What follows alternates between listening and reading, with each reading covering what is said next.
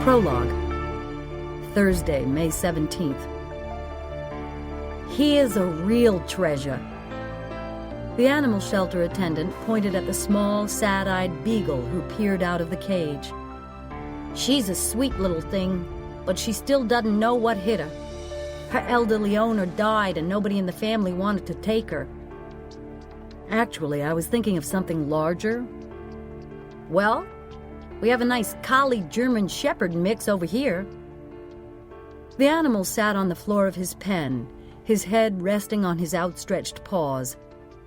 As the attendant approached, the dog rose to his feet, wagged his tail, and eagerly pressed his nose against the metal screen. Why is he here? The owner said the dog shed too much. Can you imagine? This dog is highly intelligent, loyal, and dependable, but it wasn't worth brushing every day. What about that one? The attendant turned to the large pen against the wall. Ah, the Great Dane. He's a gentle giant, but he's not going to be an easy one to place. He'll eat somebody out of house and home. What do you think he weighs? I can tell you right now. The attendant opened the cage and led the black dog to the scale at the rear of the room.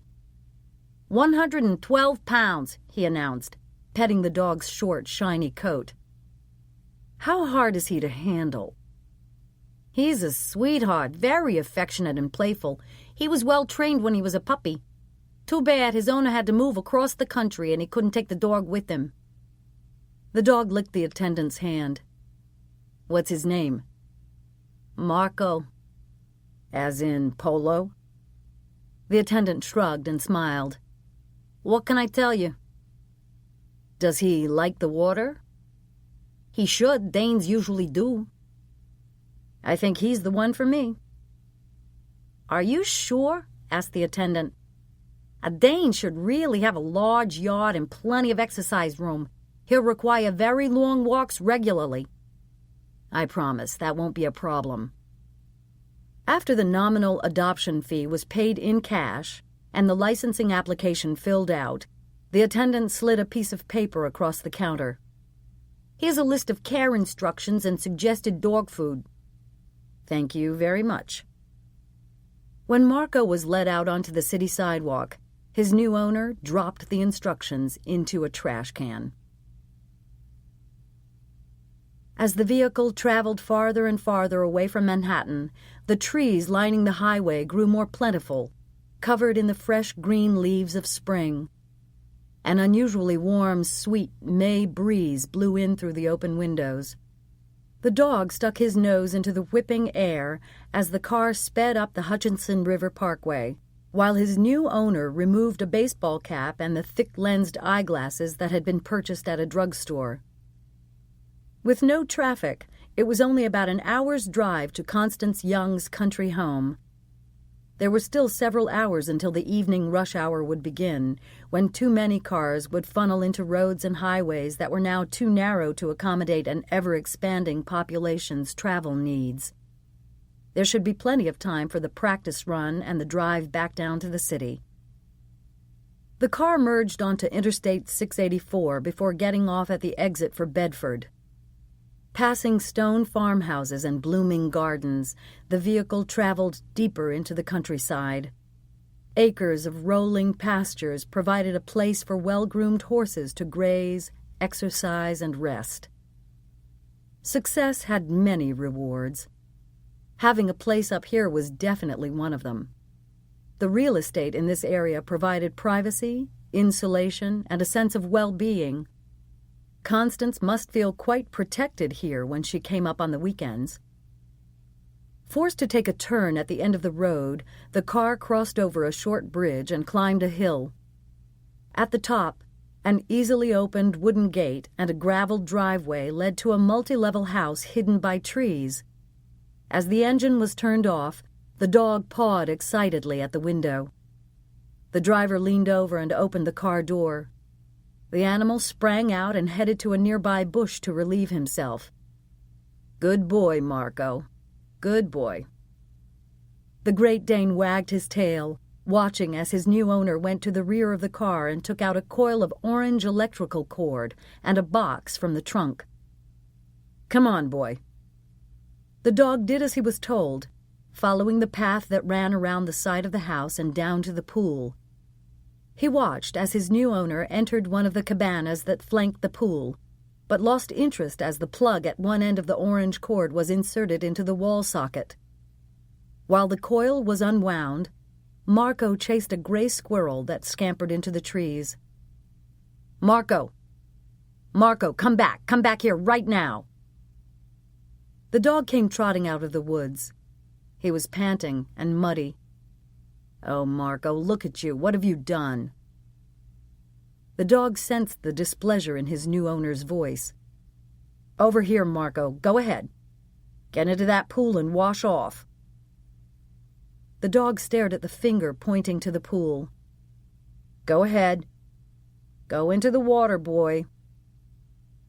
The rubber ball was tossed toward the shallow end of the pool. Marco went in after it, his head held proudly out of the water as his legs paddled beneath the surface, his paws scraping the bottom.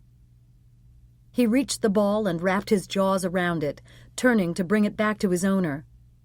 But then Marco saw his owner throw something else toward the pool, something big and shiny, and attached to the orange cord.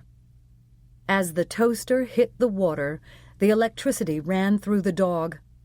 His lungs struggled to breathe, his heart stopped pumping, and his head slipped below the surface. The new owner watched closely. Yeah, that was going to be enough current.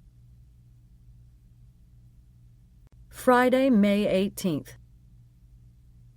The morning rush was on. Breakfast eaten, teeth brushed, hair clipped, shoes tied, sweater buttoned.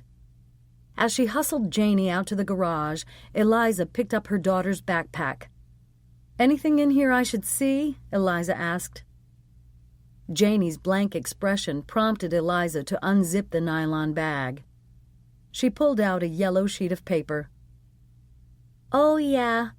You need to fill that out, Mommy," said Janie. "It's for the picnic." Eliza scanned the notice. The first-grade family picnic was coming up in a few weeks to celebrate the end of the school year.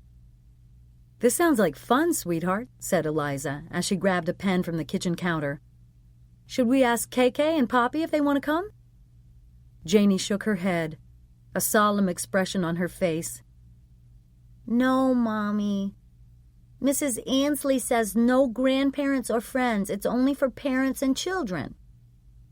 "Thanks, Mrs. Ansley," thought Eliza. "Thanks a lot."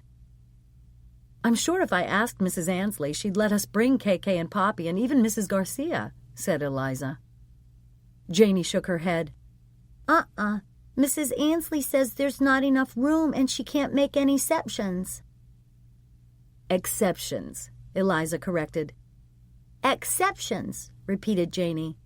"Mrs. Ansley says no exceptions." Eliza didn't want to hear any more about what Mrs. Ansley had to say. She took the pen and signed her name to the form, filling in the appropriate information.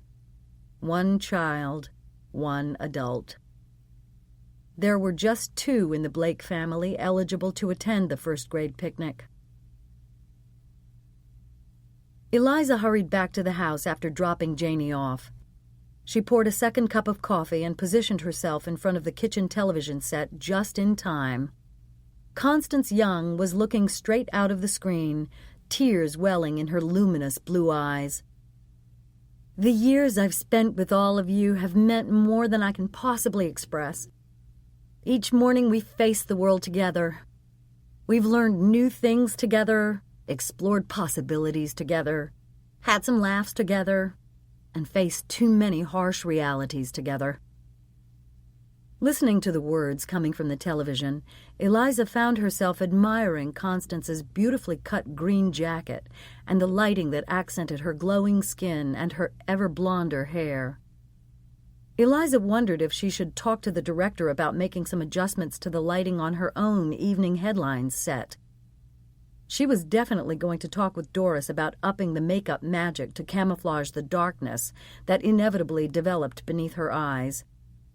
In the last tapes Eliza had reviewed, there was no denying she'd appeared tired. When Eliza went from hosting Key to America to anchoring the Key evening headlines, she had been thrilled at the professional achievement and the privilege of becoming one of the select few to whom the national audience turned to deliver the news of the day. But the mother in her had also looked forward to a more civilized schedule. She wouldn't have to get up at 4 a.m. anymore. She could have breakfast with Janie and take her to school in the morning before leaving for work. Other mothers might sigh at the daily grind of transporting their kids to and from school, but Eliza, though she could well afford a driver, savored the normalcy of those car rides with her first grader.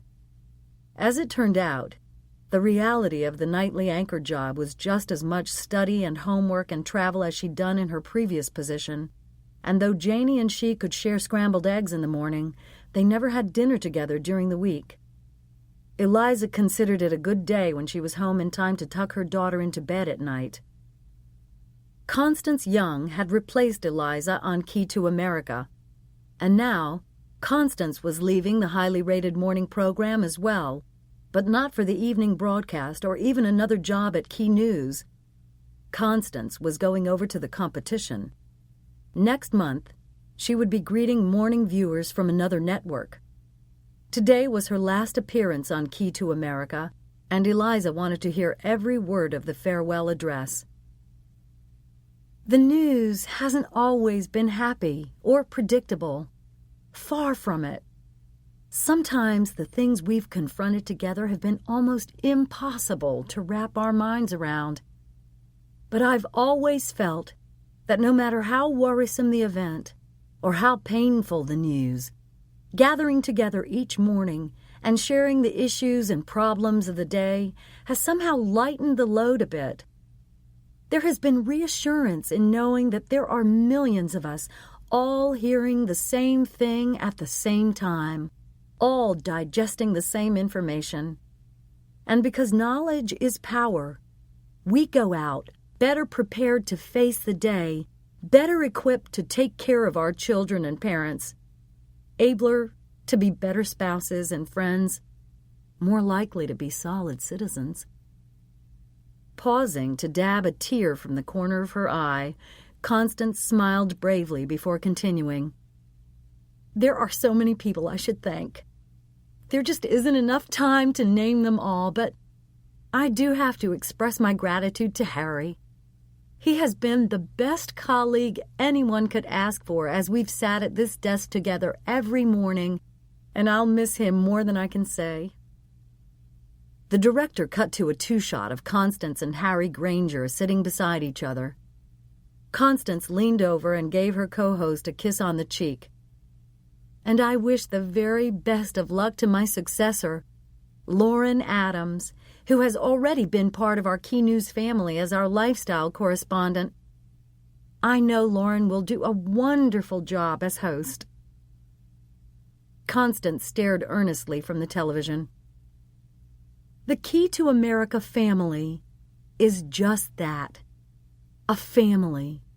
It includes all the people you see on the screen each morning, countless people you don't see as they work so hard behind the scenes to get us on the air, and all of you, the viewers. Without you, there would be no Key to America. Because of you, Key to America will go on and thrive. My departure is really only a tiny blip on the radar screen. Eliza smiled as she put her coffee cup down on the counter.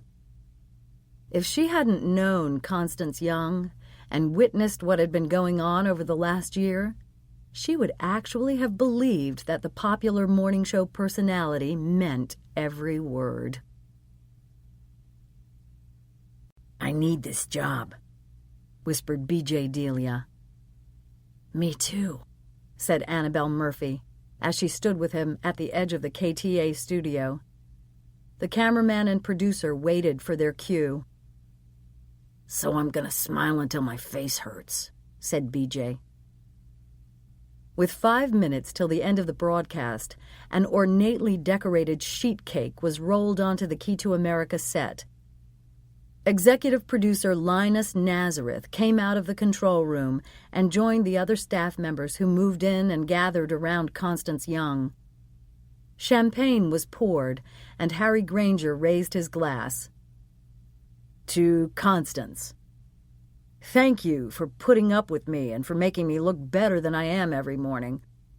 Good luck at—" Harry cleared his throat. "At your new job. Now that we'll be competitors, I'm not going to tell anyone where to find you." Everyone on the set laughed, and someone called out, "As if anyone in the free world didn't already know where Constance is going." At the fringe of the gathering, BJ muttered under his breath, "Harry must be so relieved to be rid of her. I know I sure am." "I don't know, Beej," Annabelle whispered back. "Be careful what you wish for. Lauren Adams is no bargain either." "I find it hard to believe that anyone will be worse than Constance," said BJ. "She's a cameraman's worst nightmare, always finding fault with the way she's shot, the way she's lighted. She's a real bitch." Annabelle winced. "Sorry, Annabelle.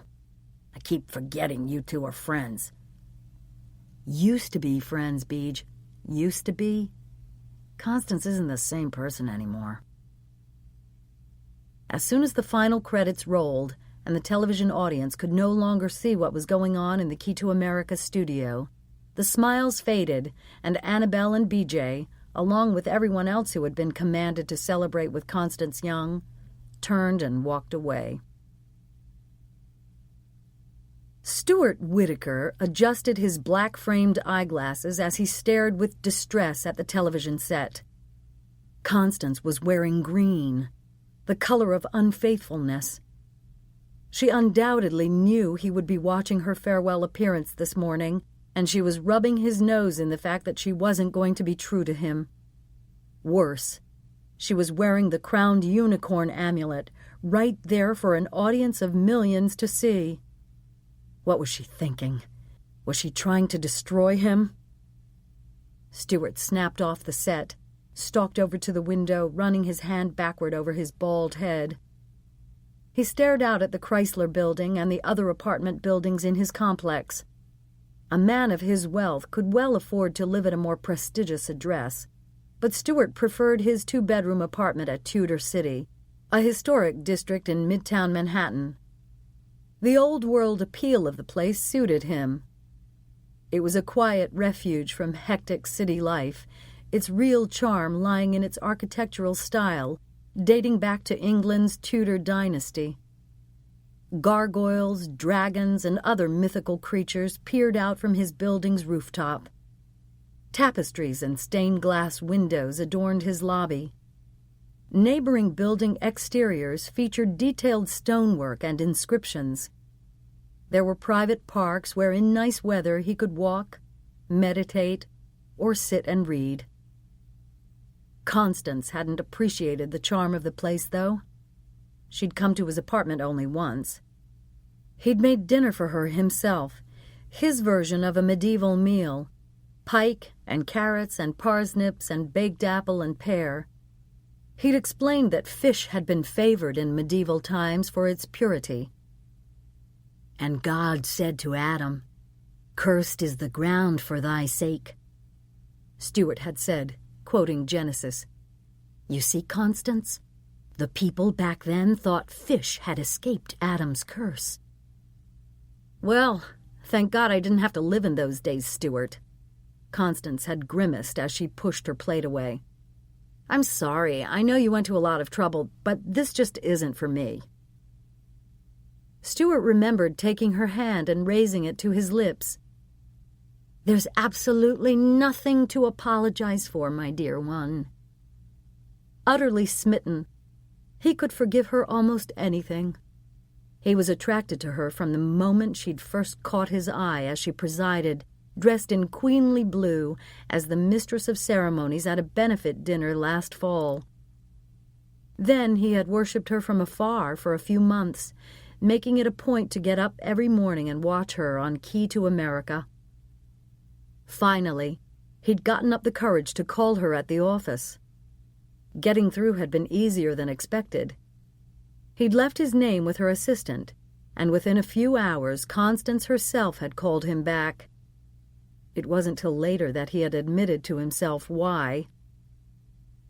These past few months had been heavenly for Stuart, and even though he would have loved more time with Constance, he was grateful for whatever time they had together.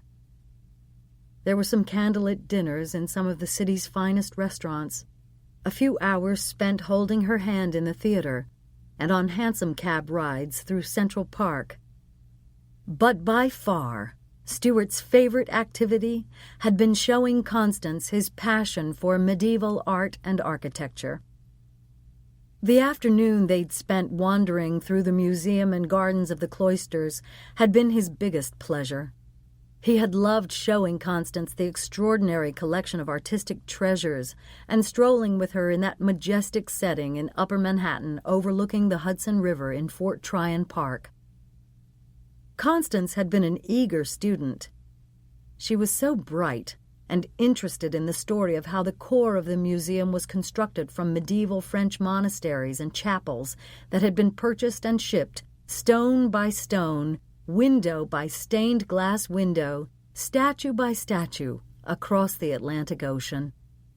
She was fascinated by the 7 magnificent Hunt of the Unicorn tapestries that hung in the gallery, and hungry to learn about the symbolism of the one-horned creature. She marveled at the plants that were tended in the cloister gardens, some grown for food, some for medicinal purposes, some for their magical powers. She was awed by the stone coffins with carved effigies of knights and noblemen that lay in the Gothic chapel. It was after they'd viewed those tombs together that Stuart had explained the principle of courtly love. It was the idea that a nobleman would dedicate his life to the love of a lady. The relationship was intended to flatter the lady and inspire the knight to accomplish bold deeds in order to be worthy of her love.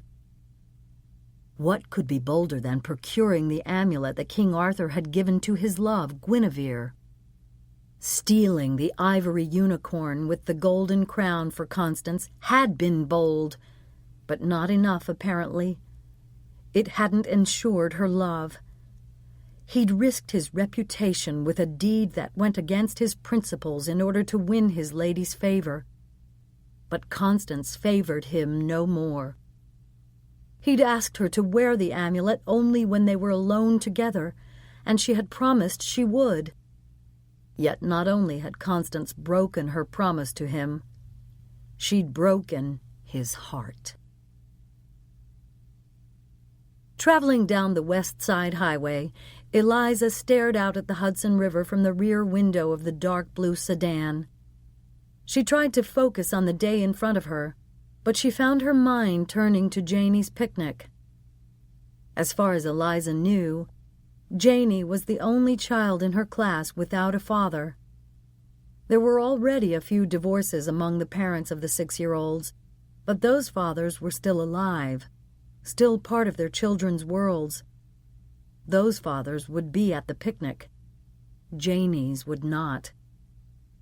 For all the good fortune she'd been given, for all the natural gifts she'd been blessed with, for all the accomplishments she'd achieved, Eliza often reminded herself to be grateful. Yet having lost John was something that could never be fixed. She and Janie had a good life, a wonderful life, but there was a gaping hole in it. Eliza had lost the man she loved, and Janie had never had the benefit of knowing her father at all. Eliza was determined to raise Janie as normally as possible, and so far, things seemed to be working out pretty well. Still, now that Janie was in school, there were going to be more and more recitals, plays, ball games, where parents would be clapping in the audience and rooting from the sidelines. Inevitably, Janie was going to become more acutely aware that her daddy wasn't there. The sedan turned onto 57th Street. Eliza's attention was diverted by the camera crews and a crowd of reporters gathered on the sidewalk in front of Key News headquarters. "What's going on today?" asked the driver as the car pulled up to the curb. "The president's coming or something?" "It's something, all right," answered Eliza from the back seat. "It's Constance Young's last day." "Oh, yeah. I heard them talking about it on the radio this morning. They said she's going to make $20 million a year in her new job. Is that right?" "That might be a little on the high side," said Eliza. "But you can bet she sure is making a lot of money." "I knew I picked the wrong line of work." The driver shrugged, getting out and walking around to open the door. As Eliza extended her long legs from the car, the news people swarmed toward her. "Are you going to miss Constance Young?" asked one reporter, sticking his microphone in Eliza's face. "Constance has been a major presence here at Key News. We're all going to feel her absence." Eliza made her way to the broadcast center entrance. "Constance Young has jumped ship," shouted another reporter. "Do you think her audience will jump with her?" "That's the multi-million-dollar question, isn't it?" Eliza answered, before she pushed through the revolving door. Taking the elevator up to her office, Eliza glanced at her watch. She had 15 minutes until the evening headlines editorial meeting. That would give her just enough time to check in with her assistant, pick out something to wear, and go over any last-minute details about today's luncheon. Paige Tintle was on the phone when Eliza walked into the small office that adjoined the anchorwoman's large one. "No, yellow," Paige frowned. "There are supposed to be yellow tulips on the tables. Yellow tulips are Ms. Young's favorite." Eliza watched as her assistant shook her head and rolled her eyes in consternation. Paige let out a deep sigh as she listened to an answer she did not want to hear. "I know that people will be arriving in just over an hour," she said. "All right, we'll have to go with the pink ones." Paige hung up the phone. Eliza flipped through the tiny pile of messages that sat on the corner of the desk. "Don't worry, Paige. I'm sure everything will be beautiful." "It just frustrates me," the other woman said. "I so want today to go well." "It will, Paige. It will," Eliza reassured her. "Barbetta has been around for more than a century. It's the perfect spot for the farewell lunch. I'm hoping it will be hard for anybody to be nasty in such glorious surroundings." In the dressing room next to her office, Eliza flipped through the racks of dresses, skirts, and slacks before selecting the pink Chanel suit. It was her favorite, but she rarely wore it on the air at night. She gravitated to navy blues and blacks, browns, grays, and beiges for the evening headlines set. Eliza slipped off the well-cut trousers and crisp blouse she had worn for the ride into work and put on the designer suit. As she appraised herself in the mirror, she noted that the pink fabric made her skin glow. Her shoulder-length brown hair seemed richer and more lustrous, too. Even her eyes seemed bluer. The garment was a real miracle worker. She finished changing and then went downstairs. Walking toward the fishbowl, Eliza could see through the transparent walls that evening headlines producers and writers had already assembled to discuss the dozens of stories developing around the world that had the potential of being reported that night. But as she entered the glass room in which the decisions were made on what the nation would see and hear, the topic of conversation was Constance Young's final appearance on Key to America that morning.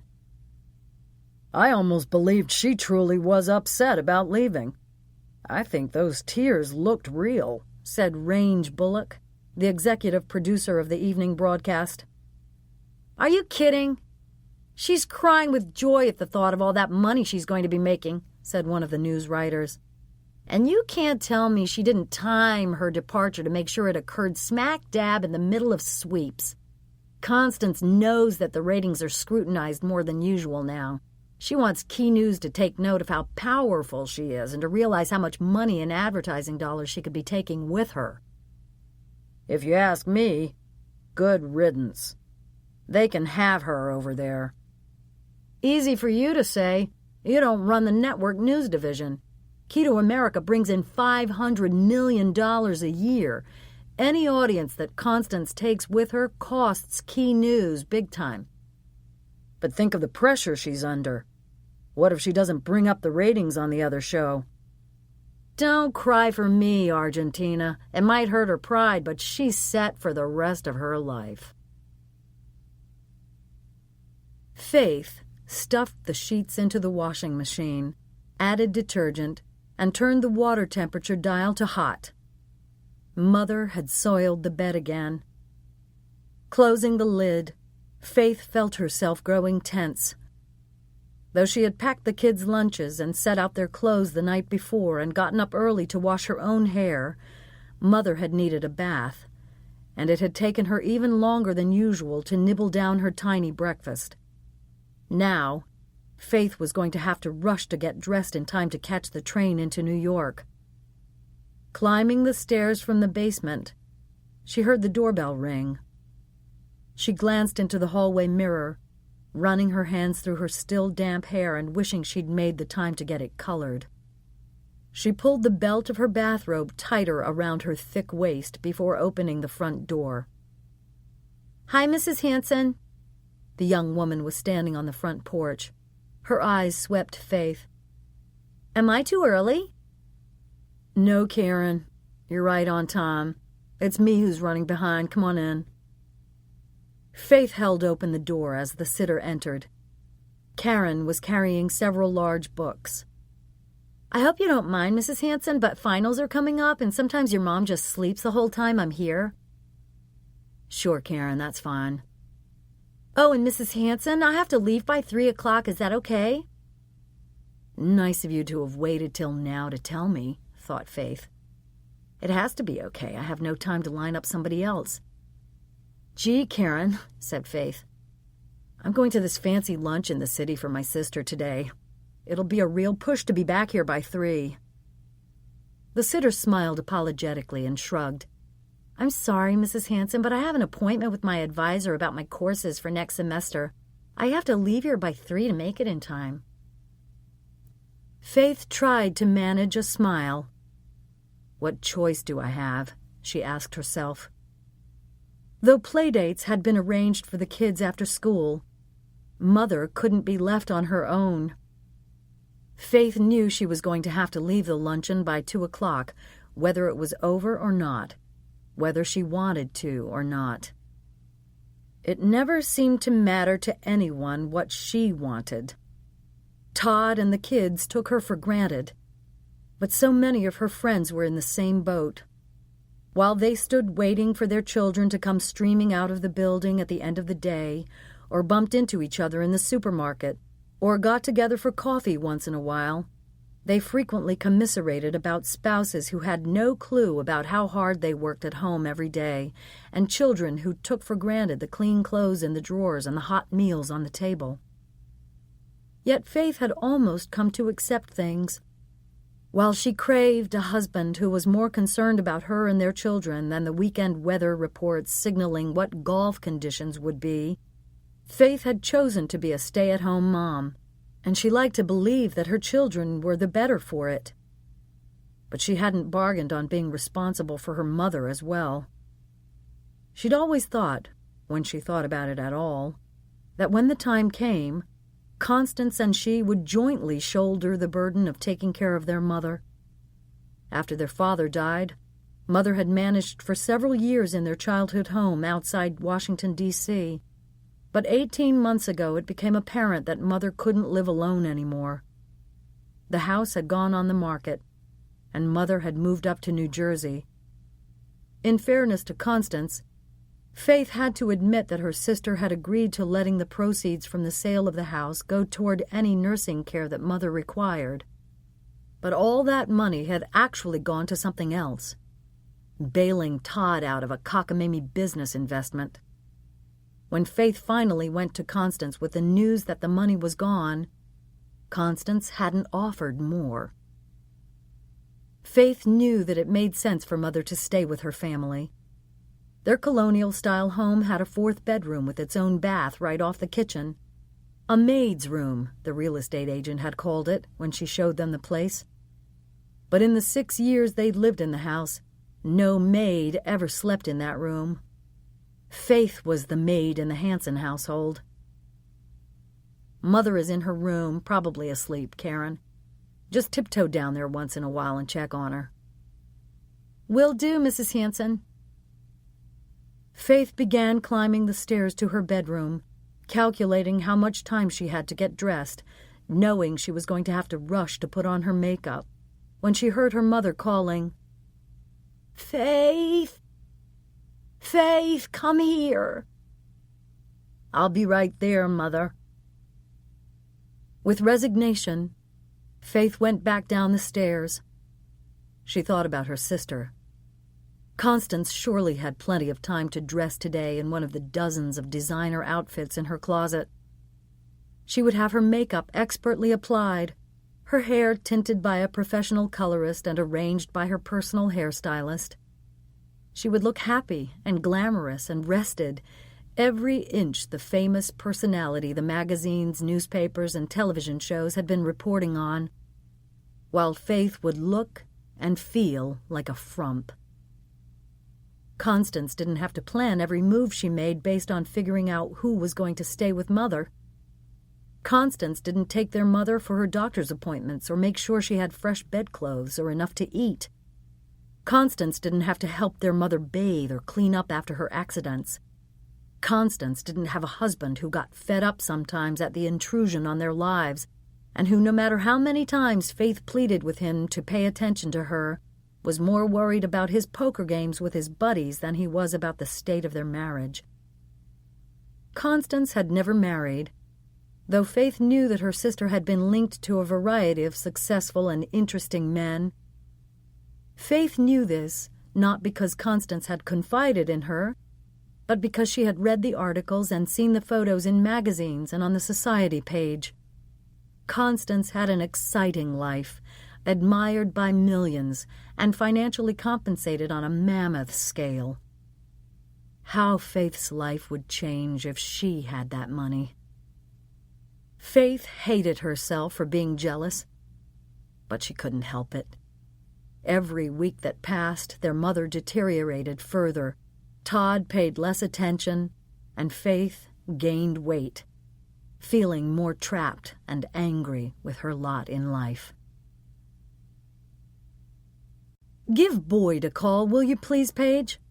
Eliza asked as she returned from the morning editorial meeting. "See if Constance wants to ride over to lunch with me." Going into her office, Eliza walked to the large windows and looked down on the evening headline studio below. She never tired of the view. All those people situated at all those desks, connected by phone and internet and satellite to hundreds of other key news staffers around the globe, all of them assigned some specific part in getting the news on the air. "Eliza?" Roused from her thoughts, Eliza turned toward Paige's voice. Her assistant stood in the doorway. "Boyd says Constance was very grateful, but she'll have to meet you there." "Okay, thanks, Paige." Eliza took a seat at her desk. "You know what I think?" Paige didn't wait for a response from her boss. "I think Constance wants to make her own grand entrance alone. She doesn't want to share the spotlight with you." "It doesn't matter, Paige. It's her day, not mine." As Paige shrugged and left, Eliza glanced at the picture of Janie that sat in a silver frame on her desk. It was the kindergarten picture, and like so many school pictures, it wasn't perfect, and Eliza loved it more for that. Though the collar on Janie's shirt was wrinkled and errant strands of hair had escaped her headband, the then 5-year-old's blue eyes sparkled, and her crooked smile revealed shiny white baby teeth, marred only by the gap where one of the front two had fallen out. The expression on Janie's face reminded Eliza so much of John. It was over 6 years now since John's death, and sometimes Eliza still couldn't believe she had survived losing him, bearing their baby without him, and raising their daughter by herself. John had been cheated, never getting to know his child, and Janie, the little girl who had her father's smile, lived on, without experiencing the love her daddy would undoubtedly have showered on her. In the grand scheme of things, Constance Young's desire for the spotlight didn't matter worth a damn. Why was it, Boyd Irons wondered, that whenever Constance bossed him around, it always sounded like she was calling him boy? "Get me Linus on the phone, boy." "Boy, would you go out and get me an iced coffee?" "I have a prescription to be filled, boy. Run over to the pharmacy, would you?" As he watched Constance stand behind his desk flipping through the avalanche of messages he'd taken this morning, Boyd was convinced she thought of him as her hack, her lackey, her slave, and just like a callous overseer, Constance had no regard for the human being who worked for her. As long as a warm body showed up to labor at her beck and call, she didn't care a whit about the servant's name, workload, or personal life. Boyd had heard that Constance hadn't always been like this. People who'd been at Key News for years said she had actually once been a nice person, but Boyd found that hard to imagine, because in the entire 13 months he'd worked as her assistant, Constance had been a shrew. "Boy, I think you should go ahead of me to the restaurant and make sure everything is all right." "There's a D on the end of that," Boyd muttered. "What did you say?" Constance asked sharply. "Nothing." Constance looked down again and continued reading through her messages.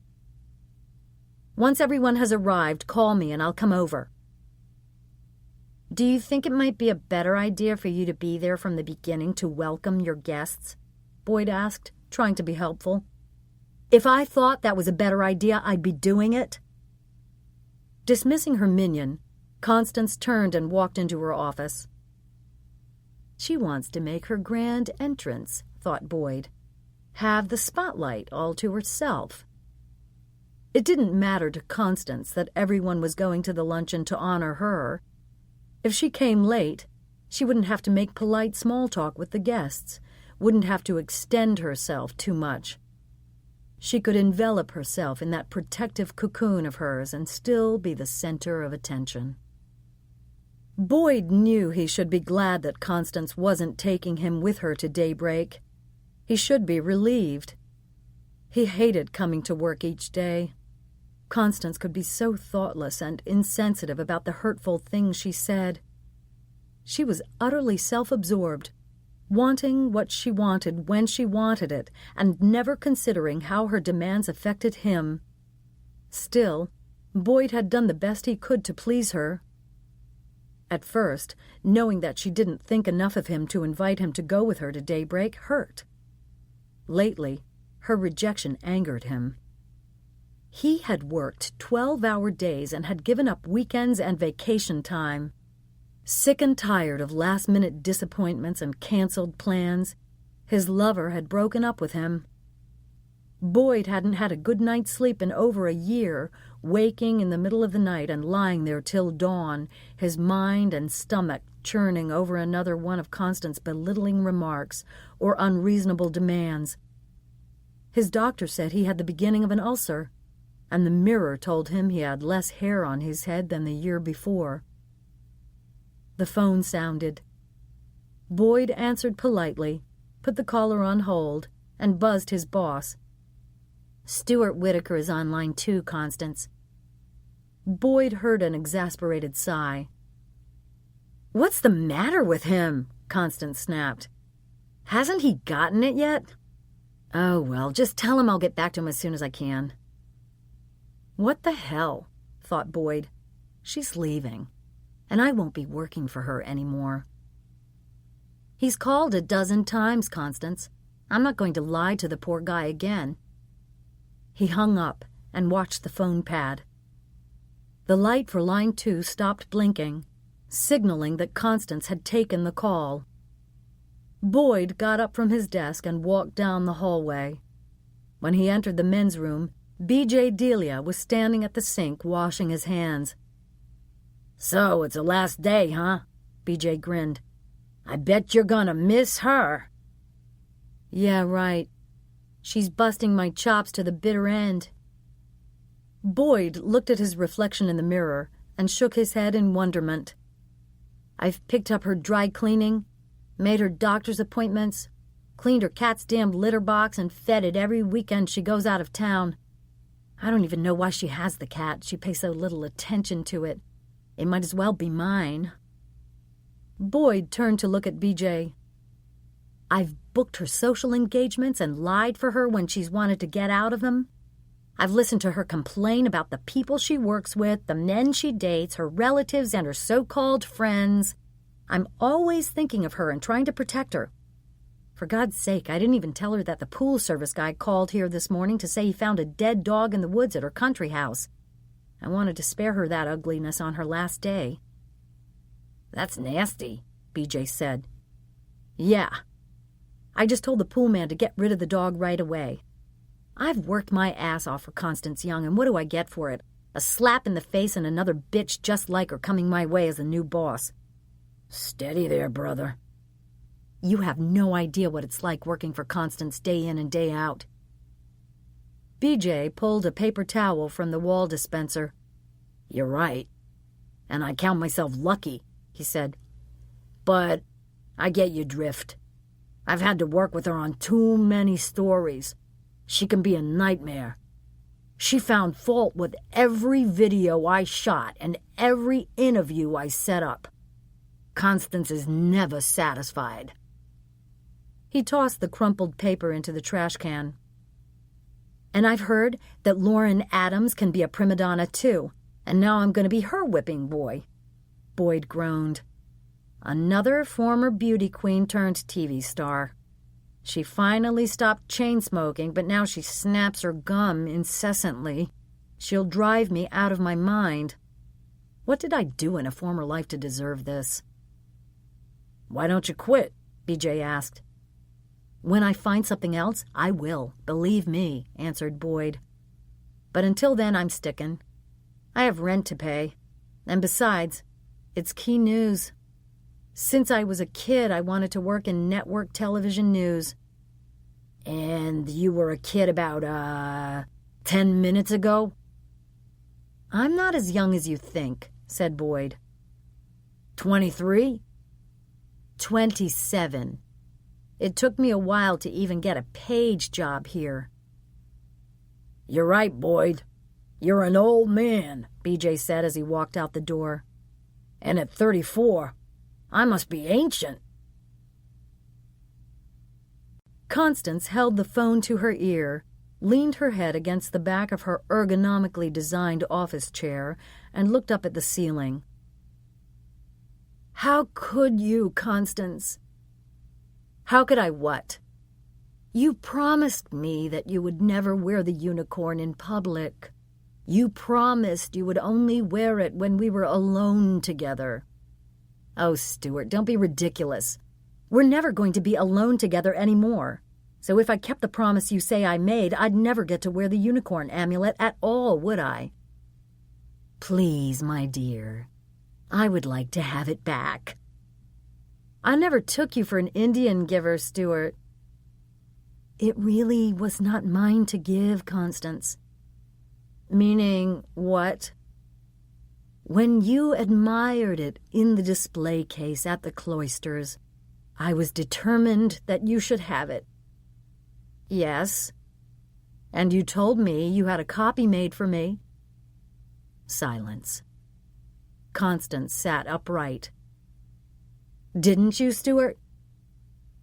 No answer. "Don't tell me it's the real thing. The ivory unicorn that Arthur gave Guinevere? Don't tell me you stole it." "I prefer to think I procured it for my lady love. It was a heroic deed of valor to win my lady's heart." Are you insane, Stuart? This unicorn is supposed to be at the center of that upcoming exhibit at the cloisters. It's priceless. Yes, my dear. I fear I am insane. I am crazy about you. I am 52 years old, but I am like a teenager in love when it comes to you.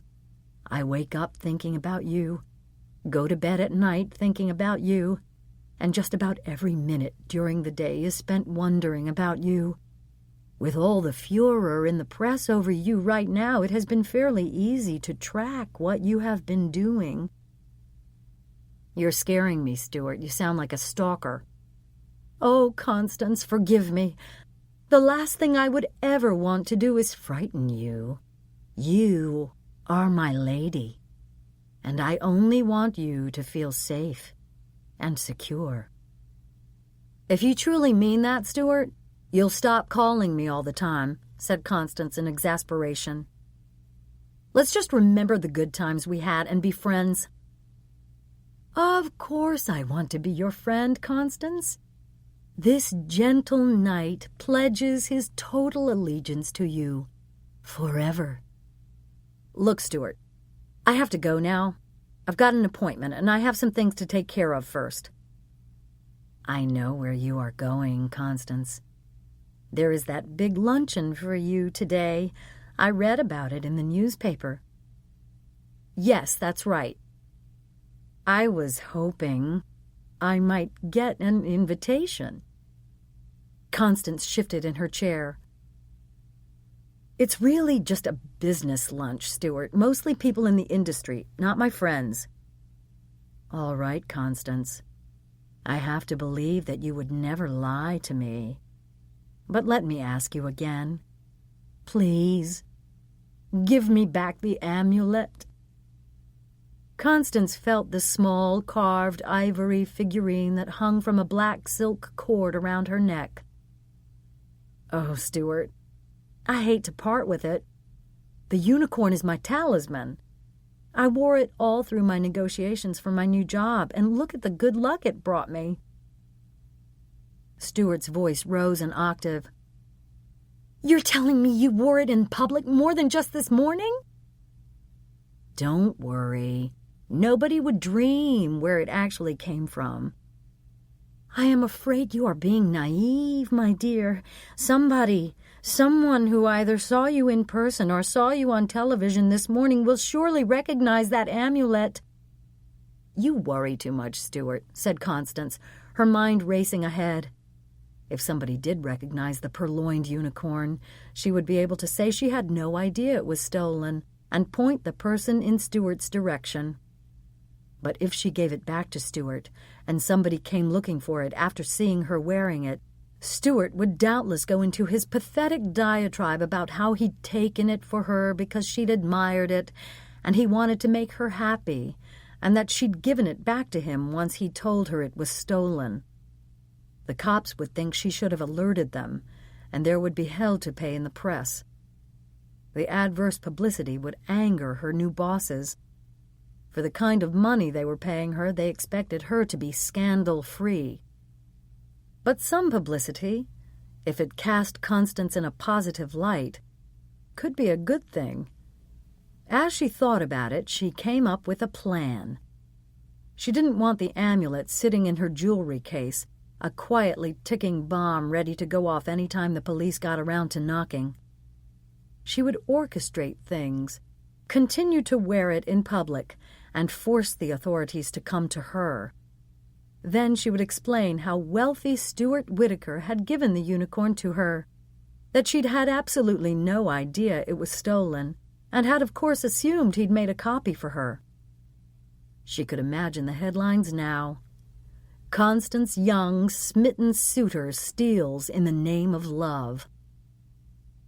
That kind of publicity would get even more viewers to tune in during the crucial first weeks of her new gig.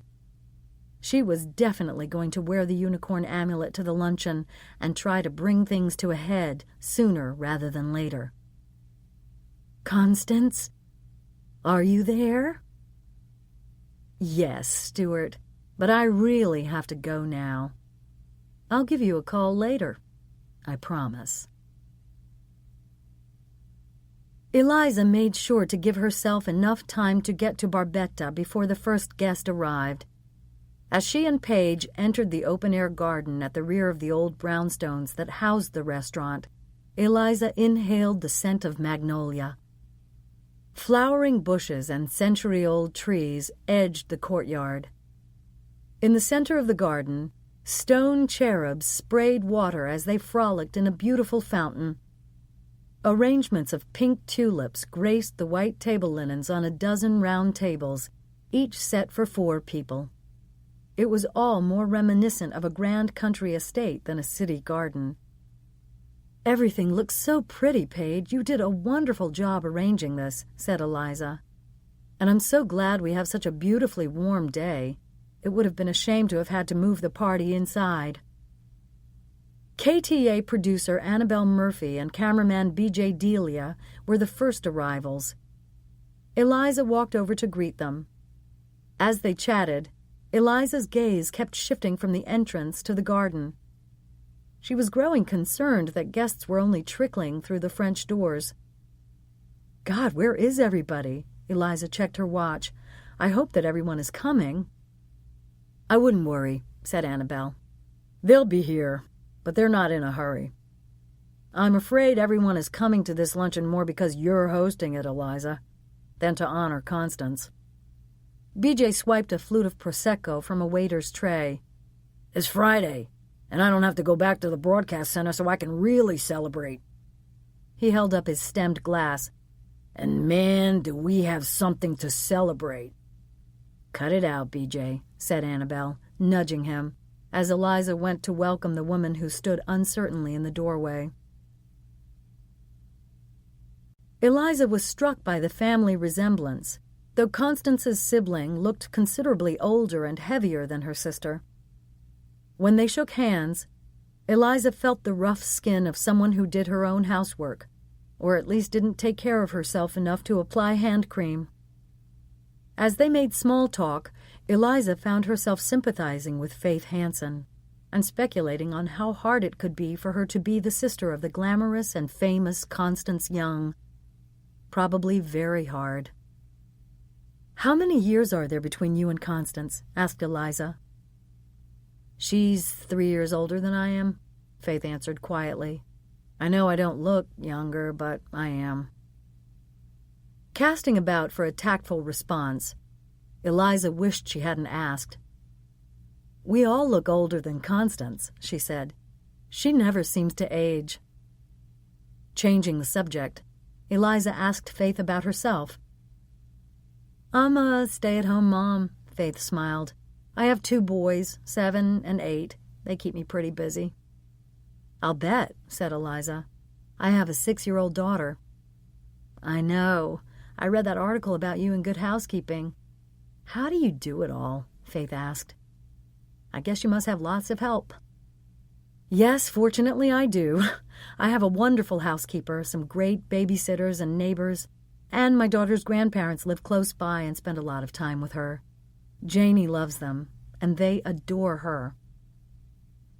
"I wish my kids had that," said Faith.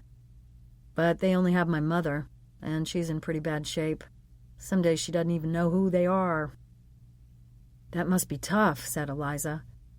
"Where does your mother live now?" "With me." "So you really do have your hands full, don't you?" Faith nodded, and her eyes welled up. "I'm so sorry," said Eliza, reaching out and touching Faith's arm. "I didn't mean to upset you. I know how hard it is to watch as someone you love slips away." "Don't mind me," said Faith as she dabbed at the corner of her eye. "I'm being ridiculous." "No, you aren't. You aren't ridiculous at all," said Eliza, smiling at the worried-looking woman and wondering how much her sister was doing to help her. Slowly but surely, the garden filled with people. Most of the guests were Key News staffers. Eliza went from group to group, making a point of introducing Faith around. Constance was aware that Faith wouldn't know people, thought Eliza. The least she could have done was be here to make her sister feel at ease. Eventually, the executive producer and the new co-host of Key to America arrived. Linus Nazareth's arm was around Lauren Adams's waist as they walked through the French doors. "God, they aren't even trying to hide it anymore," whispered Annabelle to BJ. "It paid off for her big time, didn't it?" BJ sneered. "Well, you can't really blame Linus for going for her," said Annabelle. "With her hair swept up like that, she looks just like Audrey Hepburn." "Everybody says that," BJ acknowledged, "but I don't see it." Annabelle watched Lauren take a glass from a waiter's tray. "What I wouldn't give to have a figure like that," she said.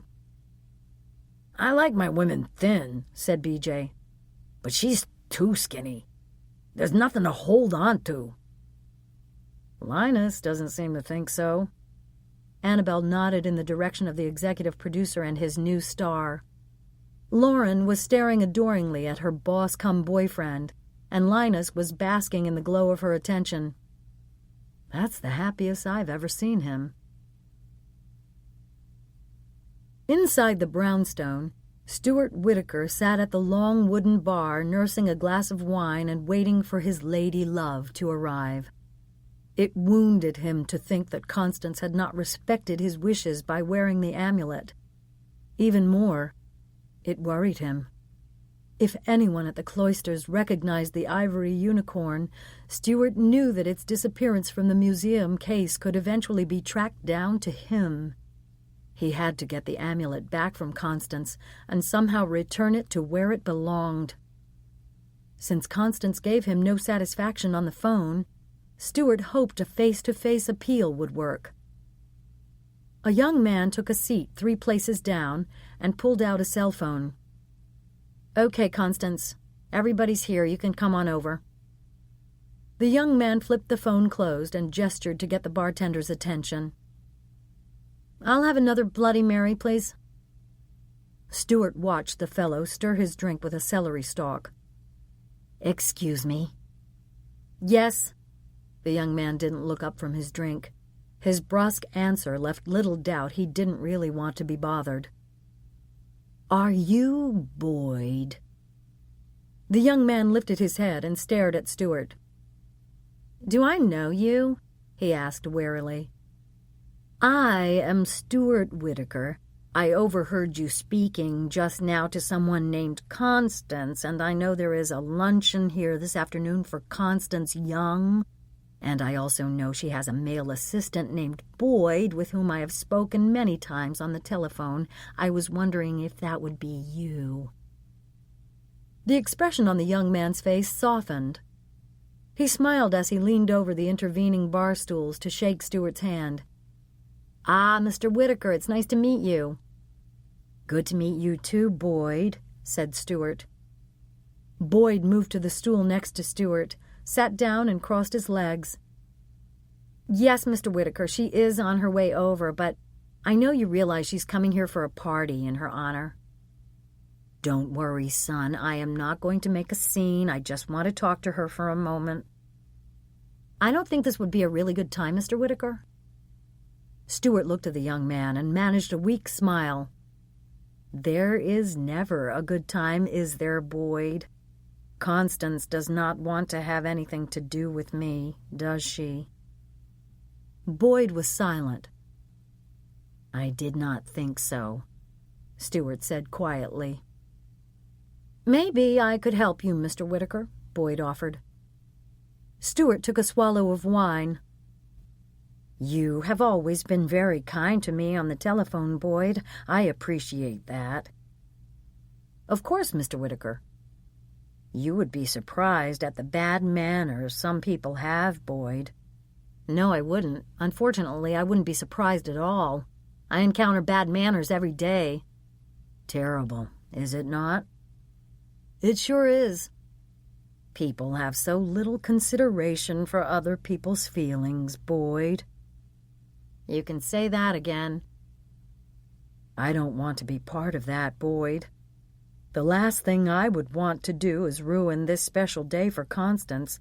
I do not want to hurt her feelings." "Of course you don't." There was an earnest expression on Stuart's face. Maybe you could help me, Boyd. If I can, how? This is a delicate situation, Boyd. What is it? I gave Constance something, and I need to get it back. Boyd stared at Stuart and waited for him to continue. I need to get back the unicorn amulet she has been wearing. Why don't you just ask her for it? I have. Boyd let out a low whistle. And she doesn't want to, right? Stuart nodded. He put his elbows on the bar, folded his arms, and rested his head on top of them. But if you get the unicorn amulet back for me, Boyd, I will certainly make it worth your while. 30 seconds passed. Boyd looked nervously at the restaurant entrance, expecting Constance to walk in at any moment. I'll help you out, Mr. Whitaker. Stuart lifted his head and turned to Boyd. You would do that for me? Yes, sir. I know what it's like to have Constance give you a hard time. On the sidewalk in front of Barbetta, a gaggle of reporters and paparazzi awaited the arrival of Constance Young. As she alighted from the car, cameras whirred and clicked as reporters shouted out questions. Are you going to miss key news, Constance? Do you think Lauren Adams will be able to fill your shoes? Will you finally confirm how much you'll be making in your new job? How does it feel to ruin people's lives, Constance? Constance looked in the direction of the last questioner. The man who stood near the steps that led to the restaurant looked vaguely familiar. His face was long and thin, his hair dark and tousled. He wore a corduroy sport jacket, an open-necked shirt, and a pair of wrinkled chinos. Unlike the other reporters gathered around her, he held no microphone or notebook. I asked you a question, Constance. How does it feel to ruin another person's life? Constance glared at the man, then passed by him. After she had disappeared into the brownstone, one of the reporters pulled the man aside. You're Jason Vaughn, aren't you? I was, answered the man, before he skulked away.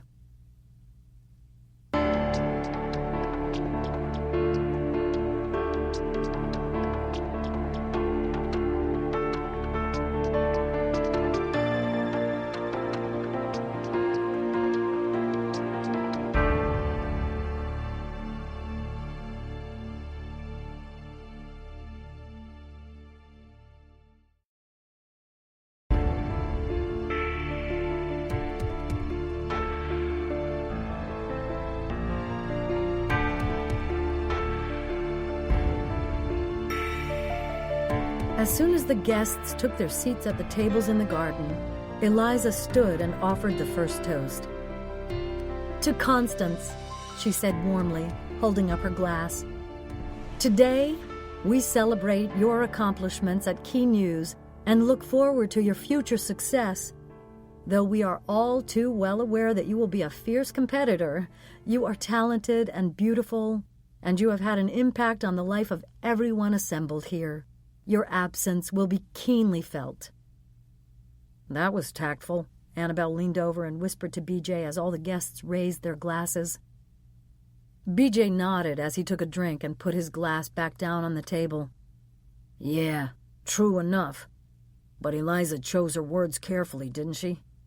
Constance sure did affect everyone's life. She made just about all of us miserable. After the saltimbocca was served, Linus Nazareth raised his hefty form from his chair and gave his own toast, making sure that Lauren Adams stood beside him. I can't say I'm happy that you're going over to the competition, Constance. I liked what having you on our team did for our ratings, and I still haven't gotten over the gall you have to leave me.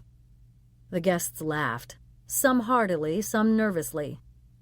Linus continued. But, in all fairness, I also can't say I have ever known anyone, with the exception of me, of course, who works harder than you do. He arched one eyebrow and grinned devilishly. So I do wish you the best of luck. It was great having you on the team, but now Lauren and I look forward to whipping your ass. Lauren Adams added, You can say that again. More laughter. Now, Constance, I have some lovely parting gifts for you, said Linus. Constance opened a large blue box and seemed genuinely pleased with the silver tray engraved with her name, key news, and the dates she had worked at the network. Okay, said Linus, as he presented a bigger box, this one orange. The tray is ceremonial, but these are practical, something you can use every day. The package contained a luxurious robe with key news monogrammed over the breast pocket, along with a half-dozen Hermes beach towels. One of those beach towels could pay for my twin school lunches for a month, marveled Annabelle as she watched Constance hold up the robe. Nothing but the best for Constance, baby, BJ laughed. Everybody knows she swims every day. Would you expect Constance to wrap herself in anything less? Though she was hosting the luncheon, Eliza couldn't stay until the very end. She had to get back to the broadcast center, but before she left, she stopped at Constance's table. Well, Constance, I'm not going to say goodbye because I'm sure we'll be seeing each other around often, Eliza said. Constance rose from her chair and kissed her on the cheek. Thank you so much, Eliza. It really was so kind of you to have this for me. My pleasure, said Eliza. And what are you going to do between now and when you start at daybreak next month? I'm heading up to the country later this afternoon. I'm not sure how long I'll stay, but I'm going to take the next few days at least to relax. That sounds great, said Eliza. She leaned closer, looking at some long, angry pink scratches on Constance's neck. What happened there? She asked. Did your cat do that? Constance felt gingerly at her throat. No, she said. I pulled my top off, forgetting I was wearing the unicorn. The prongs of the crown scratched deep into my neck. I've been covering it with makeup, but the powder must have worn off. Eliza looked more closely.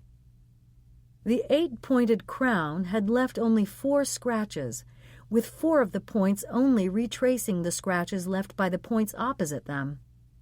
In between the scratches was a deeper red gash caused by the horn of the unicorn. Eliza winced. Maybe you shouldn't put any more makeup on it, Constance, she said. Let it heal cleanly. I intend to, said Constance. I'm going makeup-free for a while. Upstate, I can do that. Eliza turned and leaned down to shake hands with Constance's sister. It was very nice to meet you, Faith, she said sincerely. Yes, I really enjoyed meeting you too, Faith answered as she rose to her feet. Thank you for inviting me. As the sisters watched Eliza head for the door, Faith commented on how impressed she had been with meeting the evening headlines anchorwoman. I can't get over what a nice human being she is, said Faith. Not stuck up at all. It was so lovely of her to give this farewell party for you, Constance. Constance looked at her sister with scorn. Don't kid yourself, Faith. Eliza gave this lunch because it was in her best interest. Hosting it made her look good. I can't believe you're saying that, Constance. That's pretty ungrateful of you, don't you think? I'm just being honest. Just being honest. Faith repeated the phrase, feeling her body stiffen. How's this for being honest, Constance? Some people actually do nice things for other people without having an agenda. They do those things out of love or friendship or just plain decency. Did that ever occur to you? Constance smiled for the benefit of any lunch guest who could be looking her way. "Grow up, will you, Faith?" she said, barely moving her lips. "When are you going to stop being Little Mary Sunshine?" "I stopped being Little Mary Sunshine a long time ago, Constance. Funny how nursing our sick mother has wiped just about all the optimism out of me." "Oh, no. Here we go again," Constance groaned. "What do you want me to do about it, Faith? If you'd done what I wanted to do and put Mother in a lovely nursing home, we wouldn't be having this conversation." "After all Mother did for us, Constance, she should live out her days taken care of by her family, surrounded by people who love her. I can't put her in one of those places." "Well, that's your choice, Faith, not mine. Still, some help would be nice. I know you don't think you have any more financial responsibility since Todd made that bad business investment and lost Mother's house money, but how about making a little trip across the river to visit with her? Actually, Constance, just about anything you did would be an improvement over nothing." Faith decided to let Constance really have it. "Look at you. You've got everything. Do you think I have anything like that necklace you're wearing? I'm excited when I get a new pair of rubber gloves to wipe Mother's behind." "You would have to try and spoil today for me, wouldn't you, Faith?" Faith was silent. "Well, I'm not going to let you do it," said Constance. "I don't want to fight. But why can't you just invite Mom to your country place? After all these years, you've only had us there once." Constance sighed. "You just don't get it, Faith. But then, I guess I shouldn't expect that you could. You live in your insulated housewife's world, without any conception of what real pressure is." "At least I graduated college," Faith blurted out. Constance stared coldly at her sister. "I'll ignore that, Faith, because I know how upset you are. But these past few months have been difficult for me, and I need my rest before I start my new gig." Faith picked up her purse. "How do you live with yourself, Constance?" "Don't worry about me, Faith. I sleep very well at night." Constance turned and walked away. While Faith stood watching her sister's back, she heard the faint ring coming from her purse. She dug inside and pulled out her cell phone. "Mrs. Hanson, it's me, Karen." "What is it, Karen? Is my mother all right?" Faith asked fearfully. "Yes, she's fine, Mrs. Hanson. She's just taking her nap. But I just wanted to let you know that my advisor called and canceled our appointment. You don't have to rush home now." Faith put the cell phone back in her purse as she decided what she was going to do with her newly found free time.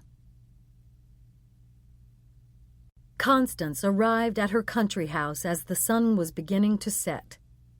As she turned into the gravel driveway, she shifted the car into park and got out to open the wooden gate that blocked the entry. The gate wasn't designed as a hindrance to any would-be intruder. All it took was simply sliding up the iron latch, and it swung open easily. The real safeguard for Constance and her property was the sophisticated electronic alarm system that armed the place. She looked at the house, thinking, as she always did, how much she loved owning it. The architect had done a skillful job in designing a modern structure that was framed by the beauty of nature.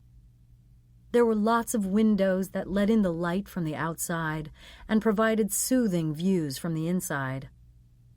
Downstairs there was ample flowing space for living with ease and entertaining graciously.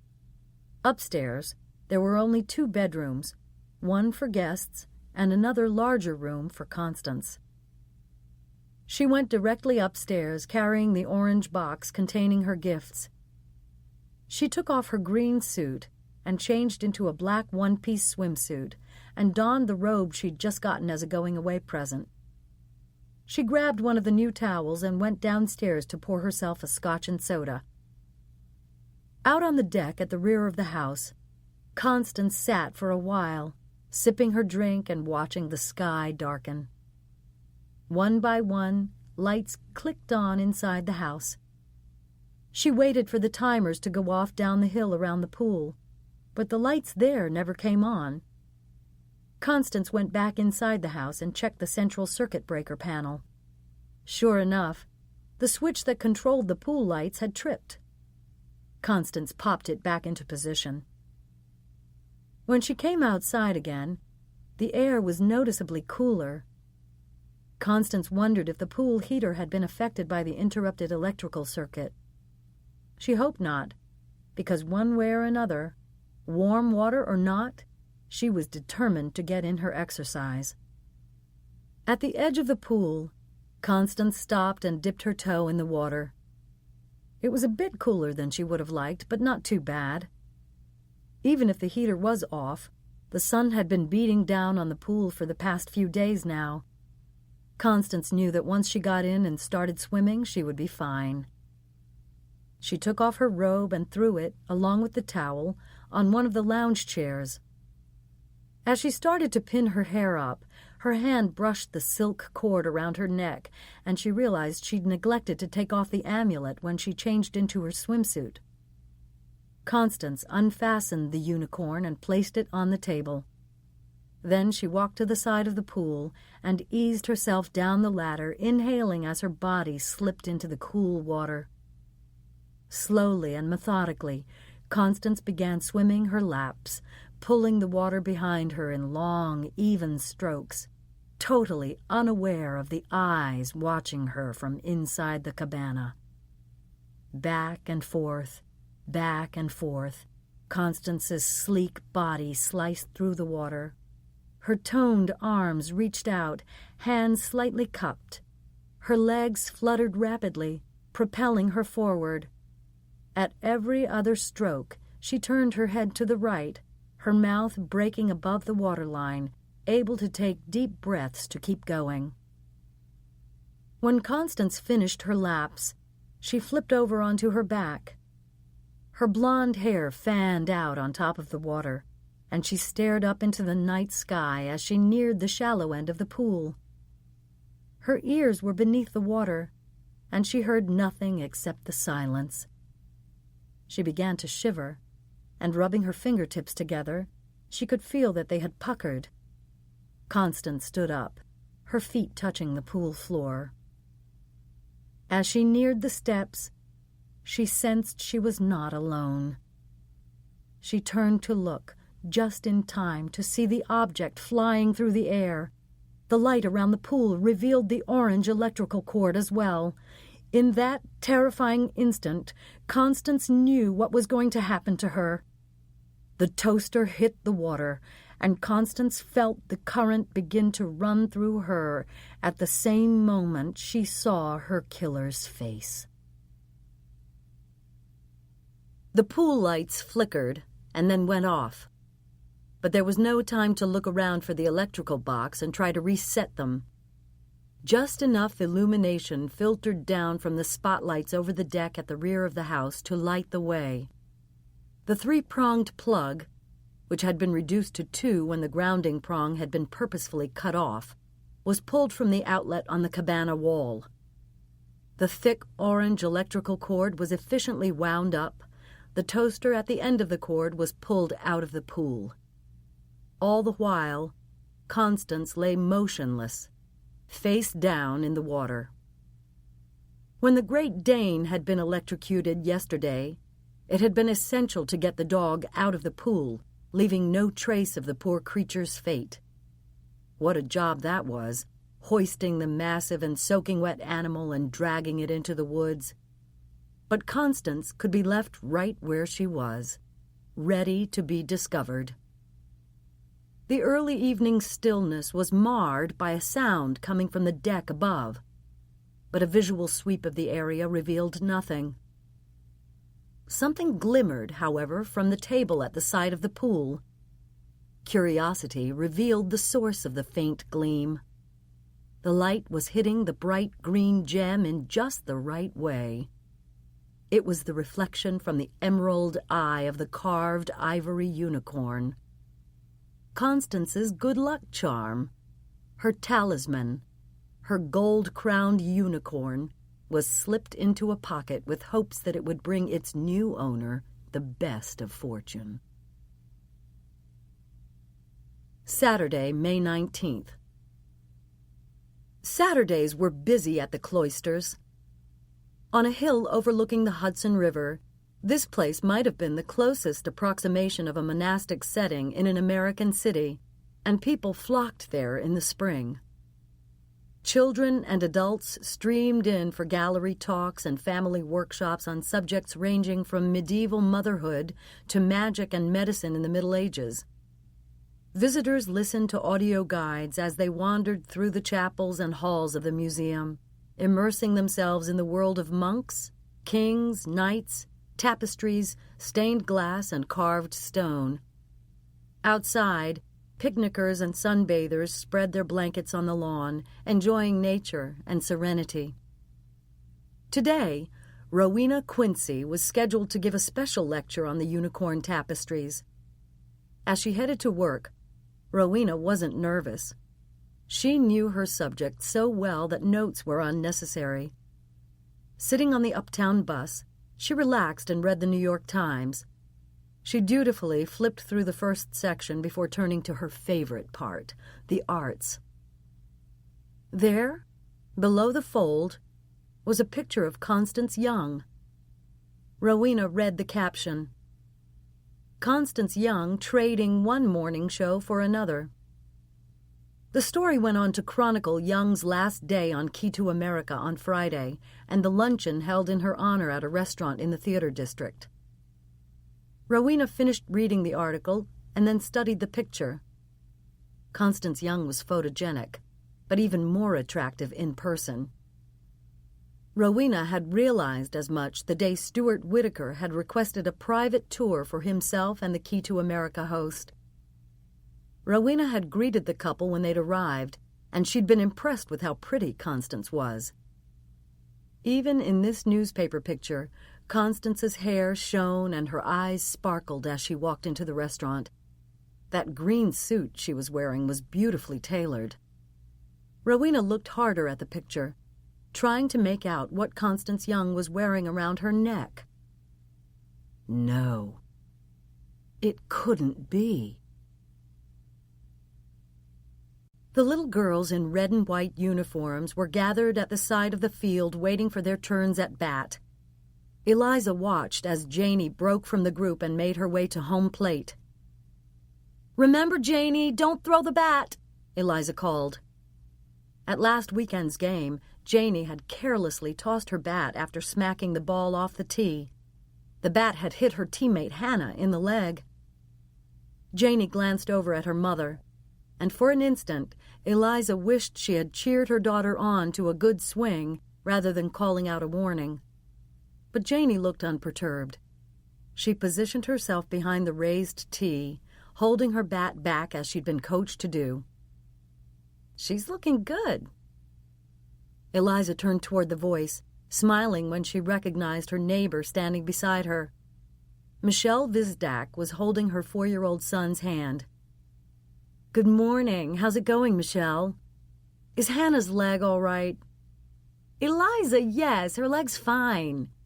And it has been fine every one of the half-dozen times you've asked since last weekend. Stop worrying, will you?" Michelle nodded to the young players.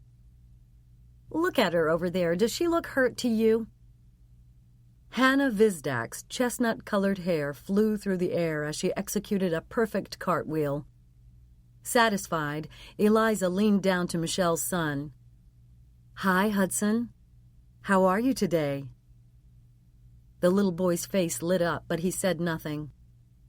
"What I'd give for those eyelashes," said Eliza, as she stood upright again.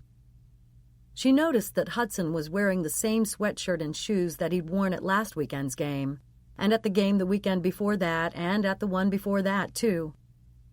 Eliza knew it was a pretty good bet that Hudson had been sporting that sweatshirt on many of the weekdays as well. His mother had explained his penchant for wearing the same jacket and sneakers over and over, and his insistence on donning his favorite Power Ranger sweatshirt even in the heat. Obviously, Michelle had to do laundry almost every night so Hudson's attire would be clean. Cheers erupted from the sidelines, and Eliza looked over just in time to see Janie rounding first base. Novice fielding ensured that Janie scored a home run. Eliza was grinning and giving the thumbs-up sign to her daughter when she felt the BlackBerry vibrating in her pocket. With a sinking heart, she read the text message. Urgent. Call Range Bullock ASAP. Eliza strode from the ball field and found a relatively quiet spot from which to make the call to Range. Urgent? That couldn't be good. Eliza had never gotten a weekend call from the executive producer of the key evening headlines just to chat about the weather, unless, of course, there was a hurricane brewing.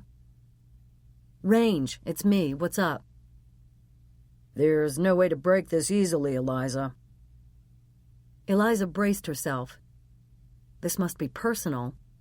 Range would normally just blurt out headlines. What is it? Constance Young is dead.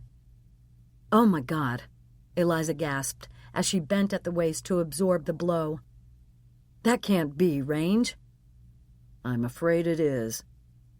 What happened? She asked, closing her eyes, bracing herself for his answer. Not sure. Her housekeeper found the body this morning in the swimming pool.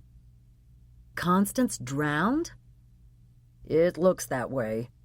I assume there will be an autopsy to determine the cause of death, but here's the deal. We want you to anchor tonight. Everybody at Key News is going to be involved in covering this. Eliza recognized the pragmatism their profession required. A plane could crash, a bomb could blow up a bus on its way to school, a friend and colleague could die, and there was limited time to feel or mourn. Always, the immediate concern was how the story was going to be covered. Tears and sadness were luxuries that had to wait. Of course, Eliza managed to say, collecting her wits. But I don't love bigfooting the regular Saturday evening anchor.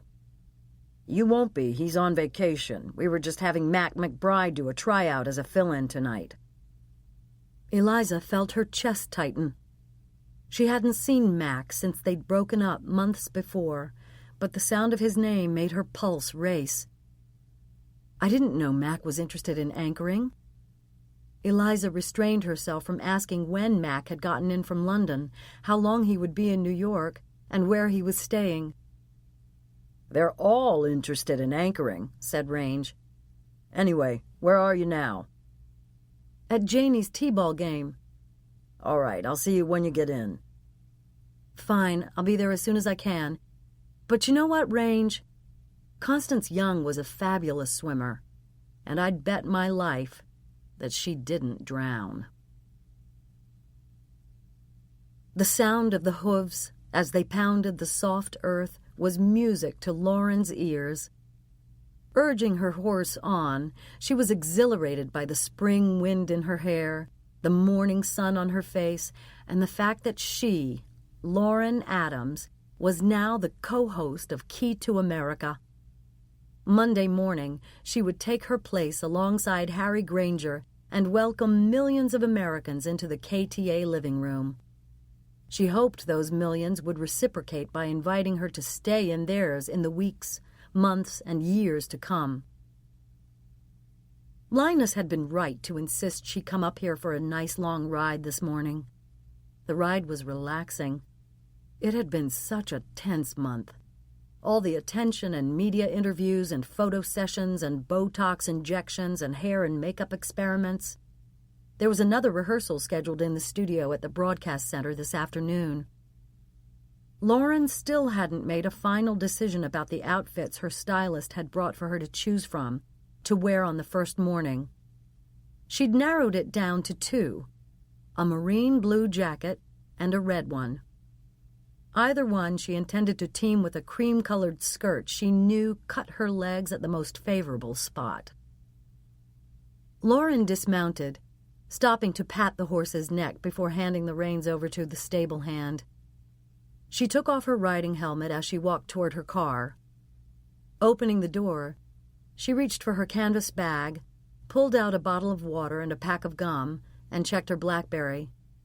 5 messages from Linus. She took a deep breath and called him. "Lauren, I've been trying to reach you." Linus sounded angry.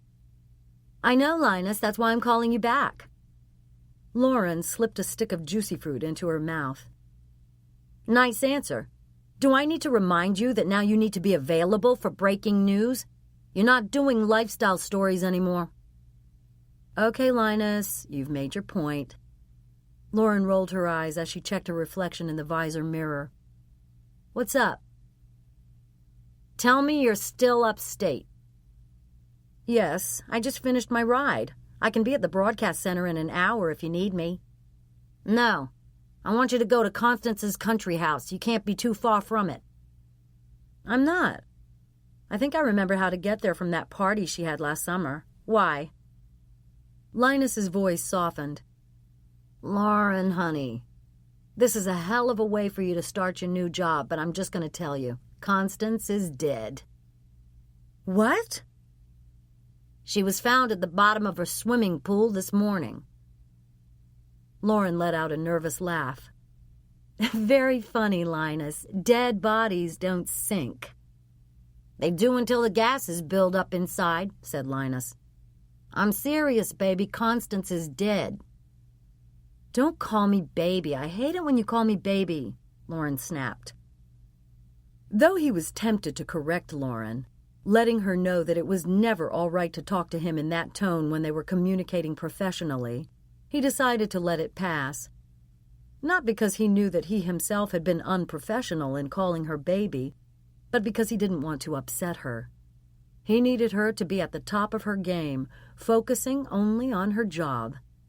He didn't want her to waste a bit of energy being angry with him or resentful of his pulling rank with her. "All right, I won't call you baby, but the sad fact of the matter is, what I'm telling you is true, Lauren. Constance Young is dead, and you need to drive over to her place right away." Flashing lights emanated from the tops of the police cars parked on the road in front of Constance Young's country house. When Lauren arrived, the police had already cordoned off the driveway. She pulled the yellow tape up and slid beneath it, striding with confidence up the gravel trail. "Ma'am, this is a crime scene. You'll have to leave." Lauren looked at the tall young police officer who blocked her path. Her mouth formed a tight smile. "I'm Lauren Adams with Key News." She showed him her press pass. "Glad to hear it," said the cop. "But the fact remains, you have to get off the property." "Surely you know that this is Constance Young's home? Constance, until just yesterday, was with Key News as well. I'm sure she would want us to have access." "No dice." "I want to speak to your superior." "Be my guest, but the chief isn't going to tell you any different. In the meantime, please get off the property, ma'am." Lauren turned and stomped down the driveway. She saw a CBS van pulling up and a CNN truck behind it. News people were setting up all over the place, staking their claims to the best live shot locations. Lauren was the only Key News presence to have arrived so far, and she felt outnumbered and outmatched. When she returned to her car, she called Linus and told him what was happening. "Look, Lauren," said Linus, "Annabelle Murphy and B.J. Delia's crew are on their way up. They should get there any minute. Just stay put until they arrive." Lauren rifled through the glove box, hoping to find a forgotten pack of cigarettes, but she had to settle for another stick of gum. She was snapping away impatiently when her Key News backup team arrived. "It took you guys long enough," she greeted her colleagues. "We got here as fast as we could, Lauren," said Annabelle. "Well, what do you propose we do now?" Lauren asked. "The police won't let us on the property to shoot." Annabelle was about to answer when a middle-aged woman emerged from the driveway and walked into the street. Her face was ashen, her eyes swollen, her hair in disarray. Correspondent, producer, and camera crew converged on the stricken woman. "We'd like to ask you a few questions." The woman looked at Lauren with fear in her eyes. Well, I don't want to get involved. Witnesses always end up getting the short end of the stick. Her voice trembled. "We're with Key News, too. We're friends of Constance's," Lauren reassured the woman. You are? Lauren held up her Key News card. "Yes, all of us worked with Constance on Key to America every day." The woman blew her nose with the balled-up tissue that was in her hand. "I really don't want to talk to you," she said. BJ balanced his camera on his shoulder and reached into his pocket. "Here, take this," he said, holding out a snowy handkerchief. With a shaking hand, the woman reached for the folded linen. "That's very kind of you, thank you," she said. "Just a few questions, please," Annabelle urged. "I promise we'll be brief, and then we won't bother you any more." The woman's eyes darted around, and she looked as if she wanted to run away. Finally, she swallowed and sighed, clearly just wanting to get it over with. "All right, then," she said, bracing herself. "Go ahead." BJ clipped a small microphone to the collar of her blouse. "How do you know Constance?" Lauren asked, as BJ started recording with his camera. "I help her with the house," said the woman. "What's your name?" asked Lauren. "Ursula. Ursula Bales." "So, Ursula, what happened?" "I came in this morning just like I always do, trying to be quiet. I thought Miss Young was still asleep, so I started some coffee and cut up some fruit and mixed up a batch of the low-fat blueberry muffins she likes so much." Lauren listened, a concerned expression arranged on her face. "Then I went out on the deck," Ursula continued. "I could tell that Miss Young had had a drink the night before. She'd left a glass out there, so I brought it inside and put it in the dishwasher." The woman's eyes filled with tears again. "Then what happened?" urged Lauren. Ursula's hand trembled as it wiped her cheek. "I went back out on the deck, and I looked down to the pool. I could see a towel on one of the lounge chairs, so I went down to straighten up, but as I got closer, I saw something dark under the water. At first, I didn't recognize it, and then I realized what it was. It was Miss Young in her black bathing suit at the bottom of the pool." Ursula lowered her head and cried. Annabelle made a notation in her notebook, marking the time of Ursula Bales's statement. "And then what happened?" asked Lauren. "I called the police," said Ursula, her voice quivering. "You didn't try to get Constance out of the pool?" asked Lauren. "There wasn't much point in that." Ursula looked hurt. "There was no saving Miss Young." "Why were you so sure?" "Sure of what?" "Sure that she was dead," said Lauren. Ursula stopped, unable to continue. Lauren repeated the question. "How did you know for sure Constance Young was dead?" "I've told you everything I know," said Ursula, finding her voice. "I have nothing else to say. I have to go now." She pulled the microphone off and hurried away. As soon as she arrived at the broadcast center, Eliza went directly to the fishbowl, where Range Bullock and the other producers were going over coverage plans. "You'll, of course, anchor from here, Eliza. For the lead piece, Lauren Adams will do a live-to-tape report from Constance's house." "Who's producing?" Lina's set up Annabelle Murphy. She and Lauren already have an interview with the housekeeper who found the body." Range paused and shook his head slowly. "I can't believe she's dead," he said. "Neither can I," said Eliza. Range took a deep breath and shifted back into coverage mode. "Anyway, Lauren and Annabelle are sniffing around to see what other elements they can gather." "Good," said Eliza. "What else?" "We're trying to get police authorities to speak to us, maybe get a doctor to describe what happens when someone drowns." "Are you sure we want to go with the doctor?" asked Eliza. "We don't know for sure that Constance drowned." "No, we don't." "I'm still reeling," said Eliza, incredulous. "I can't believe that this has happened. I was just with her.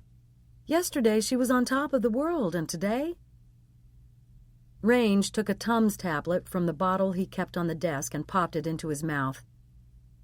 "No, you never know, do you?" he said.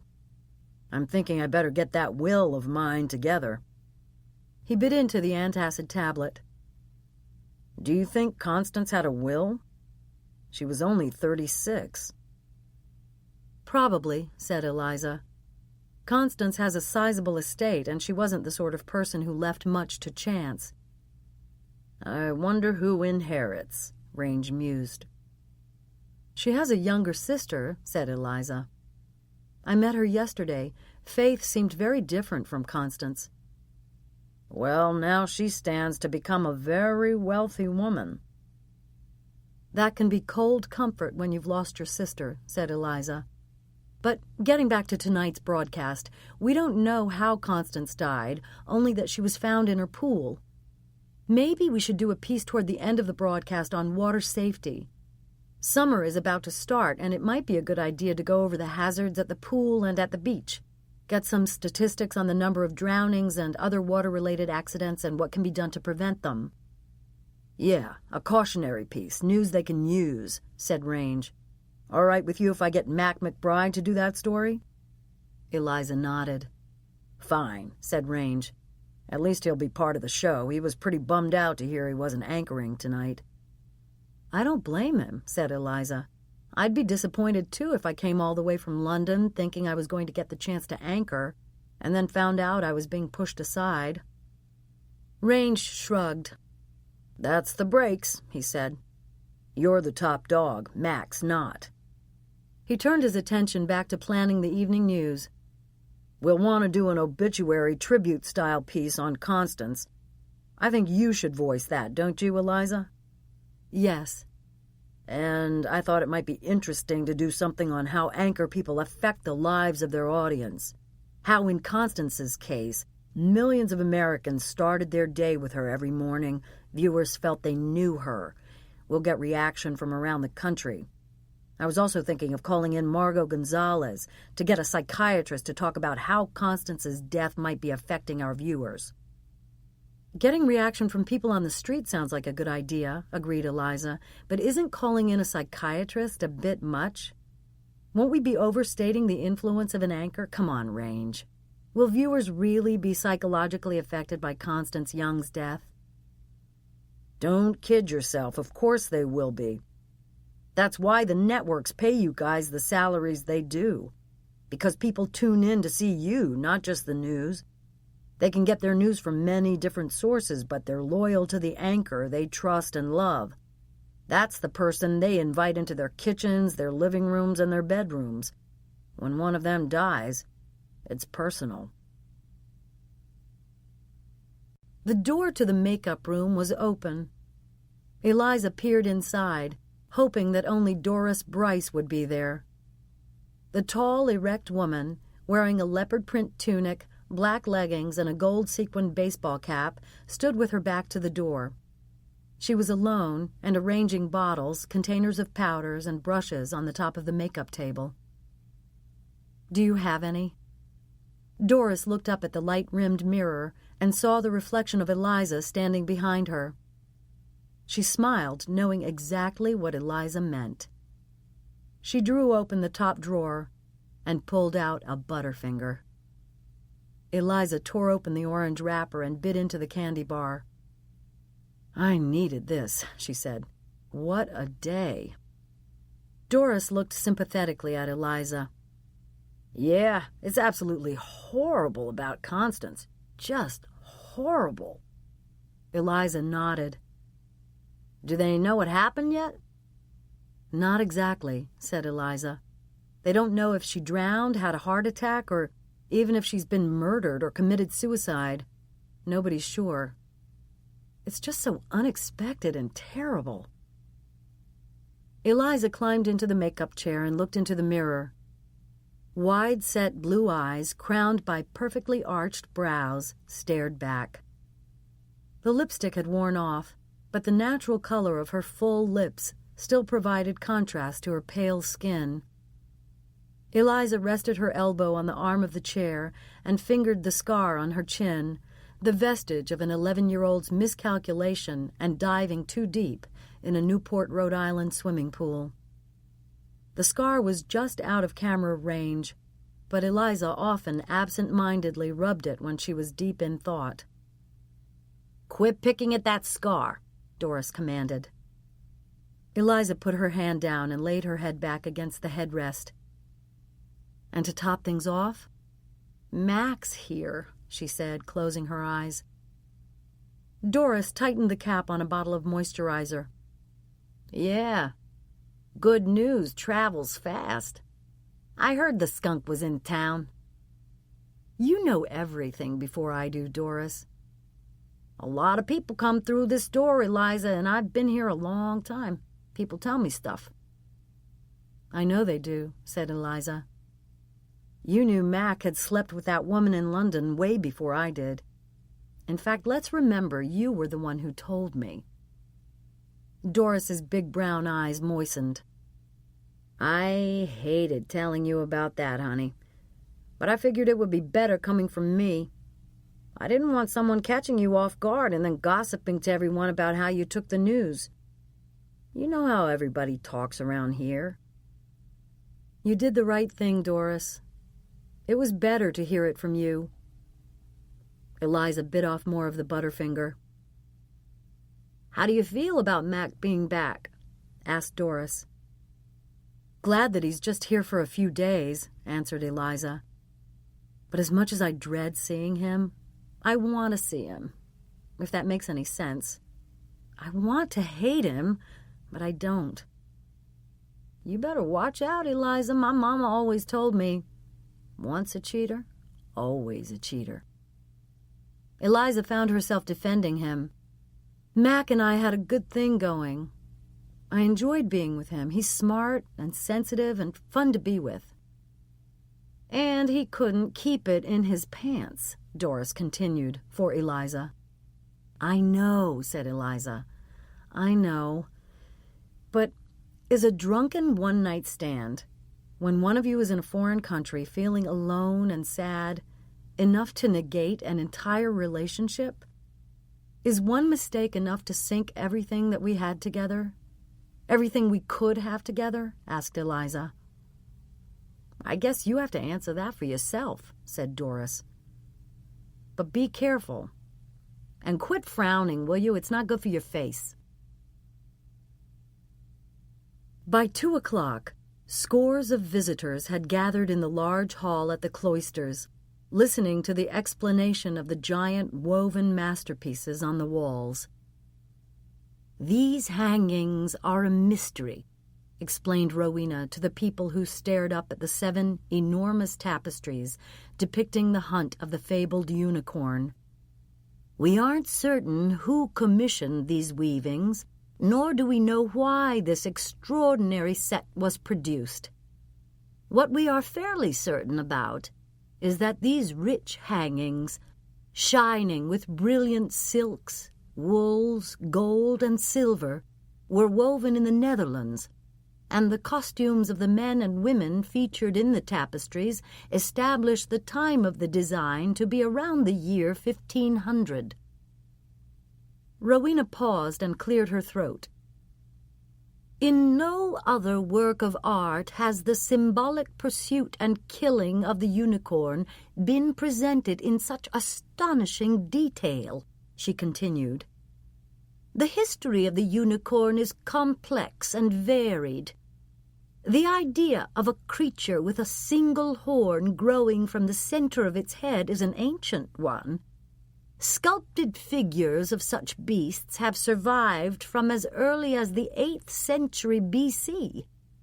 The unicorn continued its mythical evolution through the Holy Roman Empire, coming to be considered a representation of Christ and the implied twin virtues of strength and purity, might and right. But even as the unicorn came to symbolize earthly and heavenly love, it also came to signify death and violence.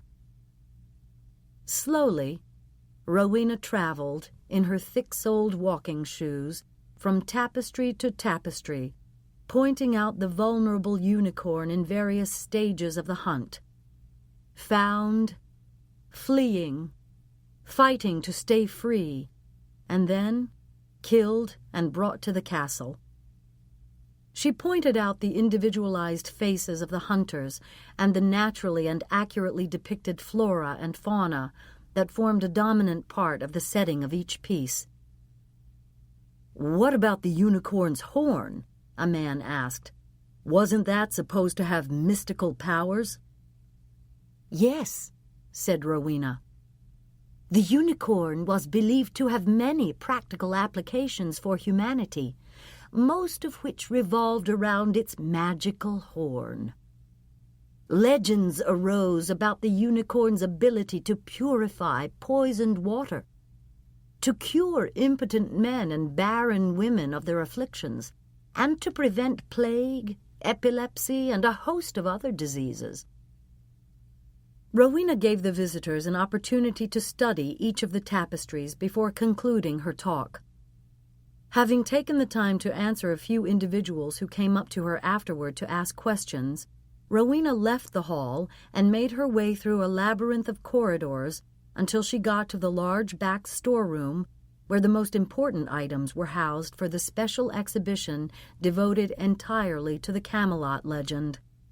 It had been years in the planning and was set to open next week. All the items in the room sat in their respective cases or crates, awaiting their final placement in the exhibit hall. Every artifact would have its own distinctive placard describing what it was and giving a short explanatory history of its provenance.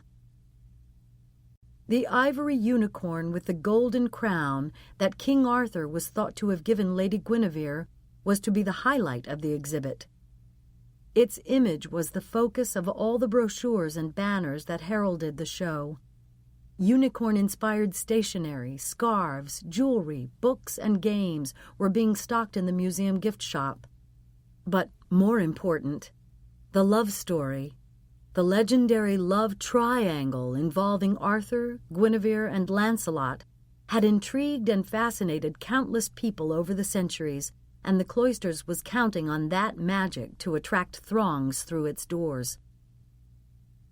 With just a few days to go until the debut of the exhibit, Rowena opened the box. She searched intently, then desperately, through the special batting. The unicorn wasn't there. As she walked to her small office, Rowena tried to stay calm. She was uncertain about what she should do first. Should she call security or the police and alert them that the amulet was missing? If she did that, the story would be out of her hands. There could be a lot of negative publicity, and Rowena very much wanted to avoid that. Scandal wouldn't be good for the museum. Stuart Whitaker was one of their largest donors. Rowena herself had arranged the private tour for him and Constance Young while the exhibit was being constructed. Maybe there was some misunderstanding that could be cleared up and rectified without bringing law enforcement into it. That would be better for everyone involved. Rowena made up her mind. She went to her small office, closed the door, and found Stuart's number in her Rolodex. The phone rang half a dozen times, and Rowena was about to hang up when Stuart answered. "Hello." His voice sounded raspy. "Yes, this is Rowena Quincy from the Cloisters. Is this Mr. Whittaker?" "Yes, it is." There was no note of recognition in his voice. "I don't know if you remember me, Mr. Whittaker. You asked me to set up a private tour for you a few months ago." There was an uncomfortable silence before Stuart replied. "Oh, yes. I remember you, Miss Quincy. Thank you. We had a lovely tour." "I'm so glad, Mr. Whittaker. I wish you had allowed me to escort you around myself." "That is very kind of you, Miss Quincy, but as you know, I did not need a docent because I know a fair amount about the Cloisters myself." "Of course you do," said Rowena. "Providing a guard to take us to the areas closed to the public was more than enough. You were very gracious." "Again, it was my pleasure, Mr. Whittaker." Stuart waited for her to continue. "This is very awkward, Mr. Whittaker. I'm not quite sure how to bring this up." "Why not just say whatever it is you have to say?" Stuart suggested quietly. "Well, I remember that Constance Young was with you then, Mr. Whittaker. In fact, after that, Miss Young agreed to be the mistress of ceremonies for our Camelot exhibit preview and reception Wednesday night. But in the newspaper this morning, I saw a picture of her taken yesterday, and she was wearing what appeared to be a carved ivory unicorn that we had procured for our upcoming exhibition." "Yes." "I checked, and the ivory unicorn is no longer in its case here, Mr. Whittaker."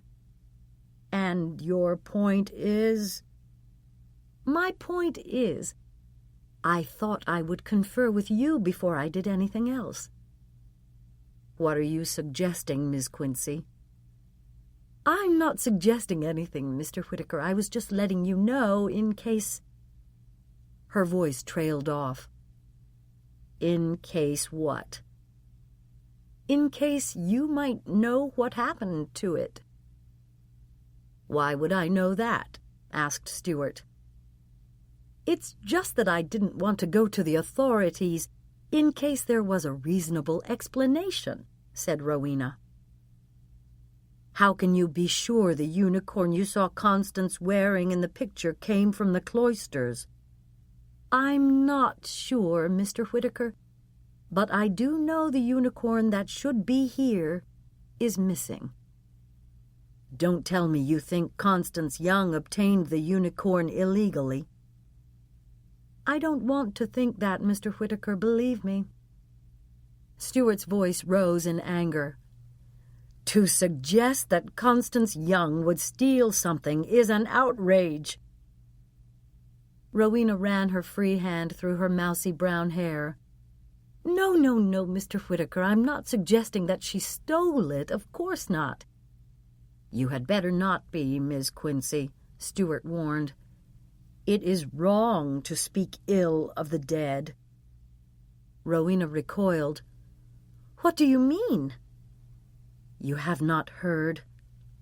"Heard what?" asked Rowena. "Turn on the radio or CNN. Constance Young is no longer with us, and you will have to find someone else to host your reception Wednesday night." What's worse? Faith wondered. Would it be worse to have Mother lucid and heartbroken when she heard the news of her daughter's death? Or would it be worse to break the news to a childlike, uncomprehending shell of a woman and watch her show no reaction at all?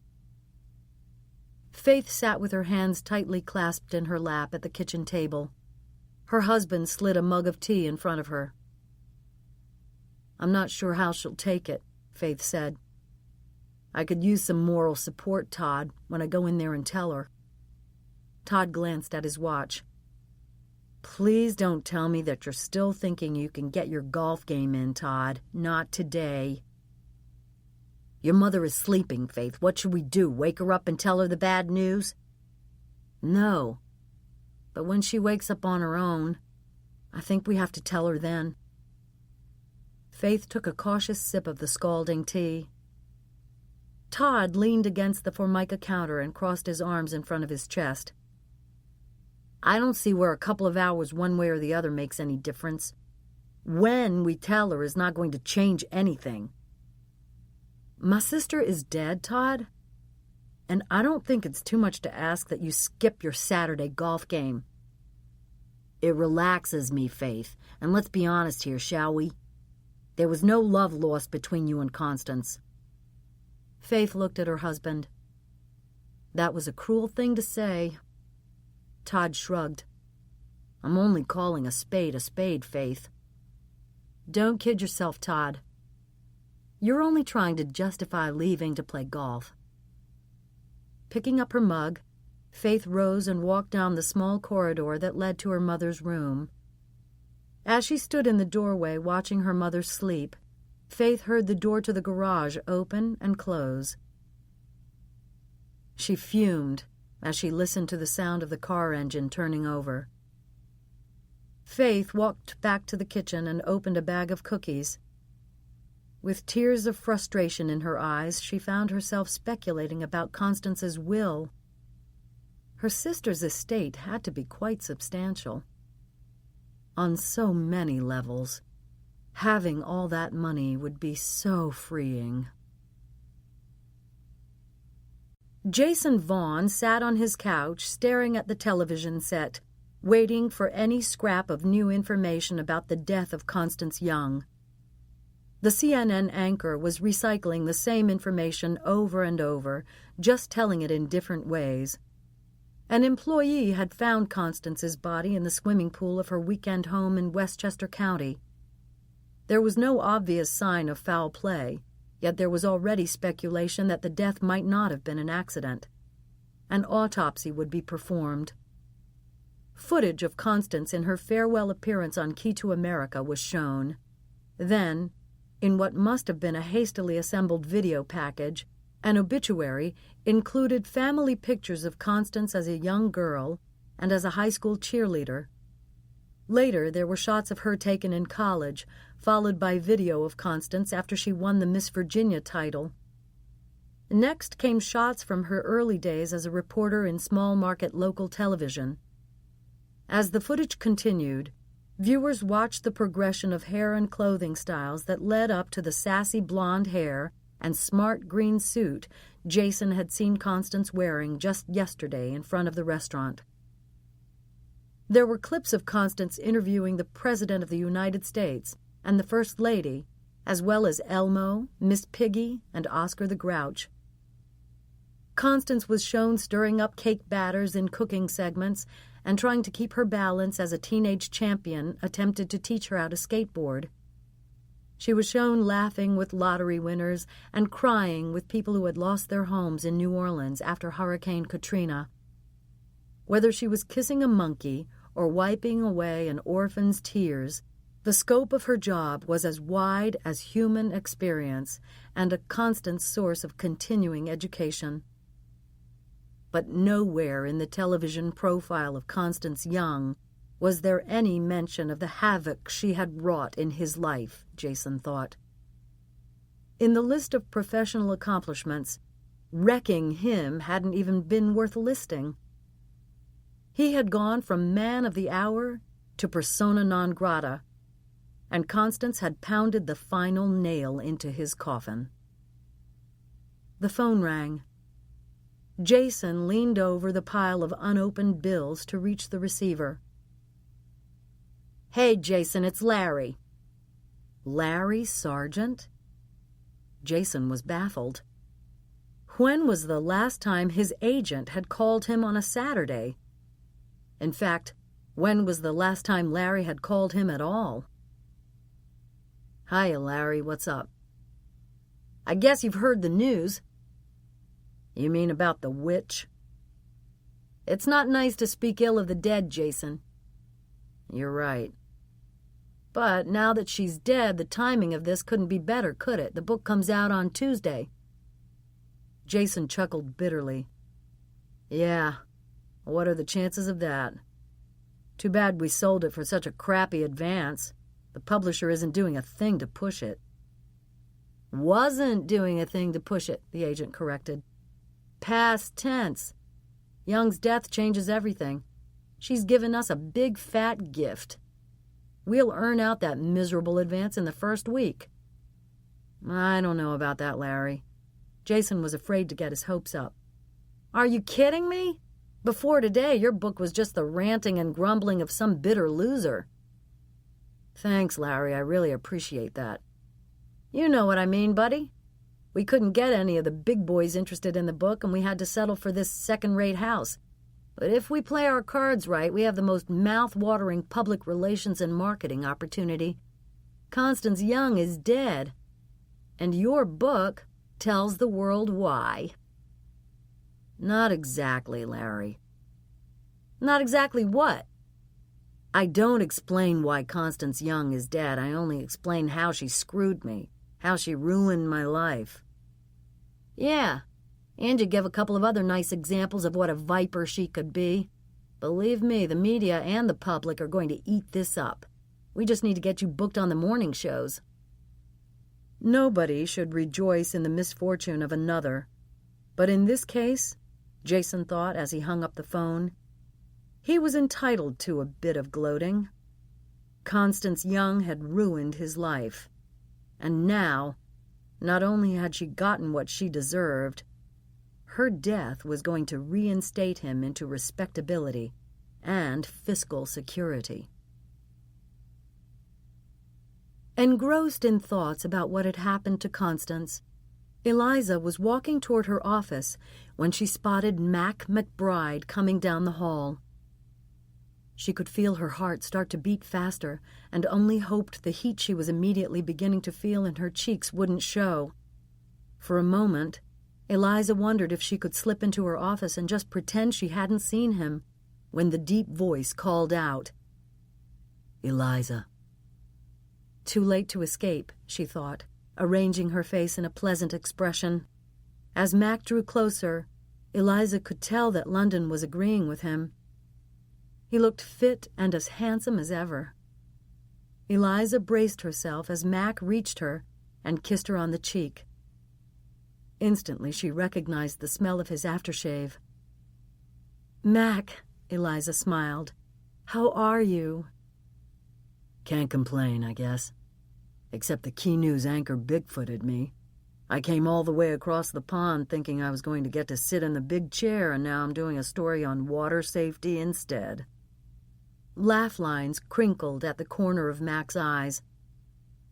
"I'm off to New Jersey now to shoot my stand-up at some suburban pool." "Sorry about that," said Eliza. "Not as sorry as I am," he said. The smile on Mac's face masked any real disappointment. "Unbelievable about Constance, isn't it?" Eliza shook her head and shivered involuntarily. "It's so terrible, so sad." "Honestly?" Mac asked. "I was never really a fan. But it's always tragic when someone so young dies. Constance was in her prime. But you want to hear something really sick that occurred to me?" Eliza nodded. "I bet Linus Nazareth isn't sad she's dead. I bet he's glad." "That's a little cold, isn't it?" asked Eliza. "Maybe," said Mac. "But nobody leaves Key to America unless Linus wants them to leave. And Linus didn't want Constance to go over to the competition." Eliza looked at Mac with skepticism. "I don't know about that," she said. "Linus laid on a little guilt, but generally he was pretty supportive when I left KTA for the evening headlines." "That's because you weren't going to compete with him on another network," said Mac. He liked the idea that his girl was talented enough to take over the evening headlines after Bill Kendall committed suicide. After that whole thing, this news division was rocked to the core. I heard that Linus took plenty of credit for grooming you for the evening anchor chair." "I heard the same thing," Eliza smiled. "I don't know what I would have done without him, do you?" "Joke if you want to, Eliza," said Mac. "But I'm telling you, Linus only wants what's good for Linus. And even though he's able to install his girlfriend as the new KTA host, Constance Young was still his first pick. He was infuriated that not only did she have the audacity to leave, she was going to compete with him." "Well," Eliza observed, "now at least he doesn't have to deal with coming up against her every morning. Life was going to be jolly hell for the KTA staff." Mac shrugged. "It still will be," he said. Eliza looked up into Mac's face and tried to read what was in his eyes. Discontent, cynicism, sadness. "How's everything else with you, Mac?" "Okay, I guess." "Are you enjoying living in London?" "Yeah, it's great. But I can tell I'll be ready to come back home when my overseas stint is finished." "Have any idea when that will be?" she asked. "I still have another 6 months on my contract," he answered. "Then we'll see where I go and what I do." Eliza looked at him quizzically. "You aren't thinking of leaving Key News, are you?" she asked. Mac looked down at his shoes. "I've had a lot of time to think over there, Eliza. I've been thinking about life and what I want from it. Professionally, I'm not totally certain about what I want." He raised his head and looked directly into her eyes. "But personally, there is one thing that I'm always sure of."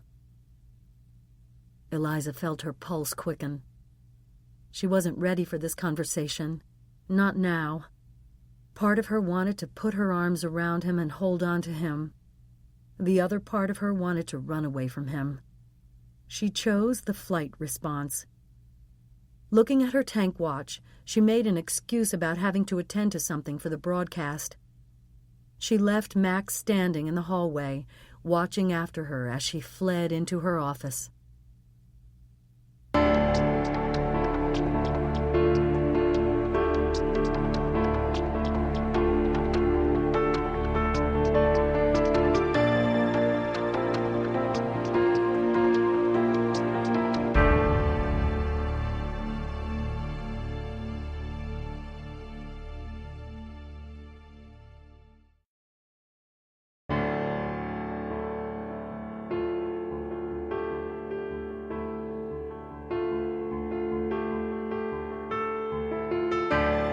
As the Saturday afternoon visitors were milling through the halls of the cloisters, Rowena sat in her office. She listened intently as the head of security questioned the man who had stood guard while Stuart Whitaker and Constance Young took their private tour. "Were you with them every moment?" the security chief asked. "Yes." "You never left their sides?"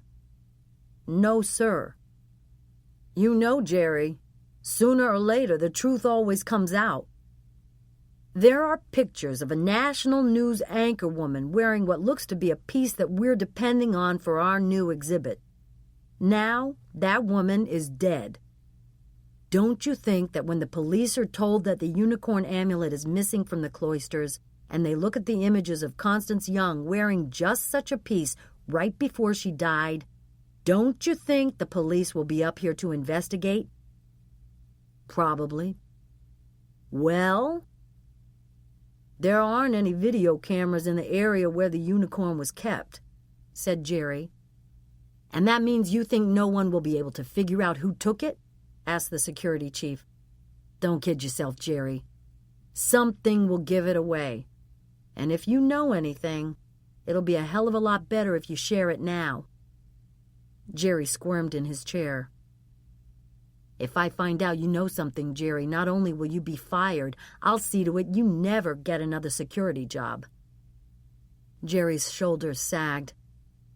Okay. Mr. Whitaker pressed a $100 bill into my hand and told me to go outside for a smoke. I just thought he wanted to be alone with her in there for a little while. Who wouldn't want to be alone with a babe like that, especially a nerdy guy like him? I thought, what the heck? Whitaker has given millions to this place. Why would he take something from it? Rowena interrupted. We don't know that Stuart Whitaker took the amulet, Chief. Maybe someone else did. What? You think Constance Young took the amulet? The head of security asked. I don't know what to think, said Rowena. But even though I hate to have the museum exposed to negative publicity, I do know it's time to call the police. There's no other choice. A string of vans, cars, and satellite trucks with New York press plates lined the road in front of Constance Young's country house. With each edition of a rival news organization, Lauren Adams grew more tense. We don't have enough, she complained, snapping her gum. We should have the very best access, but we're stuck out here just like every other network or station. We don't have anything that will separate our coverage at Constance Young's house from our competition's, and that's just crap. What are we going to do about it, Annabelle? You mean, what am I going to do about it? Thought Annabelle, refusing to get flustered. I'm not sure, Lauren, she said aloud. Our hands are pretty well tied. If the cops won't let us in, they won't let us in. Exactly the kind of defeatist attitude I love to hear from my producer, Lauren answered. If that's the best you can come up with, we're in even more trouble than I thought. BJ stood within earshot, listening to the exchange. He glanced at Annabelle, who subtly shook her head from side to side, warning him not to say anything. He knew that Annabelle could take care of herself. She had one of the best reputations at Key News. Correspondents were constantly asking that Annabelle be assigned to produce their stories. Yet BJ ached to put Lauren in her place. Experience, though, had taught him that there was a price to be paid for contradicting or even speaking up to the on-air talent. He had tried that when he'd worked as a producer-cameraman with Constance, and when his contract was up, he wasn't renewed as a producer.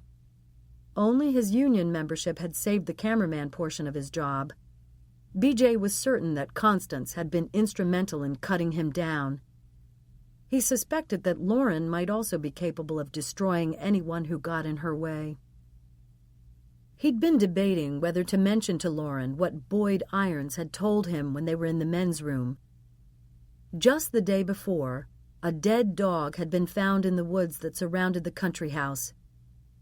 BJ didn't know if that would turn out to be a coincidence, but screw Lauren and her bad attitude.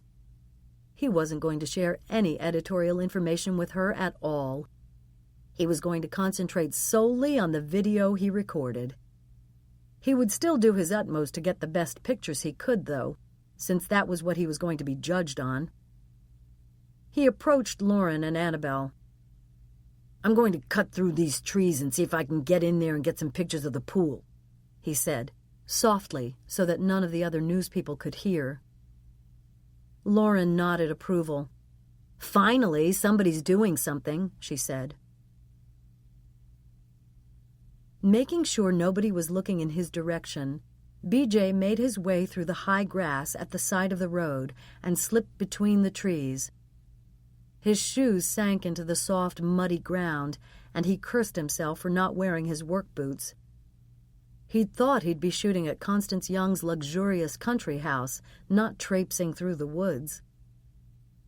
As he went deeper, BJ began to hear voices, which he assumed to be the police searching the property.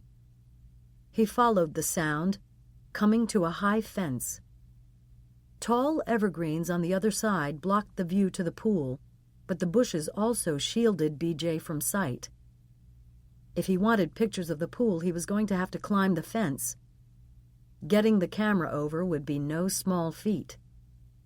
Taking off his belt, BJ threaded it through the handle of the camera and fastened it, creating a long leather circle, which he pulled over his head. Then he carefully slid the camera around to his back. With his hands free, BJ reached upward and boosted himself off the ground, managing to grab onto the top of the fence. He tried to hoist himself up, but he couldn't make it over, and the leather strap, weighed down by the camera, nearly strangled him. Standing on the ground again, BJ could hear the voices coming from the other side of the evergreens. Something new has been added. What is it now?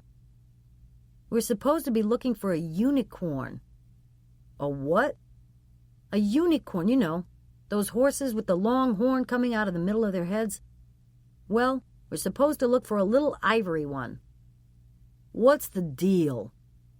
It's some sort of antique and it's missing from a museum, and Constance Young was seen wearing it around her neck. We're supposed to see if we can find it out here. How did she get it? What do I look like, the Jeopardy champ? How do I know? Maybe someone gave it to her. Maybe she stole it. Maybe she was killed for it.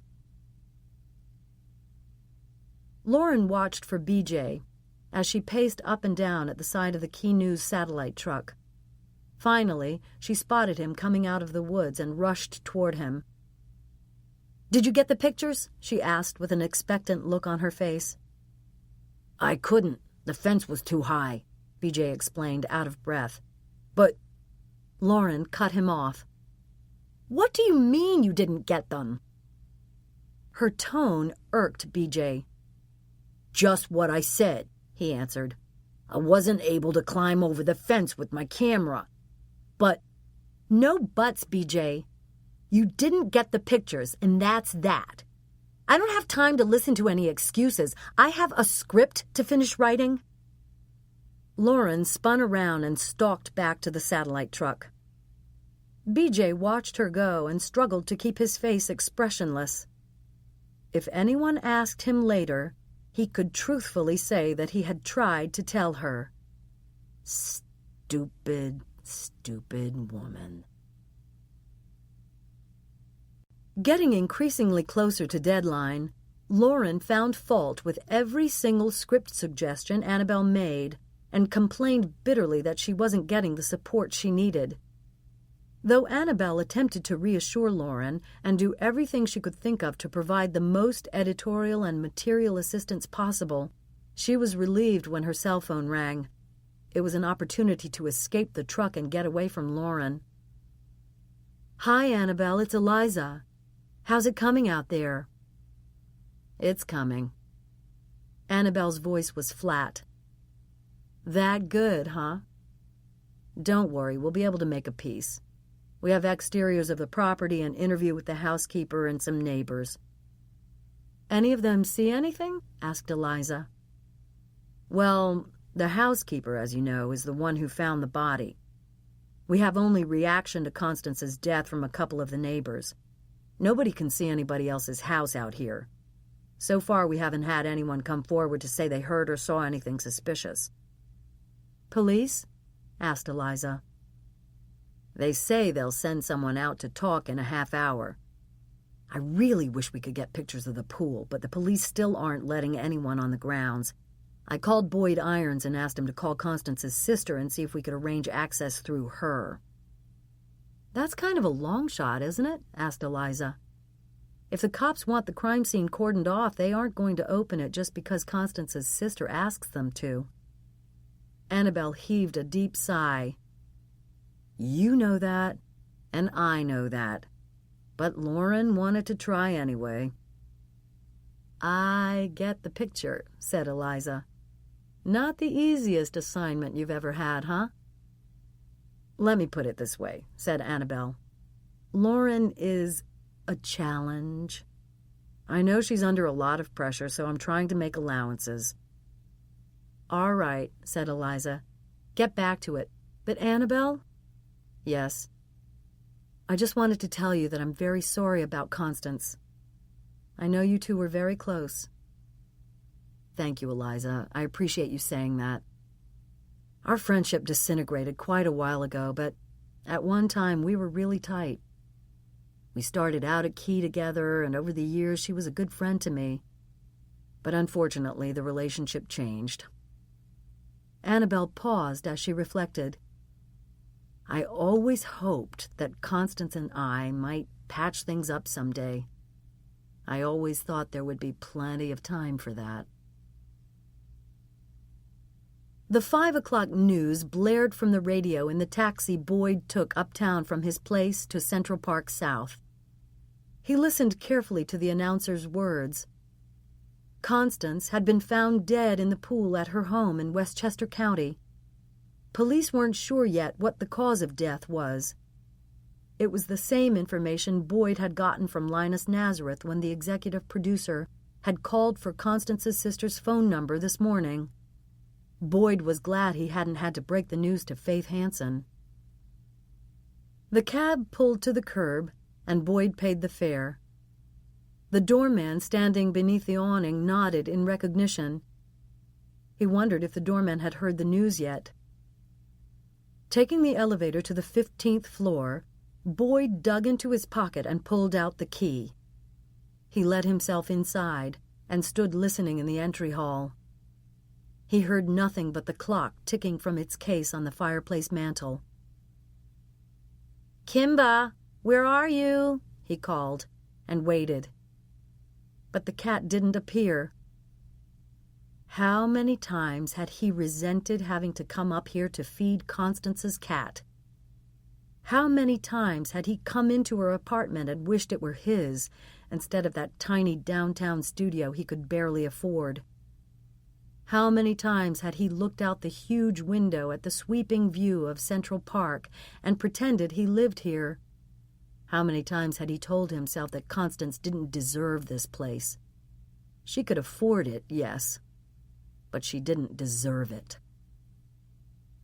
Boyd went into the kitchen and put out fresh food and changed the water in the cat's bowl. Then he went down the hallway and cleaned out the litter box. He was in no hurry to complete the unpleasant chore, because the next one he had to undertake would be much more difficult.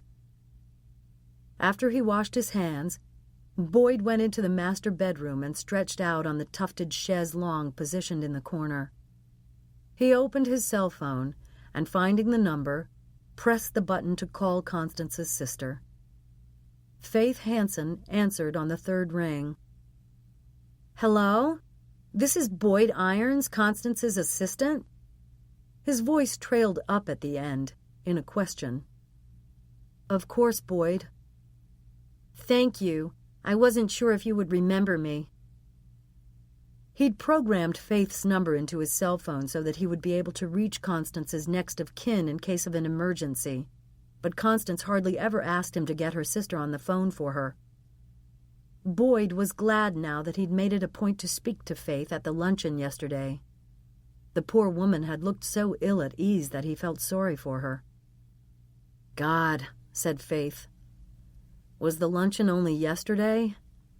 It seems like 100 years ago."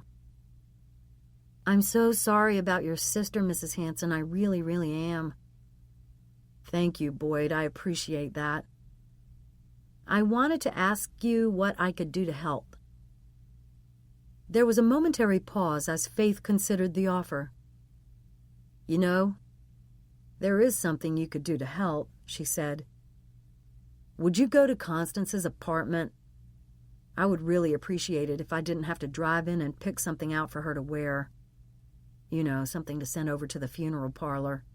You probably know what her favorite things were more than I do." "I'd be happy to do that," said Boyd. "Well, not happy exactly, but I know what you meant, Boyd." Boyd thought of the fabulous garments hanging in the closets and wondered what he would pick for a last outfit for Constance. The blue Oscar de la Renta, the pale yellow Ralph Lauren, the black Armani. And who was going to get all the gorgeous dresses and suits and handbags? He had friends in the village who would kill for that wardrobe. "I'm actually at Constance's apartment now," he said, pulling himself from his reverie. "I'm feeding her cat." Oh no, I hadn't realized Constance had a cat. Real close sisters, Boyd thought. "Yes, Kimba." Boyd hesitated before continuing. I was thinking maybe I should take the cat home with me, or I could bring it out to you if you'd like." I've never been a big animal fan," said Faith. "I can't even think about having a cat. I already have enough poop to clean up around here. I'd appreciate it if you would take care of it, Boyd." "All right, Mrs. Hanson." "Thank you, Boyd." "People will be asking me, Mrs. Hanson, do you have any idea what the arrangements will be?" "We can't plan anything firm until the autopsy is completed, but I understand the police are fast-tracking that," said Faith. "I do know that we'll have a private funeral and burial as soon as possible. No sense in prolonging things." Faith paused, trying to focus on the essentials. "I guess that's something else you could help me with, Boyd. Would you prepare a list of people you think should be invited to attend the funeral? I really don't know who Constance was close to." "All right," Boyd agreed.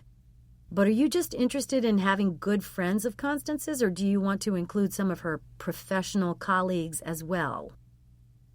"What do you think about that?" asked Faith. "If you only ask people who felt affection for Constance, the pews will be pretty empty," thought Boyd.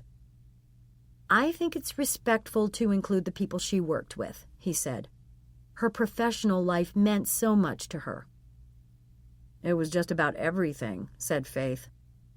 "Okay, I'll get the list together and check on the clothes," Boyd said. "Anything else?" "Actually, Boyd, there is something else," answered Faith. "I'll need Constance's attorney's phone number.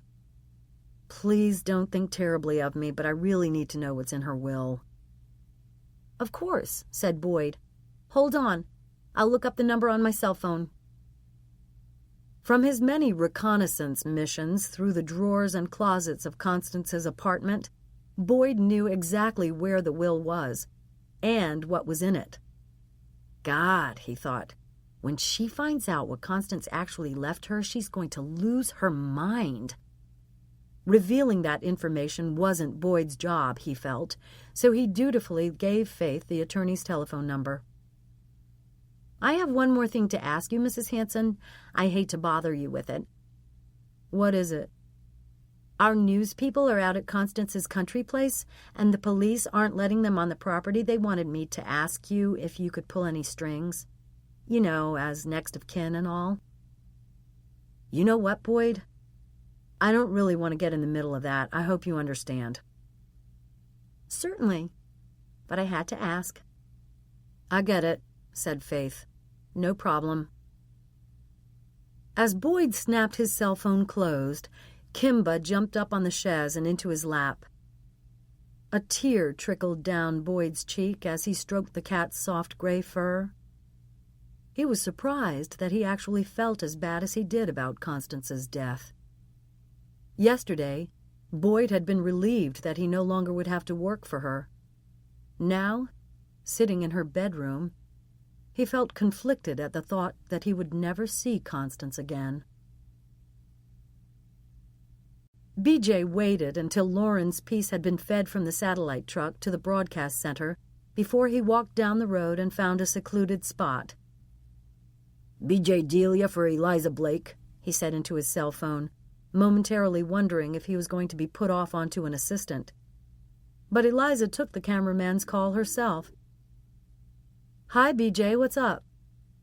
He recounted the conversation about the missing ivory unicorn he'd overheard as he crouched behind the fence near the pool, and he told her about the dead dog that Boyd said had been found on Constance's property the morning before. "Interesting," said Eliza. "Very interesting. We'll make some calls here and see what we can find out." "Should we tell the police about the dog?" asked BJ. "No, let's hold off on that," answered Eliza. "If we can confirm it, the police will hear about it on the broadcast tonight, along with everybody else." The police would neither confirm nor deny that an ivory unicorn or any other jewelry was missing, but Boyd Irons provided the phone number for the young man who had spotted a dead, full-grown Great Dane on Constance Young's property when he went to empty the contents of the pool's skimmer baskets in the woods. "I was told to dispose of the dog, so I did," the pool man said. "But let me tell you, it was a pretty hard job getting that thing off the property and out to the dump."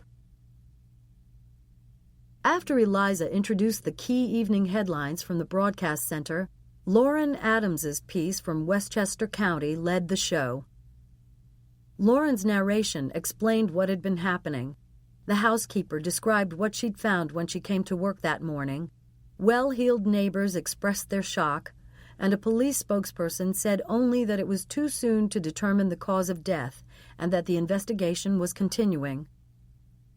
There were pictures of the media frenzy that had been created as every news organization wanted to have a story on their airwaves about the death of Constance Young, but there were no pictures from inside the fencing that surrounded the property. At the end of the pre-edited package, Lauren appeared live on screen, standing at the head of Constance's driveway. "Eliza, there are still many unanswered questions tonight. Police sources tell us that they hope to have the results of Constance Young's autopsy as early as Monday."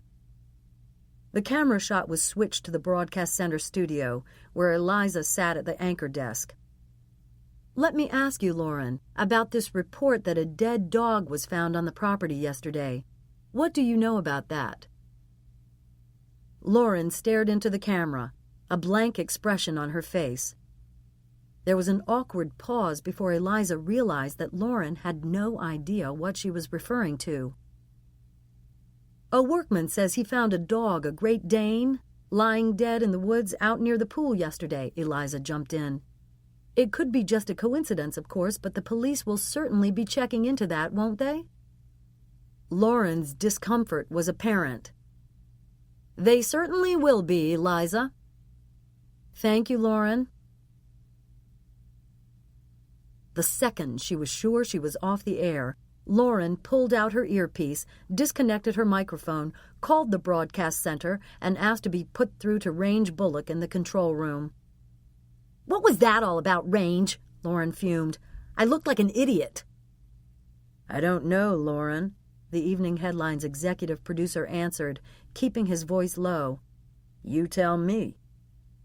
"Why didn't anybody talk to me about that dead dog story?" Lauren demanded. "We assumed you knew about it. You're out there. You should have known. Don't you talk to your own people?" "What do you mean?" Lauren's voice rose in suspicion. B.J. Delia is the one who told Eliza about the dog, and we confirmed it with Boyd Irons and the pool guy," said Range. "So my cameraman and my assistant are both screwing me," Lauren pondered aloud. "Nice. Very nice."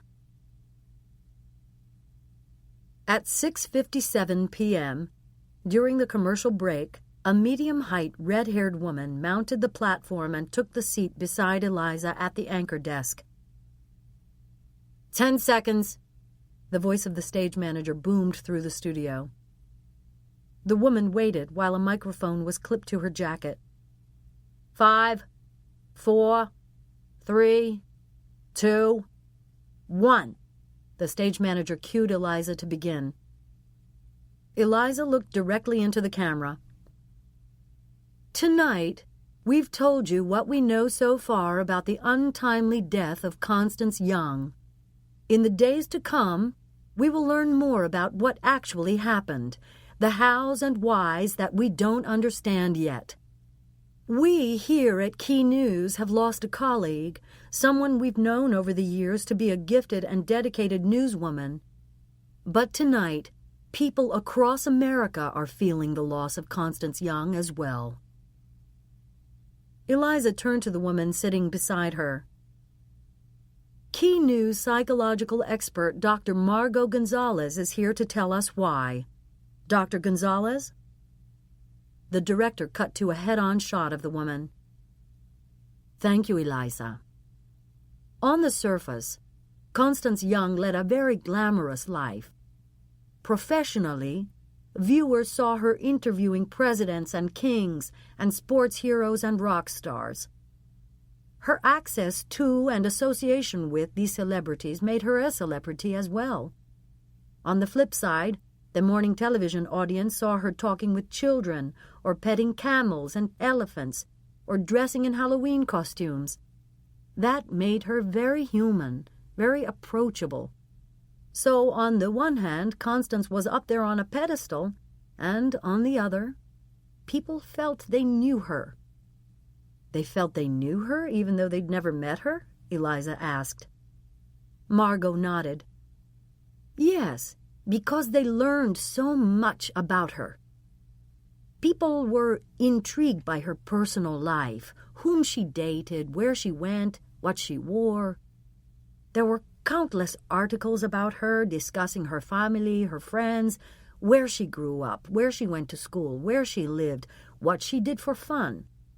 How many times have you seen a picture of Constance in a magazine, Eliza? Eliza smiled. Too many to count. Exactly, said Margot. All that exposure, on the air, in the print media, in ad campaigns, made Constance a public figure. But in addition to that, her coming into our homes on a daily basis, so we started our day with her, morning after morning, bred a real familiarity. When the day broke, there was Constance Young, just like the sun. We came to feel we actually knew her, that she was a part of our lives.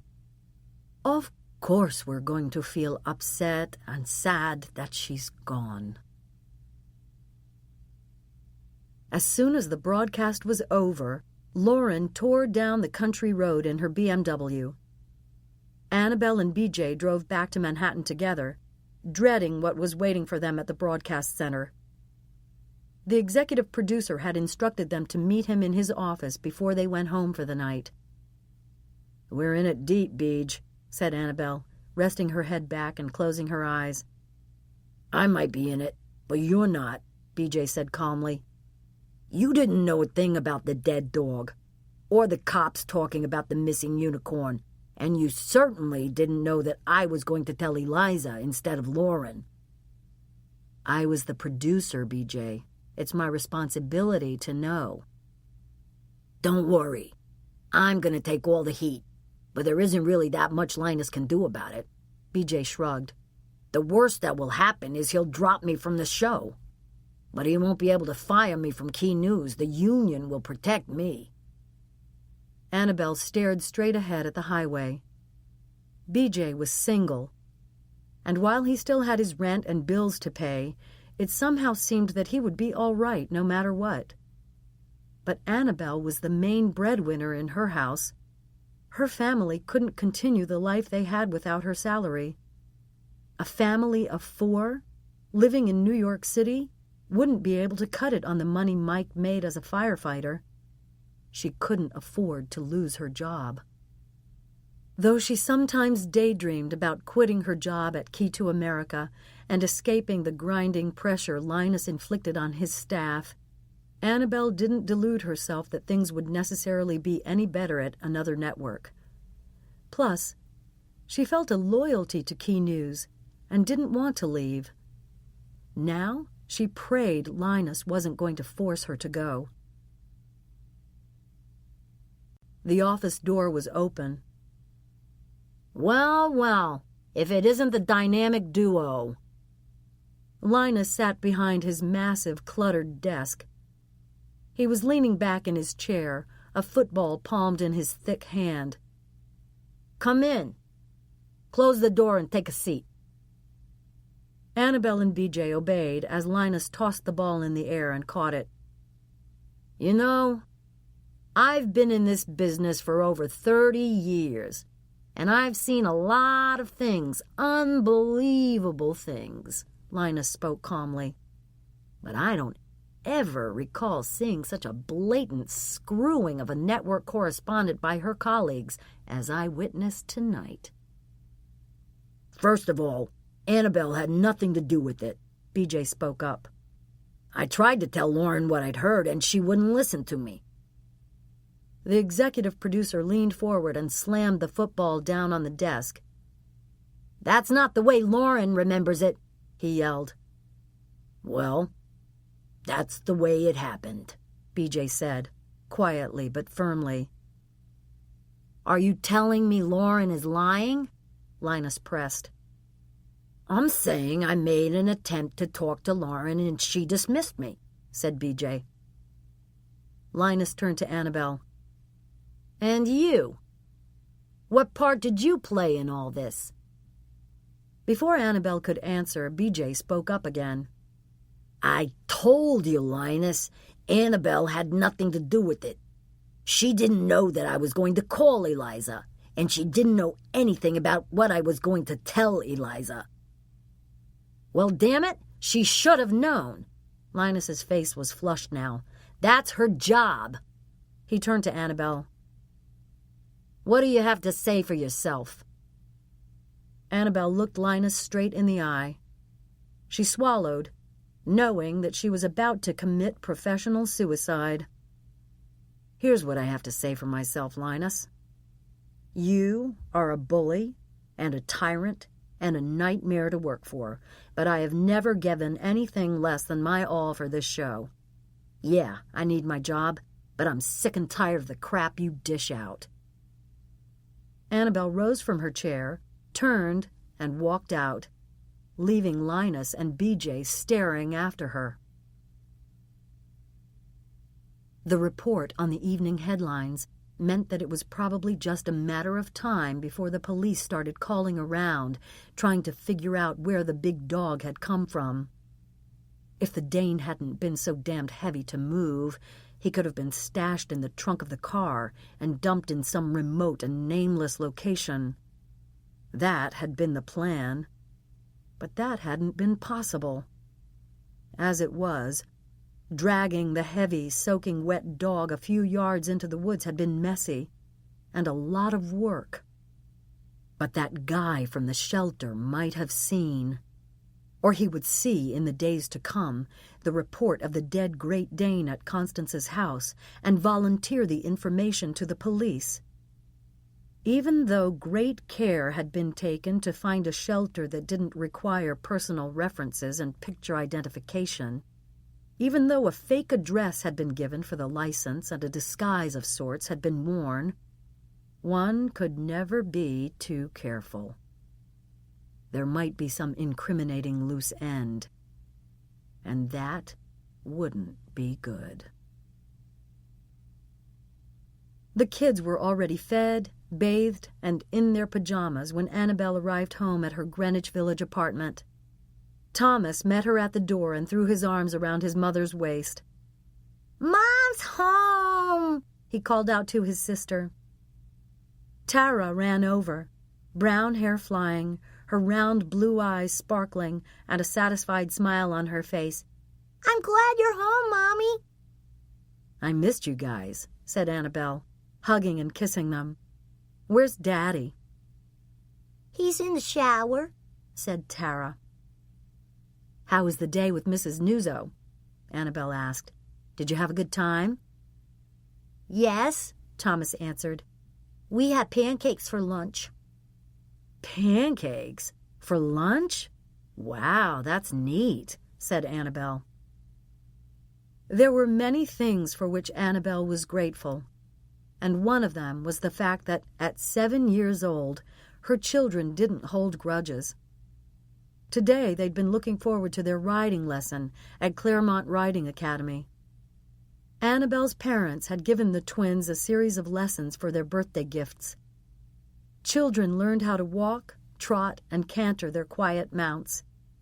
The horseback program stressed patience and concentration, along with physical coordination, strength, and agility. Students also developed a sense of responsibility in caring for their animals. Annabelle enjoyed the lessons because the kids had fun. But when the twins were told this morning that there was a change in plans, their mother had to go to work, and they'd be spending much of the day with Mrs. Nuzzo, while their father got some sleep after working the night shift, they took the news in stride. Annabelle wondered how much they remembered about the period of Mike's terrible depression, and if they were just so glad to have him back, going to work at the firehouse, reading stories to them at bedtime, and being the loving father they remembered, that they didn't want to complain about the missed riding lessons lest they rocked the family boat. "I brought you something," said Annabel, holding out a white cardboard box. "Magnolia Bakery!" Thomas screeched, recognizing it immediately. The kids hopped from one foot to the other as Annabel opened the box, revealing the 3-inch wide cupcakes, top-heavy from all the pastel-colored vanilla frosting. "I want a green cupcake," said Thomas. "I want a pink one," Tara chimed. "Eat them at the table, please," said Annabel. While the twins sat in the kitchen, Annabel went into the bedroom. Mike was standing by the bed with a towel around his waist. He was rubbing his hair dry with another one. "Hey, good-looking," he grinned. "Did I hear Thomas yelling about Magnolia Bakery?" "Don't worry," said Annabel. "I bought some of the chocolate drop cookies you like." "God, I knew there was a reason I married you." He kissed her on the neck. "I thought it would be a good idea to soften you up before I give you the big news." "What?" "I quit my job." Mike sat down on the edge of the bed. "You want to give that to me again?" Annabel sat down next to him. "I just couldn't take Linus Nazareth anymore, Mike. He's insulting and obnoxious, and I can't work for him. I've had it with him, and I quit. But now that I've done it, I don't know how we're going to pay the bills." She leaned forward and put her head in her hands. "Wait a minute, Annabel." Mike pulled her up and put his arm around her shoulders. "I'm not getting something, honey. Linus is obnoxious and insulting every day. Why was today so bad that you felt you had to quit?" Annabel recounted what had happened at Constance's place, how BJ had given his information about the stolen unicorn and the dead dog to Eliza rather than Lauren, the uproar that caused, and the general unpleasantness of working with Lauren Adams. "I know she's under a lot of pressure, Mike, but come on. It's so unprofessional to beat up on the people who are working for you. And then to have to come back to the broadcast center only to be abused by Linus. It was just too much." Mike pulled her closer and kissed the top of her head. "You know what I think?" he asked. "What?" "It's not Lauren Adams or Linus Nazareth that's bothering you. You deal with their stuff all the time, and you usually just let it slide right off your back. No, I think what's really bothering you is what's happened to Constance Young." Annabel looked up at her husband and nodded. "Maybe you're right, Mike. I'm just so shocked that it's come to this. How could this have happened to Constance?" Annabel felt a tear escape from the corner of her eye and trickle down her cheek. At one time, Annabel had been so proud of the friend she'd made in her early years at Key News. They'd both been rookies on the network television news scene, Annabel as a first-time researcher and Constance as a young reporter, fresh to Key News after stints at local stations around the country. Constance had kept her nose to the grindstone, while Annabel devoted herself to getting and staying pregnant until the twins arrived. After 2 miscarriages, Annabel finally had the family she craved, while Constance remained almost monomaniacal in her drive to succeed. Eventually, Constance had made it to the anchor chair, and for a long while she managed to remain a genuinely nice person, the one who'd been such a good friend and trusted colleague. But eventually, the pressure and competition had changed her. Yet Annabel realized that if not for Constance, she'd never have gotten her job back at Key News. Upon hearing that after 9/11 Mike was on disability from the fire department and suffering from post-traumatic stress disorder, Constance put in a good word to executive producer Linus Nazareth. Annabel knew that Nazareth had little patience for women on the mommy track, and she was sure that he kept her on the payroll just to make his popular star happy. With Constance Young as her champion, Annabel was in. "She was really good to us when we needed help, Mike." "I never said she wasn't," said Mike. But I didn't like those stories you've brought home over the last year or so. She was ignoring you. And when she wasn't ignoring you, she was finding fault with your work. She had gotten much too big for those silk breeches of hers. Annabelle managed a smile. "How do you know they're silk?" she asked. "I don't," Mike admitted. "But I know they're expensive breeches, whatever they're made of." "Well, I still feel awful about this, Mike. Constance used to be my best friend, and it's terrible." "I know it is, honey." Mike gave her a final hug and stood up from the bed. He walked to the dresser, took a white cotton t-shirt from the drawer and pulled it over his head.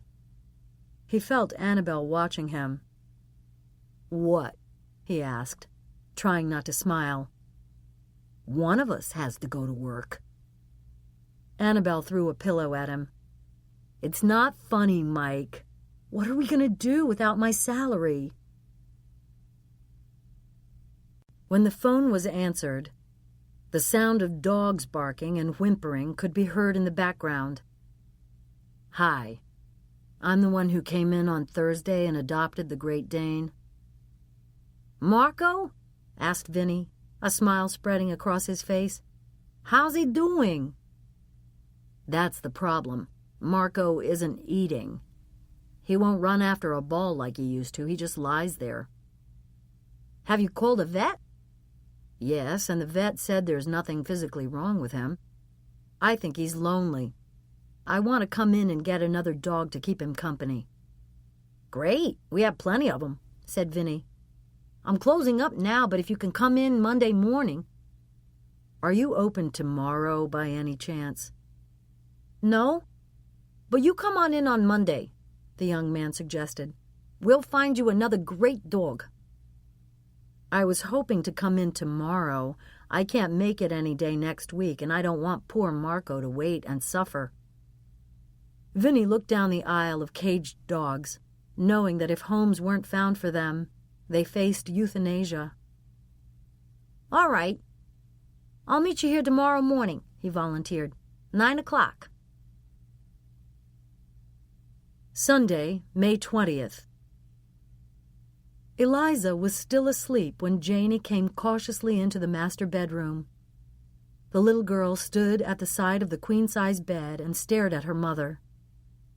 When willing her mother to open her eyes didn't work, Janey leaned over and put her own face as close as she could to Eliza's without touching it. It was her daughter's soft breath that finally awakened Eliza.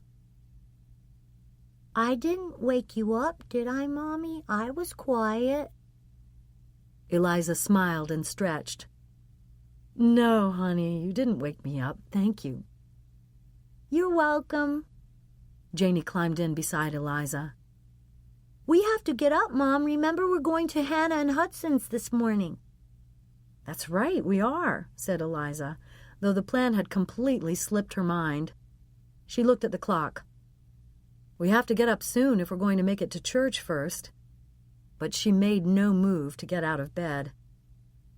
"I love Mrs. Hisdack's pancakes," Janey said happily, as she snuggled closer to her mother. "Me too," said Eliza. "But you pronounce their name Visdak, honey." "That doesn't make sense, Mommy. It starts with the letter H. I saw it on their mailbox, and H makes the huh sound." "I know, but their name is H-V-I-Z-D-A-K.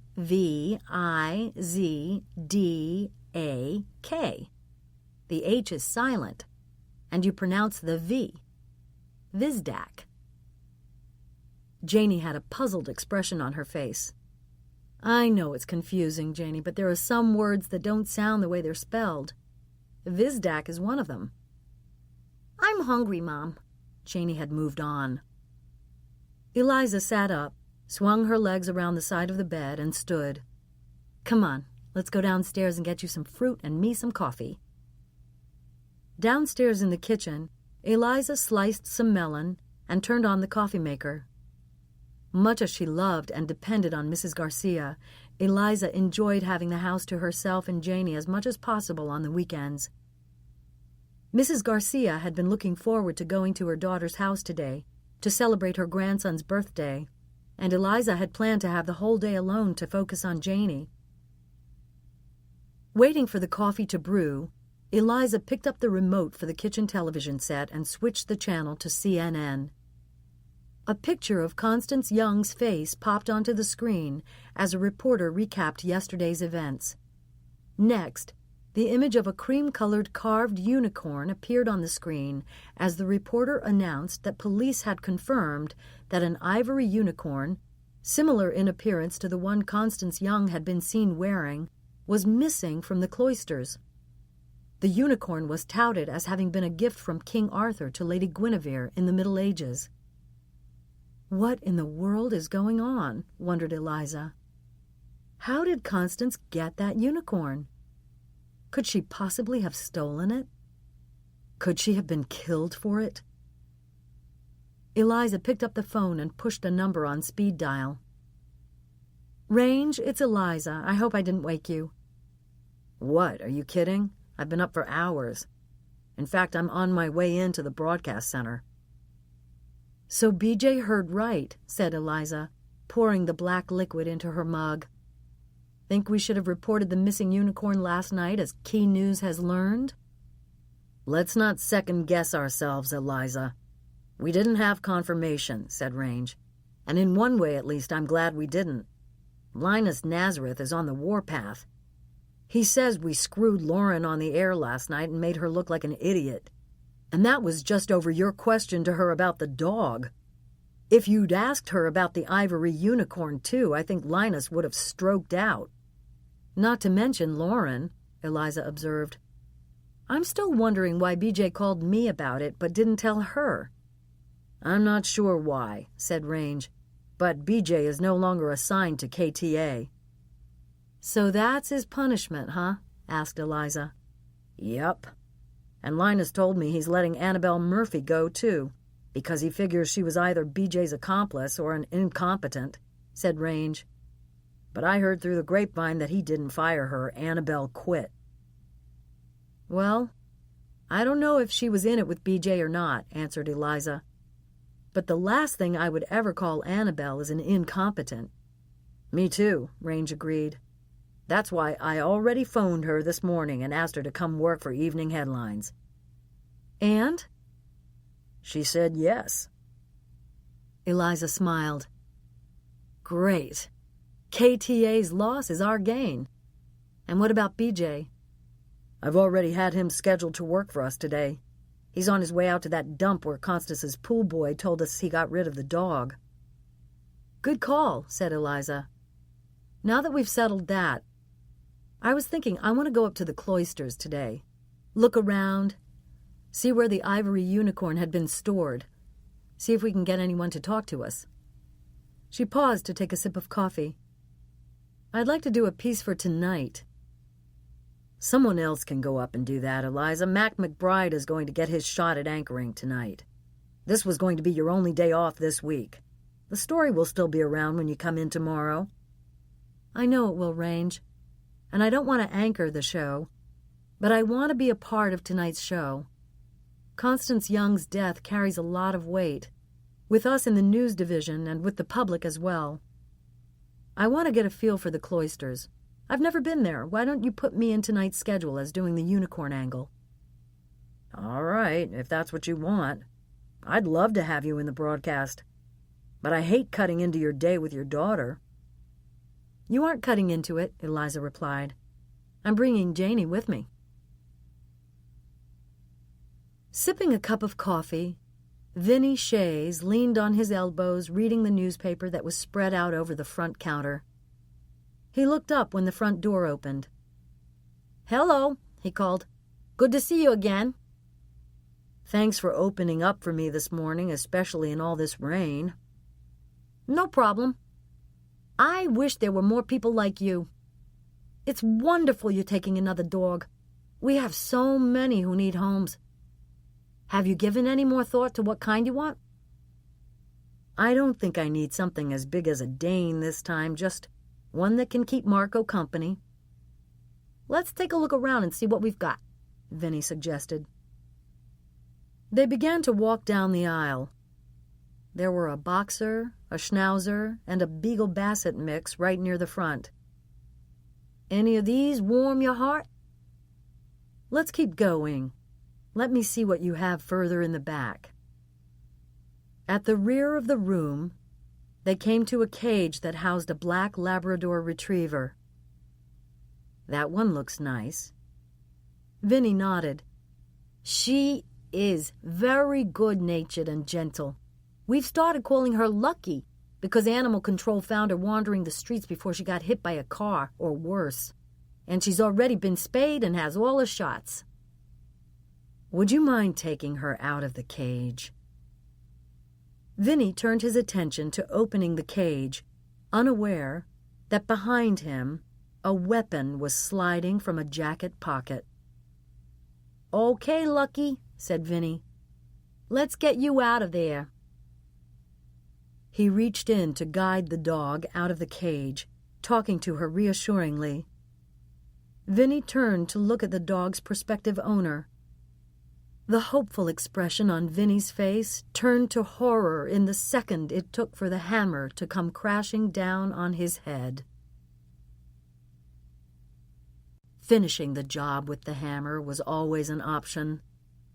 But if the shelter stocked any sort of euthanasia solution, that would be a lot less work, and less bloody. Among all the boxes and bottles and tools in the back room, the visitor found the sodium pentobarbital that was used to solve the problem of the animals nobody wanted to adopt. It didn't take long at all to prepare the lethal syringe. It took longer to find the vein in Vinny's arm. As the injected chemicals closed down the young man's central nervous system, Lucky started barking. And by the time the kind human being who took such good care of them died, every dog in the shelter was howling.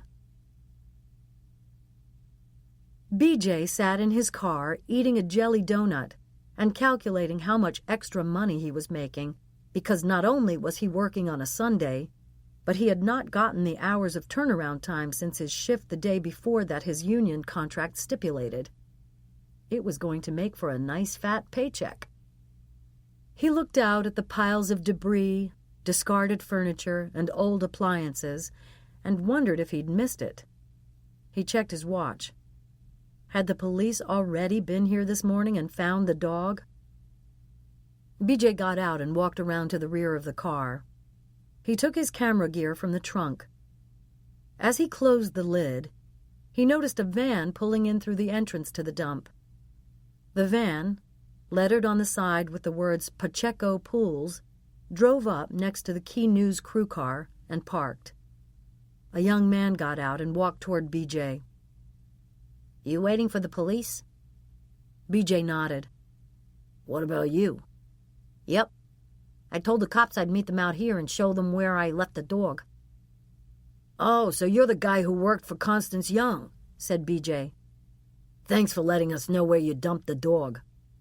As you can see, the police didn't announce it to any of the other news organizations, or else they'd be swarming all over this place. Key News will air it exclusively. You're welcome. And by the way, my name is Frank Pacheco. He extended his hand. BJ Delia. How do you like working for the news? Asked Frank, gesturing to the camera. It's a living, said BJ. Must be really interesting. Sometimes, yeah, answered BJ. But there can be a lot of hanging around and waiting. BJ looked at his watch again. I've been sitting out here for an hour and a half.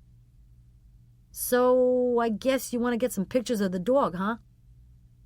Yeah, if the cops will let me get close enough, said BJ. Otherwise, they can't stop me from taking video from a distance of them searching. Maybe I could help you, said Frank. I can show you where the dog is before the police get here. That would be great, BJ said enthusiastically. Thanks a lot. Frank was staring purposefully at the top of BJ's head. You like this cap? Asked BJ. Yeah, I do. BJ popped open the trunk of the car again. He pulled out a new red baseball cap and a navy blue T-shirt, both emblazoned with the Key News logo. "They're yours," said BJ, handing over the loot. Frank donned the cap and threw the T-shirt on the front seat of his van. "Come on," he said. "I'll show you." They tramped across one of the paths that cut through the piles of rubbish, making their way toward the back of the dump. "Why did you bother going all the way back here?" asked BJ. "Because they have big fines if they catch you throwing anything in here but what they allow. Dead animals don't fit the bill." "So you'll be fined for coming forward with the information about the dog?" "They said they'd make an exception in this case." Frank looked pleased. "Since I'm helping them out with the Constance Young investigation and all." When they got to the edge of the property, Frank pointed. "There it is," he said. BJ looked in the indicated direction. A dirty white blanket covered a motionless mound. As he approached, he lifted up the edge of the blanket and shrank back. "That's it, all right," he said, wincing. He raised his camera and made the necessary adjustments to begin recording. He took video of the shrouded dog from a variety of angles and sprayed the area with the camera lens to get shots that would give a good picture of the overall location. "You want me to pull the blanket back all the way so you can get pictures of the dead dog?" asked Frank eagerly. "Not really," said BJ. "But I better get them anyway." The black Great Dane lay on its side, and BJ had to consciously direct his thoughts to the mechanics of getting good video instead of allowing himself to think of how sad it was that the beautiful animal was now lying lifeless and discarded like trash. "All right, that's enough," he said. "I hope we don't have to use them. But at least the editor will have the option to totally exploit this poor thing."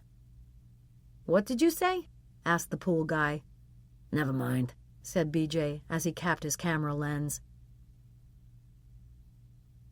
Trying to keep the packages and newspapers balanced in his arms, Jason Vaughn fumbled for his keys and cursed the day he'd been forced to move into a building without a doorman.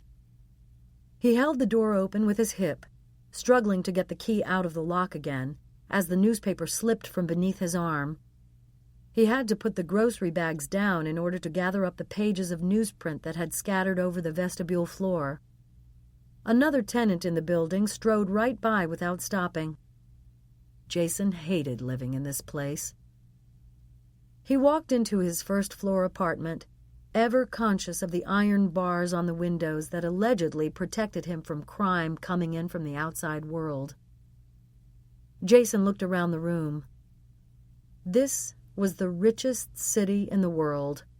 Why would a burglar even bother trying to get into this place? There was nothing worth taking. A sofa and a chair he'd bought on sale at a furniture store already known for its low prices and low quality. A television that at least worked, but had none of the bells and whistles that were so popular. A table and a couple of lamps he'd picked up at a second-hand store. Even the computer that sat on his card table desk, the computer on which he'd written "Never Look Back," was the one he'd had for years. It needed to be replaced. A new computer would be his first purchase when the money from the book started flowing in. A new computer and a better apartment for sure. Jason spread the newspaper on his kitchen table and studied every page. It looked as if the Daily News had assigned at least a dozen reporters to the Constance Young story, and Jason was reading details he hadn't gotten from the television news reports. One that grabbed his attention was a sidebar story about a woman named Ursula Bales, the woman who discovered the body. The story said that Bales, a widow, worked as Constance's housekeeper and also gave knitting lessons to make ends meet. The news photographer had taken a picture of her as she walked into the dropped-stitch needlecraft shop. Ursula Bales was quoted as saying, "Please, leave me alone. I'm so nervous about this whole horrible thing. My sister talked to the police once, and when the media found out, she ended up dead." I don't want what happened to her to happen to me."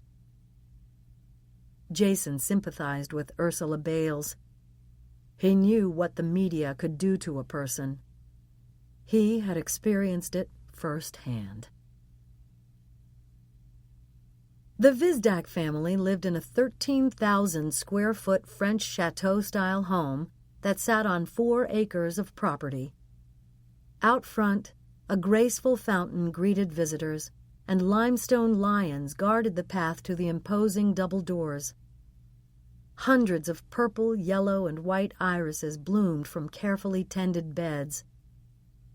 After the breakfast of pancakes, bacon, yogurt, and some early strawberries from her own garden, Michelle suggested that everyone go out to the backyard to enjoy the beautiful day. "We can stay for a little while longer, Janie," Eliza warned. "I just want to see the fish, Mommy," said Janie, as she and Hannah ran to the pond at the back of the property. "That's Wilbur, Copper, Lady, and Princess," Hannah said, pointing at the koi that traveled gracefully in the water. Eliza turned to Michelle. "Thanks so much for having us. This was fun." "You're welcome, but it's fun for me too," said Michelle, her eyes on Hudson as he played with his plastic dinosaur. "Richard is away so much. It's great to have another adult around." "I'm sorry to be eating and running," Eliza apologized. "You know, you can certainly leave Janie with us," Michelle offered. "It would probably be more fun for her than going with you." Eliza looked at her daughter. "What do you want to do, Janie?" "I want to go with you, Mommy." "Good," said Eliza. "I want you to come with me, too." "Who's going to watch Janie if you're working?" asked Michelle. "I'm only going to be there for a couple of hours, and Paige, my assistant, is meeting us there. She'll be able to keep an eye on Janie when I can't." Suspecting that it might be cool by the Hudson River, Eliza and Janie stopped back at home to get sweaters. Inside the house, Eliza made a phone call to the Key News assignment desk and asked to be connected to Boyd Irons. "Boyd, this is Eliza Blake." "Oh, hi, Eliza," said Boyd, sounding a bit surprised. "I want to ask you about this unicorn that everybody's talking about. I saw it on Constance at the lunch. Do you know how she got it?" Boyd hesitated. "I think it was a gift." "Do you know who gave it to her?" "I think it was from a man named Stuart Whitaker." "Stuart Whitaker? The guy who made millions manufacturing those video games with the jousting knights and fire-breathing dragons?" "That's the one," said Boyd. "Poor guy. He was smitten with Constance, but she wasn't giving him the time of day before—" His voice trailed off. "Anyway, he asked me if I could get the unicorn back for him." "When did he ask you that?" "Just as the luncheon was getting underway," said Boyd. "He was sitting at the bar waiting for Constance to arrive. I tried to tell him as tactfully as I could that he should leave and not cause any unpleasantness. He only agreed when I promised I would try to get the unicorn for him." "And did you try to get it back from her?" Eliza asked. "Are you kidding? I wasn't going to ask Constance for it. I never intended to get it for him," said Boyd. "I just wanted him to leave the restaurant." Eliza reached for a pen. "Boyd, do you have Stuart Whitaker's phone number?" Once the search engine page was on the computer screen, Ursula Bales was typed in the box provided for the name of the subject to be researched. A moment after the search button was hit, several results appeared, most of them fresh newspaper articles regarding the death of Constance Young and the fact that the anchorwoman's body had been discovered by her housekeeper, Ursula Bales. There was only one other hit on the results page, a story that had appeared in the Journal News over 2 years ago. At first, it seemed to have nothing to do with Ursula Bales. Helga Lundstrom, 43, of Mount Kisco, died at Northern Westchester Hospital from injuries sustained in a suspicious car accident. Lundstrom was the key witness in a drug case and was scheduled to be called to the stand to testify in the trial. Her death is expected to be a major blow to the prosecution's case, now lacking an eyewitness to the crime. The article went on to explain the details of the drug case, but a line near the end was more interesting. She is survived by her husband, Hans, and a sister, Ursula Bales of Bedford. In this morning's Daily News article, Ursula Bales said she didn't want to end up like her sister. Why would she say that if she'd merely discovered Constance's body? Could she have witnessed the murder?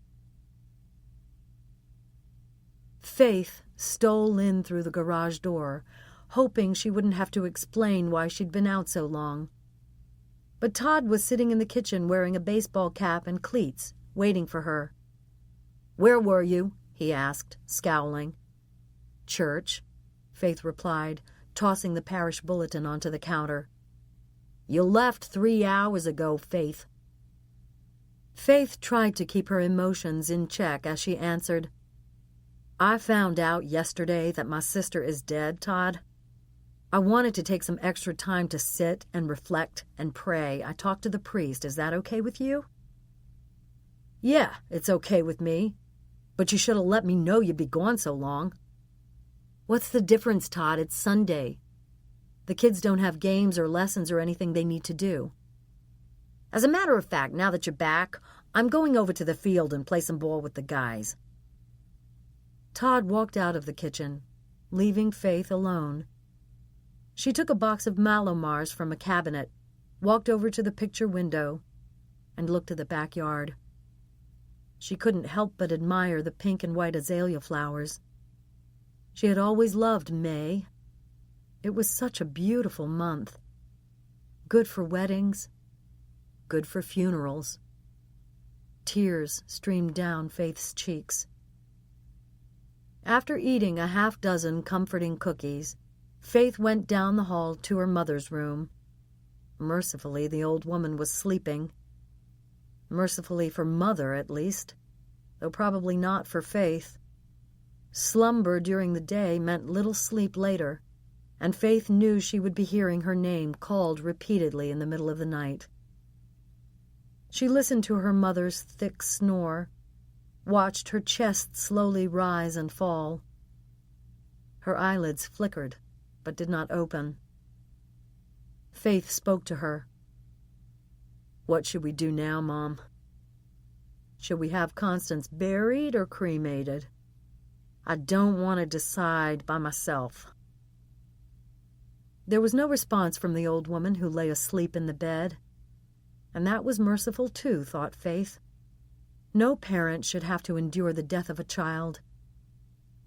It was a good thing, a mercy that Mother hadn't seemed to grasp the idea of Constance's death when Faith told her of it yesterday. Faith inhaled the smell of medicine and disinfectant and old age, but she groaned as she recognized the other odor. She would need to give Mother a bath, getting her from the bed to the tub and then lifting her out after she'd washed her frail body. Faith would change the bed linens, do more laundry, get everything clean and fresh, just to have the cycle repeat itself over and over again. She really didn't want her mother to die, but the fatigue and chronic worry of being a caretaker made Faith daydream about how long it would be before their mother went to join Constance in heaven. If heaven was where Constance was.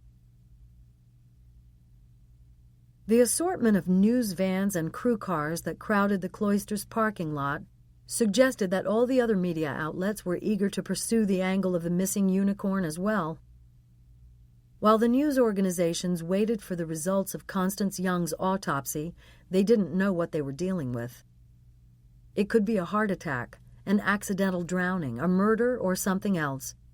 but making a connection between Constance Young and the purloined medieval artifact was something concrete to pursue.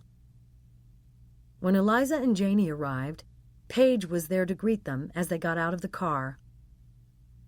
"There's a children's program going on that I thought would be fun to take Janie to if you don't mind me not being available to help you, Eliza." "That sounds like a plan," said Eliza. "What's the program about?" "Shoes," said Paige. She leaned down to Janie. "Would you like to learn how people dressed their feet in the Middle Ages?" she asked the little girl. Janie stared back with a blank expression on her face. "It's never too early to learn about shoes, Janie. And we can get some ice cream afterward." As her daughter went off with her assistant, Eliza spotted Annabelle Murphy. "So you're working on the evening headlines now," said Eliza, giving her a hug. "I couldn't be more pleased." Annabelle smiled and shook her head. "I can't believe how well all this is working out. Yesterday at this time, I was working for KTA and trying to keep Linus and Lauren happy." "No mean feat," observed Eliza.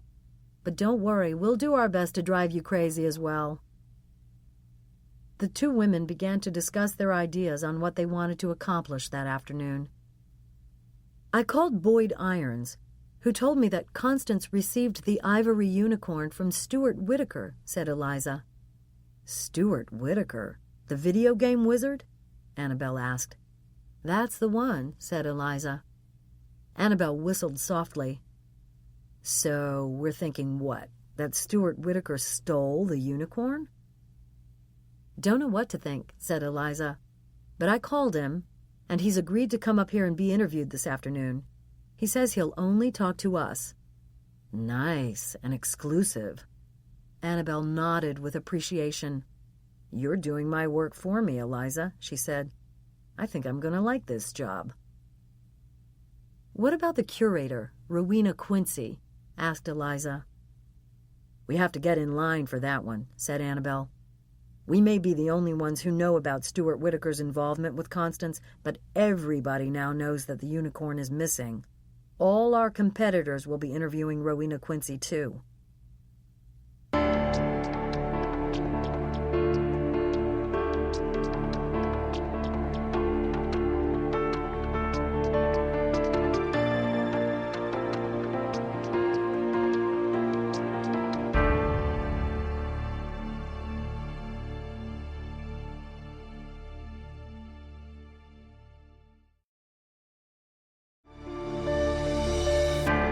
Because the museum administration wanted the cloisters to be cast in the best possible light, and because Stuart Whitaker was a major donor, Annabelle was able to obtain permission to have Eliza's interview taped on the West Terrace, overlooking the Hudson River.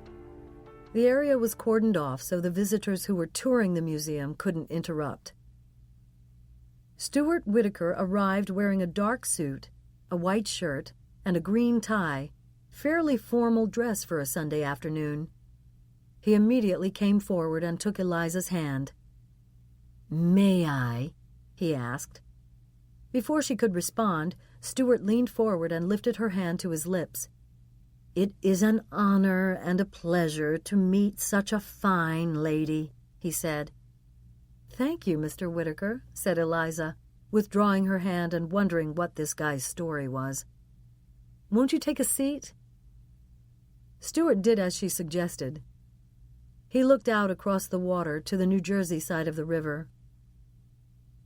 "It's such a glorious spot here, isn't it?" Eliza commented. "Yes, it truly is," answered Stuart, as a microphone was clipped to his jacket. "And we can thank John D. Rockefeller, Jr. for funding this wonderful place and for buying all that land across the river and giving it to the state of New Jersey so that nothing would be built on it." He gestured widely. "The view may change with the weather and the seasons, but it will always be as magnificent as it is today." "Yes, we can all be thankful that some people are as generous as they are, can't we?" said Eliza. "I understand that you, too, have been a major contributor to the cloisters." "I do what I can," said Stuart. Eliza didn't want to go any further until the camera was recording. She waited while BJ finished setting up and then gave the signal to begin. Let's talk first about your affinity for the cloisters, Mr. Whitaker. I could not begin to describe how much this place means to me. Stuart made another expansive gesture. Look around. It is remarkable. So the Middle Ages interest you? Eliza asked. That is putting it mildly, Stuart answered. It was an absolutely fascinating period in the development of Western civilization, and its impact is felt these many centuries later, though we do not stop to think about it. Can you give me some examples? Prompted Eliza. Well, the heroes of the Middle Ages, King Arthur, Joan of Arc, and Robin Hood, are still heroes to 21st century Americans. The dragons, giants, dwarfs, and witches, the supernatural villains of the Middle Ages, are in our fairy tales and fantasy novels, and young people's video games. Even the castle standing in the center of a Disney theme park is based on modern notions of a medieval castle. Interesting, said Eliza. Stuart continued, eager to express his feelings. But what has always moved me the most is what the Middle Ages did for love. What do you mean? Asked Eliza. Medieval poets wrote about the heart as a symbol of passion. They came up with romantic metaphors that we now think of as cliches. The wounded heart, the broken heart, the stolen heart, and so forth. The idea of courtly love developed in the Middle Ages. Knights would accomplish heroic deeds to win the hearts of the ladies they loved. Romantic, said Eliza. But I suppose it could be dangerous, too. Sometimes it was, said Stuart. But I bet if you asked them, those knights would say it was worth risking everything for the women they loved. Changing the subject for a moment, Mr. Whitaker, I understand you were a good friend of Constance Young's. Stuart's demeanor grew solemn. Yes. She was a remarkable lady, and I was privileged to know her.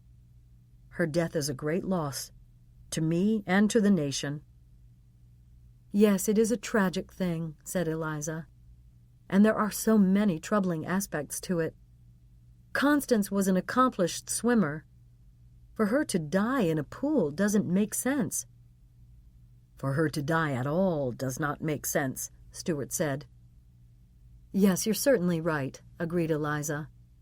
But there's also this report of a carved unicorn missing from the cloister's collection here, along with the images we have of Constance wearing that same unicorn, or one remarkably similar, on the day she died. Eliza paused, hoping that Stuart might volunteer some information. When he didn't, she decided to come out and ask him point blank. Did you give Constance Young the unicorn she was wearing, Mr. Whitaker? As a matter of fact, I did. You did? Yes, I did. Stuart sounded defiant. She admired the one in the collection here when we visited one day. I had a reproduction made for her.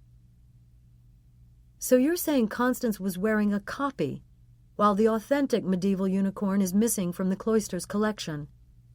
Yes, Stuart said firmly. That is what I am saying. But there's still a problem, said Eliza. As far as we know, the police haven't found the unicorn that Constance was wearing. So that would mean both the genuine unicorn and the reproduction are missing. That seems like an unlikely coincidence, Mr. Whitaker, doesn't it? Stuart stared straight into Eliza's eyes. It may seem like an unlikely coincidence, but I do not know how else to explain it. Strange things happen, he said, shrugging. But I agreed to come up here to talk with you today because I wanted an opportunity to announce what I would like to do to honor Constance. And what would that be? asked Eliza. I would like to donate $20 million to the cloisters, $5 million of which would go to create a Constance Young Memorial Garden here.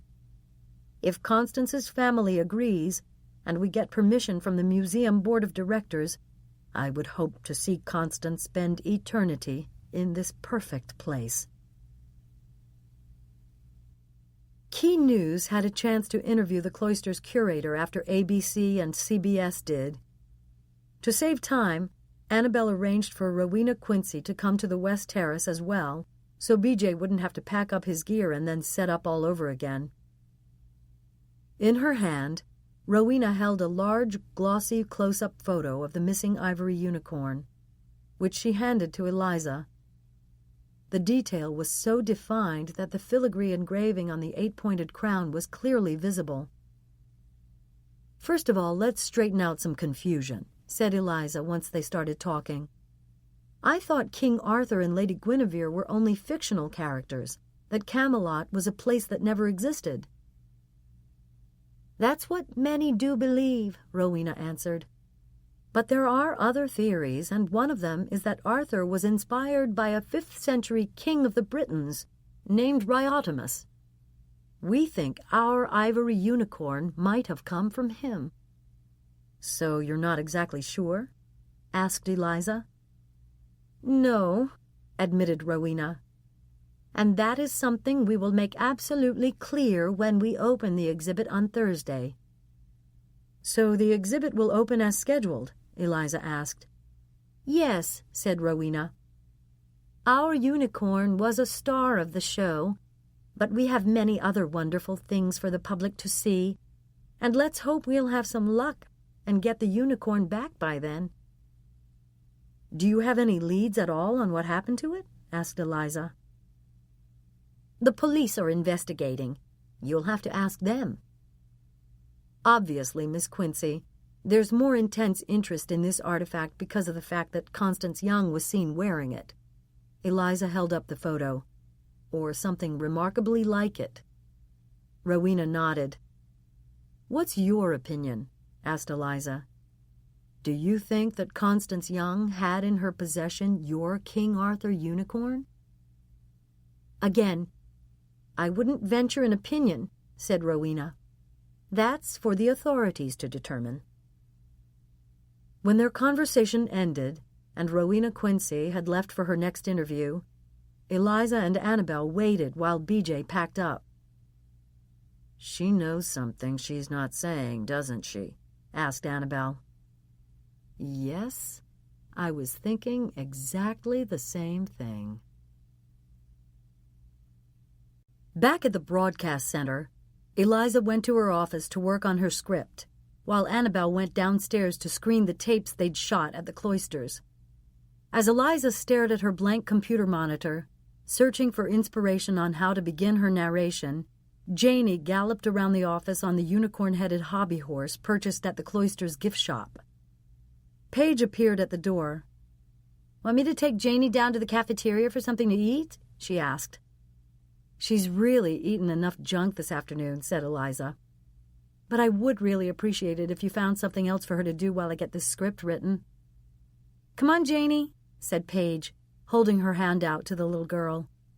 "Let's see if the director will let you sit in your mommy's chair and show you how you look on TV." 20 minutes later, Eliza was more than halfway through her script when she heard a man clear his throat. She looked up to see Mac McBride standing in the doorway. "May I come in?" he asked. "Sure," she answered. "Take a seat. I'm just working on a script for your show tonight." Mac sat in the chair on the other side of Eliza's desk, leaned back, crossed his legs, and smiled. "That has a nice ring, doesn't it? You doing a piece for my broadcast? I like that." "Don't get too used to it, my friend," Eliza smiled back. "Am I your friend, Eliza?" Eliza looked away, picking up a paper clip from the tray on her desk. "Of course you're my friend," she said. "We're adults.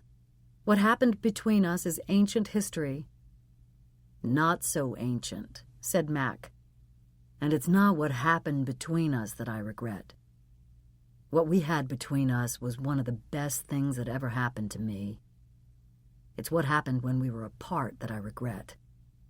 You don't know how much I wish we could go back to the way things were, Eliza." Eliza pulled at the metal clip, straightening it out, but she remained silent. "I don't know how many times I can tell you how sorry I am, Eliza," he said. "Won't you please forgive me?" "It's complicated, Mac," she said softly. Mac leaned forward. "Not really, Eliza. It's not that complicated at all. I fell in love with you when we were here in New York together. When I got to London, I got drunk one night and slept with somebody else. It was a big mistake. I would do anything in the world to take it back, but I can't. I've lost you. End of story." "I hate that story, Mac." "I hate it too, Eliza. But let's edit it. We can change the ending." Mac rose from his chair, walked around the desk, took Eliza's hand, and guided her to her feet. "Look, I know you don't want to trust me anymore," he said as he gazed into her eyes. "I know I've hurt you, and I hate myself for it. But I promise I will never do anything like that again." Eliza's instincts told her that Mac meant everything he was saying, but her brain told her to beware. She didn't ever want to experience again the tearful, sleepless nights and excruciating disappointment and hurt she'd felt when she found out that Mac had been unfaithful. She couldn't afford to go through that again. She had a daughter who depended on her, and a demanding job that required she be focused and mentally healthy and on top of things. She had to take care of herself. It would be stupid to risk getting involved with a man who was capable of hurting her the way Mac had. Getting involved with Mac again had danger written all over it. Yet in the months he'd been gone, she'd missed him so. "I guess it wouldn't do any harm to just have dinner together," she said, surprised at her own words. Mac's eyes lit up. "Great. Tonight?" "No, I can't tonight," said Eliza. "I want to get Janie home." "Well, I'm leaving to go back to London on Tuesday morning," said Mac. "All right, then, tomorrow night after the broadcast," said Eliza, knowing she was taking a risk, past being able to resist any more. While the roast beef sat in the oven and got drier by the minute, Faith waited for Todd to come home. The over-30 baseball team had obviously stopped for a couple of beers after the game. "When are we eating, Mom?" asked Ben. "I'm hungry," whined Brendan. "We're going to eat as soon as I mash the potatoes," she said. Faith poured herself a glass of burgundy before turning on the electric mixer and running the rotating blades through the boiled potatoes.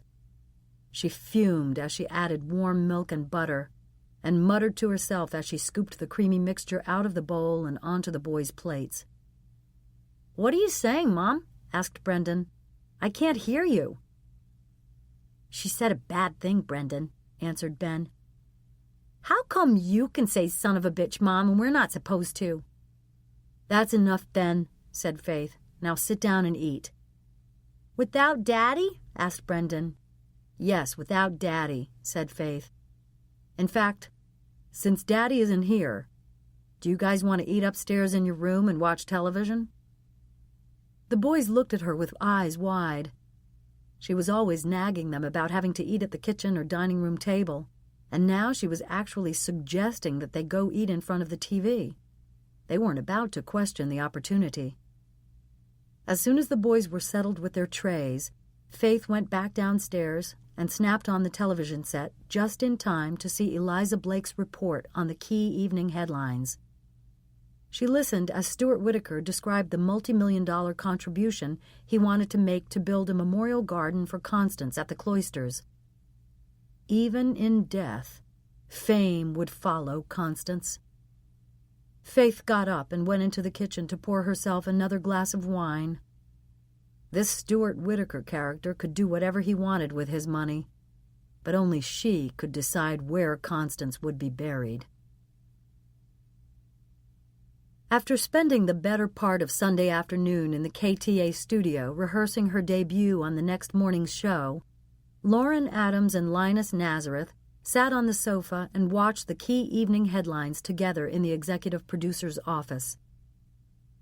"So Eliza Blake has another scoop," Linus growled when the broadcast was over.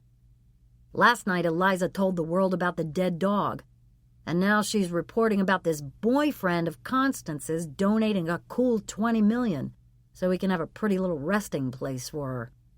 Linus pounded the top of his thigh. "This should be our story, KTA's story. Eliza's evening headlines is breaking the news instead of us." "Try to stay calm, Linus. If you lose it, I'm going to lose it." Lauren stroked his arm. "It's the weekend, honey. Tomorrow morning is what really counts. Everyone will be watching the first broadcast without Constance." "Yeah, I guess you're right. The ratings are going to go off the charts," Linus conceded. "But just the same, I want KTA to be out in front with this story." "Me too," said Lauren. "But we've just lost two of our best people and actually handed them on a silver platter to Eliza and the evening headlines. How smart was that?" Linus looked at her, incredulous. "Last night you were crying about the miserable job Annabelle Murphy did for you and the fact that B.J. Delia gave important information to Eliza instead of you. You were practically raving about looking incompetent on the air." "I know," said Lauren, "and I'm still furious at those two, but maybe I shouldn't have been so hard on them yesterday. Maybe I'd get better results if I wasn't such a bitch. You know the old saying, you catch more flies with honey." "Tough," Linus hissed.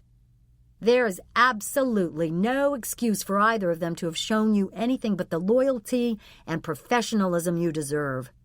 Their job is to help gather all the elements to tell the story and to make you look good. They failed. They're out." "All right, Linus, you're the boss. You've been at this a lot longer than I have, but I'm really worried." Lauren put her head on his shoulder. "Hey," said Linus, stroking her hair. "Stop it. You have to be confident and sure of yourself. If you aren't, the audience will smell it." "You're right," Lauren dabbed at her eyes. "The pressure and all." "You just have to relax. Be yourself. And trust me," said Linus. "I made Constance the star she was, and I can do it for you too, baby." "Please, Linus, don't call me baby. And don't treat me like one. You can only do so much for me, and we both know it. At the end of the day, or rather the morning, I'm the one who's out there. I'm the one who'll be judged. The pressure is on me." Lauren hurled a cushion across the office. "This is normal, Lauren. Good luck, even," said Linus. "I remember Constance freaking out the night before she took over for Eliza." "Did you comfort Constance like this, too?" asked Lauren. "Don't be ridiculous, Lauren. Of course not. There was nothing between Constance and me like there is between us. I reassured her, but I didn't take her in my arms." Linus leaned over to kiss her, but Lauren pulled away, pouting. There was a knock at the office door. If the senior producer was surprised to see the executive producer and the new host sitting close together on the couch, or thought it inappropriate, Dominic O'Donnell didn't show it. "What is it, Dom?" asked Linus. "I just want to run this past you, even though I'm fairly certain what your response will be." "Go ahead." "We passed on it when his publicist pitched it a few weeks ago, but Jason Vaughn's publisher is putting a full-court press on getting him on television this week. Remember? He's the guy Constance exposed as a fraud." "Yeah, I remember," said Linus, stifling a yawn. "Well, he takes some real swipes at Constance in this new book of his. Says Constance and the media ruined his life." And I would want to give him publicity? Why? Linus asked, rising from the couch and fetching his jacket from the back of his chair. That's what I thought, said Dominic. He turned and closed the door behind him. Monday, May 21st. Like more than 40 million other Americans, Eliza switched back and forth between Key to America and Daybreak on Monday morning, eager to watch Lauren Adams's debut as KTA host and see how the team at Daybreak was reacting to the loss of the woman who'd been hired to lead their network to morning television supremacy. Both programs, predictably, led with the Constance Young story. In fact, almost the entire first half hour was devoted to the subject. In case anyone had been living under a rock all weekend, every single bit of information that had been reported over the last 2 days was repeated, repackaged, and regurgitated. To Eliza, Lauren Adams was visibly nervous. She made her share of mistakes, at times looking into the wrong camera, stumbling on a few words, missing a couple of cues. But Eliza suspected that none of the media critics were going to judge Lauren too harshly. After what had happened to Constance, it was understandable that Lauren would be rattled. It was a tough way to start a new job. Eliza found herself feeling sympathy for Lauren, and she thought the viewing public might too. If Lauren handled herself well in these first days after Constance's death, if she could strike the right balance between authoritative newsperson and caring human being, she had the potential for attracting and establishing some loyal viewers. I want to watch SpongeBob SquarePants. Janie's voice pulled Eliza back to the task at hand, getting her daughter out to school for the day. Janie sat at the kitchen table, half-heartedly eating the bowl of Cheerios that Mrs. Garcia had fixed for her. Mommy has to watch this for work, sweetheart. You know that. Now eat your breakfast. Janie just stared down at the cereal bowl. Janie, come on now. Eliza's voice was sterner. With tears in her eyes and a protruding lower lip, the little girl looked up at her mother. Eliza snapped off the television set, bent down, and wrapped her arms around her child. Oh, sweetheart, what are you crying about? I wasn't yelling at you, Janie. I just want you to finish your breakfast so you can have a good day at school. Janie sniffled. I'm not crying about that. Then what's bothering you? Janie buried her face against her mother's chest. Eliza stroked the child's dark hair. What is it, Janie? I don't like what's on TV. I don't like watching the lady who died. I don't want you to die, Mommy. Eliza closed her eyes and pulled her daughter closer. What could she possibly have been thinking of, having the television on with all the coverage of Constance's death? There were a half-dozen other television sets in the house, and she certainly shouldn't be watching the one in the kitchen with Janie sitting right there. And what about dragging Janie with her to the cloisters and back to the broadcast center yesterday while she worked on her story? That had been a thoughtless mistake, too. Janie was bright, and her little eyes and ears missed nothing. To her, this wasn't an impersonal, anonymous story on the news. Constance worked in the same building as her mommy. Constance Young was on television just like her mommy. Constance even had the job her mommy used to have. If something had happened to Constance, something could happen to her mommy. Janie was already missing one parent. Of course she'd be terrified of losing the other one. Eliza whispered, trying to soothe the child. Oh, my sweet angel, don't worry. I'm not going anywhere. Nothing is going to happen to me. You promise? I promise. How could I ever leave you? I love you more than anything in the whole wide world. You know that, don't you? Janie nodded. I know. But you told me Daddy loved me too, and he left me. Here it was. The conversation that Eliza had known would come someday. The talk she'd tried to prepare herself for, but had always dreaded. Janey had never known a world with her father in it. In her baby and toddler years, she had developed normally. The first word, the first step, the first birthday, the first day at nursery school, even the first day of kindergarten, Janey had marked all those milestones without any demonstrable sign that she felt the absence of a father. Yes, she remarked a few times that her playmates had daddies, but she'd always seemed to accept the fact that she didn't, and this was just the way life was. This morning was the first time that Janey had expressed, in her way, the confusion, loss, and sense of abandonment she must be experiencing as she came to understand that her father would never, ever be there, and the utter terror at the thought of losing her other parent and being left alone in the world. He didn't want to, Janey. He wanted to be with you very much. He tried as hard as he could to stay in this world, mostly because he wanted to see you. But I guess God had other plans for Daddy. Janey wiped her nose against her mother's bathrobe. What kind of plans? I'm not really sure, sweetheart. I'm going to ask God that question when I see him, but I do know for certain that a big part of God's plan for Daddy, while he was in this world, was to be your father. That was the most important thing Daddy ever did, and I know he felt that way about it. You do? Janey was hanging on every one of her mother's words. Mm-hmm. Eliza kissed Janey's forehead. One of the last things he said to me was that he was so happy to know that you would be coming soon. He said it made him feel like he was really contributing something wonderful to the world. What's contributing? Asked Janey.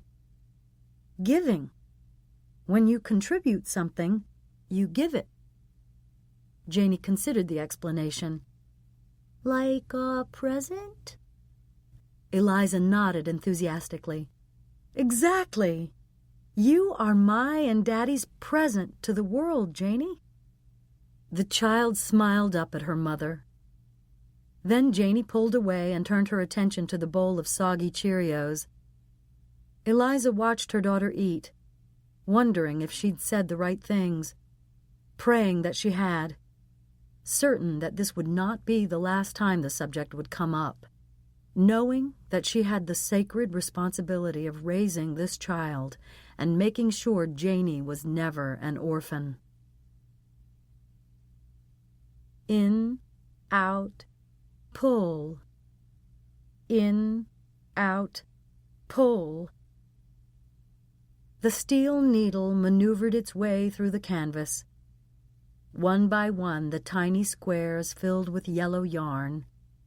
Ursula was trying to concentrate on the needlepoint canvas. Ursula loved her needlepoint. It was so satisfying, so relaxing. It was such a pleasure watching the canvas come to life, painted by the different colored wools she placed there. When she concentrated on her needlepoint, the worries of the world melted away. But this morning, even her beloved needlepoint did nothing to soothe Ursula. After what had happened over the weekend, she felt compelled to turn on Key News and watch their morning broadcast. And while she tried to work on her needlepoint, all the news about Constance and the fact that the results of her autopsy were expected to be released later today led Ursula to make a mistake on the canvas. She pulled out the errant strand, listening to Lauren Adams report on Constance's death. Ursula's stomach twisted at every word. Ursula held the needlepoint canvas out in front of her and admired her handiwork. She had designed this piece as a tribute to Constance, and if something happened, it could help the police solve Constance's murder, as well as her own. In block letters, the first stanza of the sonnet was outlined in black wool. Lady of allure, a lonely shining star, determined and so sure, and worshipped from afar. Ursula knew that it was her duty to go to the police and tell them what she'd seen. But she wasn't going to, at least not yet. Maybe the police could figure things out themselves. She hoped so, because she didn't want to end up like her sister. A good citizen who had come forward as a witness to a crime, but lying dead now, 6 feet under the ground. As soon as her twins were out the door and off to school, Annabelle jumped into the shower. She put on her makeup in the bathroom, listening to the raised volume of the bedroom television set, which was tuned to KEY. Applying her mascara and listening to another report on Constance Young's death, Annabelle marveled. One weekend could change things so drastically. On Friday, Key to America had said goodbye to Constance, and Annabelle had been scheduled to come in very early on Monday morning to be part of the production of Lauren Adams's first day as host. Today, Constance was dead, and Annabelle no longer worked for KTA. Annabelle finished in the bathroom and walked into the master bedroom, pausing at the television to turn the volume a bit lower. As she put on her clothes, all the attention to the Constance Young story was beginning to seem excessive to her. Yes, everyone at Key News, perhaps even in the entire news business, was riveted by the story. And true, the American public was fascinated by the trials and tribulations of celebrities. But there were actually other things happening in the world, events of more importance than the death of Constance Young. You'd never know that from the coverage on KTA this morning, however. Switching channels, Annabelle noted that Daybreak was joining in the Constance Young frenzy. She clicked the remote control again and again, finding that the other stations were doing their versions of the story as well. But then, a face she recognized from the past appeared on the screen. Annabelle put the clicker down. It was Jason Vaughn, a man Annabelle remembered from all the media coverage about 2 years ago. Vaughn was hawking his new book, and the interviewer was holding up a copy of Never Look Back. Annabelle had heard that Vaughn was writing a book about the media and its ability to ruin someone's reputation, and then move on to the next news cycle without a backward glance or any regard for the havoc wreaked in the subject's life. She'd also heard that Constance came in for quite a lambasting in the book. She'd done an interview with Vaughn after he was declared a hero for rescuing several people from a burning building. Under Constance's persistent and blistering questions, Vaughn had stuttered and contradicted himself and ended up looking like an imposter. Immediately following the interview, witnesses came forward and said that in the confusion and smoke of the fire, they weren't entirely certain it had been Vaughn who'd extricated them from danger. Other media got on the bandwagon, and Vaughn went from being heralded as courageous and noble to being derided as suspicious and untrustworthy. "I still maintain that I rescued those people," Vaughn explained to the interviewer on the screen. "But after that interview with Constance Young, no one ever believed me. I ended up losing my job on Wall Street. No one wanted to trade with somebody they couldn't trust. I had to move out of the apartment I was living in. People who'd been hailing me as a hero began avoiding me in the elevator. Not to mention I couldn't afford the rent in a luxury building anymore. The strain of it was all too much, and my marriage ended as well." "What are you doing now? How are you making a living?" asked the interviewer. "I'm trying to make it as a writer," answered Vaughn, "but it hasn't been easy." Annabelle studied the careworn face, the deep creases in the man's forehead, his earnest expression. She was relieved she hadn't had anything to do with the background research or production of the interview Constance had done with him. If it turned out Vaughn was telling the truth, his life had been ruined. Slipping on her shoes, Annabelle recalled that the woman who produced the KTA book segments had mentioned that Vaughn's book had been dismissed by the major publishing houses as predictable sour grapes, and that he'd garnered a pretty measly advance from what was considered a second-rate publisher. But from Jason Vaughn's perspective at least, with interest in Constance Young at an all-time high, the timing of the publication of Never Look Back couldn't have been better. Near the end of Key to America, Harry Granger, with Lauren sitting beside him, introduced the last piece of the show. Our broadcast this morning has focused largely on the untimely death of our colleague, Constance Young, whom so many of you have watched here every morning. We are all in shock, but as you all know, Lauren Adams succeeds Constance at the anchor desk, and this is Lauren's first day.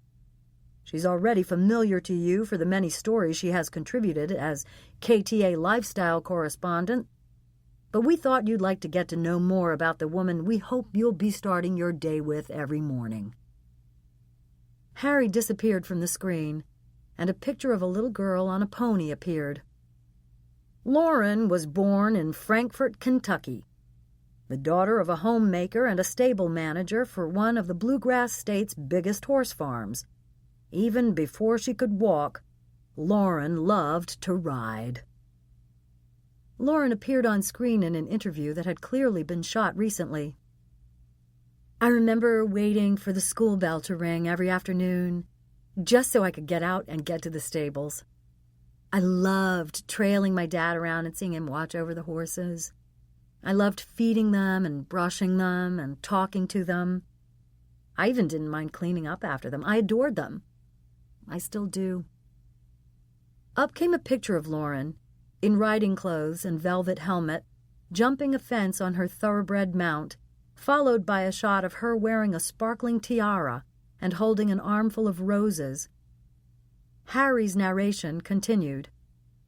Lauren rode competitively, winning many equestrian prizes, but when she was a senior in high school, she won the title of Miss Kentucky Reel, excelling in the talent competition with a mesmerizing display of baton twirling. From there, she went to Kentucky State University, where she graduated with honors, earning a degree in communications. The piece went on to include videotape of Lauren covering different stories over the years.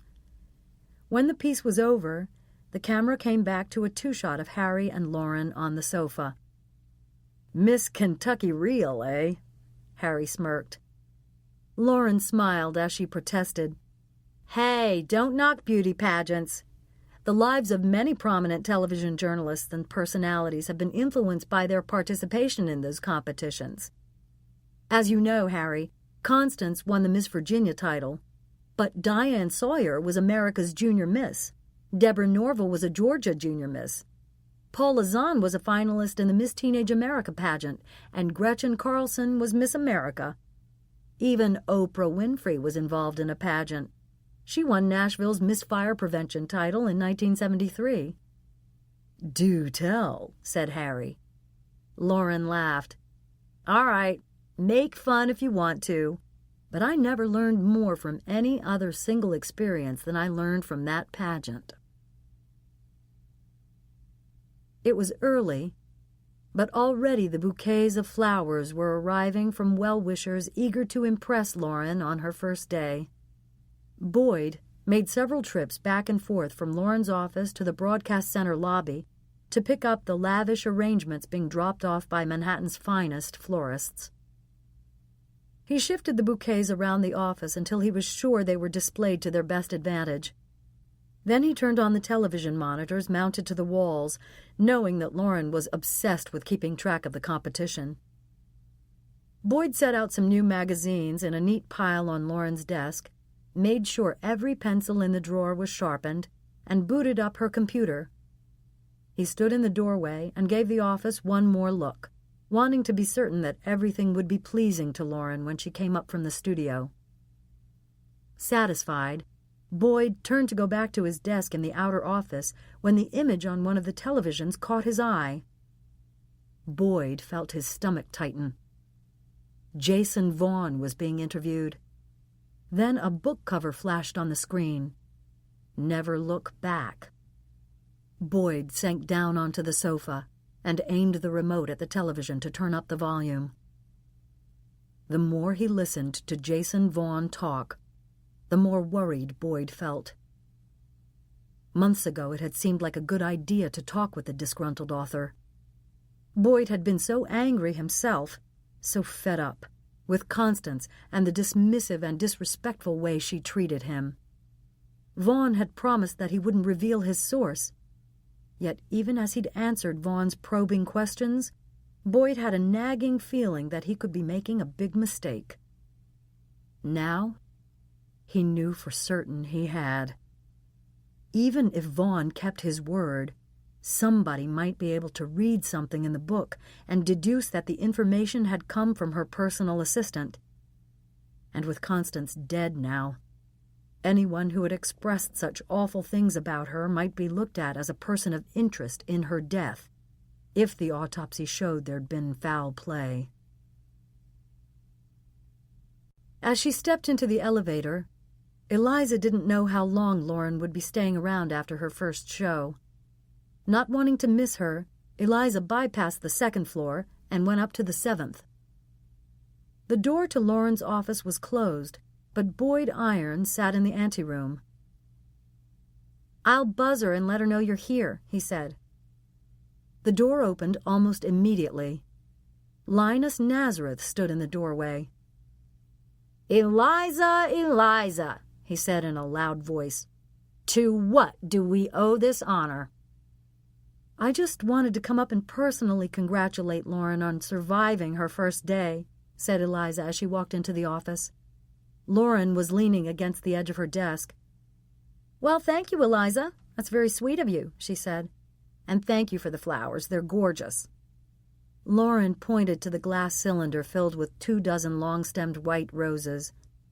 Eliza laughed. "It looks like a florist shop in here." "People have been very kind," Lauren smiled. "As well they should be," Linus said. "They know that Lauren is going to be the next queen of morning television." Neither Eliza nor Lauren said anything. "All right," said Linus. "Maybe under the circumstances that wasn't the most tactful thing to say, but the fact remains Constance is dead, and that creates a vacuum. Lauren is going to do the filling." Linus smiled confidently. "Now I'll leave you two girls to it." Both women watched as the executive producer walked out of the office. "You've got to give credit where credit is due," said Eliza after he was out of earshot. "Linus is absolutely devoted to making KTA a rating success. I bet his first waking thought is about KTA, and he falls asleep thinking about KTA. No doubt he dreams about KTA, too." "You're right, he does," said Lauren. "I don't know what I would have done without him. He's helped me every step of the way. I wouldn't be here without Linus." Eliza searched Lauren's face. "It's a lot of pressure sitting in that chair, isn't it?" she asked. "If only the 2 hours the viewers see was all of it," said Lauren as she walked around her desk and signaled for Eliza to take a seat opposite her. "It's the research and prep time and the time spent doing publicity interviews and trying on clothes and experimenting with makeup and hairstyles and knowing that everything you say and do on screen is being analyzed. I never understood how important privacy is until I was named as Constance's successor." "Yes," Eliza acknowledged. "It can be a lot. But let's not forget that if we don't want to do it, there are plenty of others who would jump at the chance. As far as the privacy is concerned, it's really important to have friends you can trust and to be able to carve out time that's all yours." "I can tell already you're right about that," said Lauren, snapping her gum. "Thank God I have my writing. When I was a little girl, I could get so involved in the stable and in riding that I'd be lost for hours at a time. It's still pretty much the same way. Horses mean so much to me. When I'm riding, I'm in a zone." "Do you have your own?" asked Eliza. "Yes," answered Lauren. "I used to ride at the Claremont Riding Academy here in the city, but when I signed my new contract, I decided I could afford my own horse. I keep him in upstate New York. I was up there Saturday morning when I got the call about Constance. That's how I got there so quickly." "About Saturday," said Eliza tentatively. "I'm sorry about what happened in our two-way on the evening headlines that night. I truly had no idea that you didn't know about the stolen unicorn. I hope you believe me when I tell you I wasn't trying to make you look foolish." "I realize that now, Eliza, but to tell you the truth, I was reeling mad then. I screamed blue murder to Linus about it, but I regret that now. I didn't treat Annabelle Murphy and B.J. Delia well enough. That's why B.J. went to you with the information instead of telling me. Because of that, we've lost two good people on KTA, and now Evening Headlines has Annabelle and B.J. Our loss is your gain." Paige was waiting when Eliza reached her office. "The Cloisters wants to know if you would consider being the mistress of ceremonies Wednesday night for the reception and preview of their Camelot exhibition. It's primarily for their major donors, but there will be a limited number of tickets available to the public. Constance was supposed to do it, but obviously that isn't going to happen now." "Gee, Paige, I don't know," said Eliza, grimacing a bit. "I don't really know enough about the Middle Ages." "They say they'll send down some research if you like, but they don't expect you to be anything approaching an expert. Basically, they're looking for a charming, well-known personality who will bring some prestige to the evening, more of a hostess than a lecturer or teacher." "Another night away from Janie?" "No," said Eliza. "Tell them I'm sorry, but I won't be able to do it." "All right," said Paige. "But I really had to feel bad for the woman who called. Not only has she lost her MC, but the focal point of her exhibition is missing. She sounded beside herself." "Surely she could find someone else," said Eliza. "I bet Lauren would be happy to do it." "I actually suggested Lauren to her," said Paige, "but she wasn't enthusiastic. She said Lauren isn't well known enough." "Lauren would love to hear that," said Eliza. She thought for a moment. "All right, I'll do it. I know how it is to be organizing something like that and have things seem to fall apart right before the event. And since Constance was going to do it, it would be nice if Key News came to the rescue. Call the woman up, tell her yes, and ask her to send me that information about the exhibit." Annabelle came into Eliza's office and held out the report. "I thought you'd want to see this." Eliza took the document and scanned the autopsy findings. She looked up at Annabelle. "Cardiac arrest was the cause of death?" she asked. "That makes even less sense than drowning. Constance was in amazing physical shape." "Keep reading," answered Annabelle. There'd been alcohol in Constance Young's system, but not an excessive amount. Her skin was rough, swollen, and wrinkled, consistent with being immersed in water. But there was no sign of the struggle usually associated with drowning, nor were her lungs or stomach filled with water. There were hemorrhages in her middle ear, sometimes seen in drowning cases, but the report noted that hemorrhages of this kind could also occur in cases of head trauma, mechanical asphyxiation, and electrocution. The document went on to cite the police report, finding that the lights and heater at Constance's pool had shorted out, suggesting a possible surge of electricity. Eliza knew that electrocution victims die of cardiac arrest when current flows through the heart, disrupting the normal coordination of the heart muscles. The muscles lose their rhythm and begin to fibrillate. Death soon follows. Death when the heart stops. Cardiac arrest. Taken together, the findings suggested that Constance Young had been electrocuted. But the question was, had the electrocution been accidental or deliberate?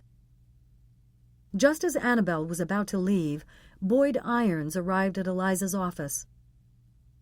"Constance's sister called," he announced. "She wants to have the funeral service tomorrow morning at 11. "Tomorrow? Isn't that a bit quick?" "The autopsy was just released today," said Eliza. That makes me think the body is only being released today as well. Yes, it's quick all right, Boyd agreed. Faith told me she wants to get this over and done with, so I'm calling around like a crazy person, inviting people to come to the funeral home.